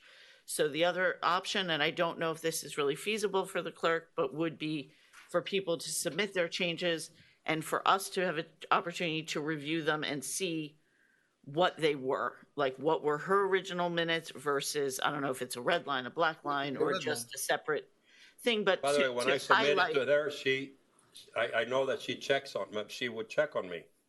I mean, we talked before. Yes, you're right. She's our line of defense. But I think, So that yes, for sure. And she's not going to just blindly take what someone says. I agree with you entirely. But when we talk about transparency, that goes also for the 7 of us, right? And we're supposed to do everything in the sunshine. So perhaps submitting our comments in such a way that we can all see them, but have an opportunity to review them with the time to look at the video recording should you so desire, and then we vote at the meeting. I don't know if it's possible, but that seems to me like a potential solution. What does that sound like to you, Joss? Could you share comments like that if people, like you incorporate them as you see fit, and then you just share with us whatever anyone sends you? The way sort of color-coded kind of. I think color-coded, or even just attachment, like here's Allison's email she sent me, she wanted these changes. Here's Brett's email. Sometimes you get them, sometimes you don't. But if we see them ahead of time, then you have a chance to say, gee, that's not how I remember it. I want to look at it. Or if you send it as an email, then I can. Yeah, if we switch to doing it in an email format, I think we could all handle that. Then it seems easy for you to share. Does that sound agreeable to you? I'm fine with what I think we do is we take her original minutes that she sends out that everybody reviews and then have it compared to how she changes it so we understand where the changes were. Well, she's saying who's requesting the change and what is it? I don't think, exactly. I don't care who's made the change. I just want to know what the changes may be so I can understand and I can delve in. I can. Either way, it's fine with me. I think it's nice to give people the opportunity to do this reviewing before we're sitting up here so that we can go and look and try to be as accurate as possible. And maybe we try this for a few meetings and we realize for whatever reason that we can't see now, it doesn't work and we need to find another solution. But I think that this is worth a try before we go to, do we create a transcript? Do we change the minutes in one way or another? Let's try to see if we can make this system work. I agree. I'm dubious about this entire conversation. I'll preserve. Next item, motorized vehicles on Village Green, Councilmember McCormick. I'm against them. I think we're all against them, but I apologize first to the manager and staff for bringing this up the day of like this. I try not to do that, but somebody reached out to me late yesterday and it seemed important enough to bring forward. So I'm not expecting anyone to have an answer for me. I just want to throw it out there and especially bring it up with council members. It seems like we have a real problem with kids riding motorized scooters, motorized bikes on the actual turf of the Village Green. And I had somebody email me yesterday and the story rung kind of true to me. I had heard it before, that when this adult approached the kid and said, you can't ride that, you're going to tear up the turf, the kid wasn't super receptive to being redirected by the adult. And I think it's an issue. And I don't know exactly how we can best communicate this. I did have the idea that perhaps we could talk to the athletic programs that use the Village Green and ask them to communicate. At least we could start with communicating to the people who participate in those programs. But I can say, I'm not going to speak for anyone else, but it's going to be a really hard vote for me to vote to pay to re-turf the village green because somebody rode their scooter on it. So I'm amazed. I'm with you 100%. That is happening. All right, let's, okay, next So item. you need a, Ed you need left, a right? motion? Yes, Motion the last adjourned. item was. Second. I need to, There's wait a second, attorney, guys. there's Oh, no, another sorry, item. sorry, the attorney's here. I just want to call an executive session. This is on the cell phone antenna case on Cape Florida. Remember when we had that issue? So Leach versus Key Biscayne, case number 2021-26 AP01 in the 11th Judicial Circuit in the Appellate Division. I'd like to have an executive session to discuss settlement strategy. The time and date will be provided at a future time. Okay, good, great.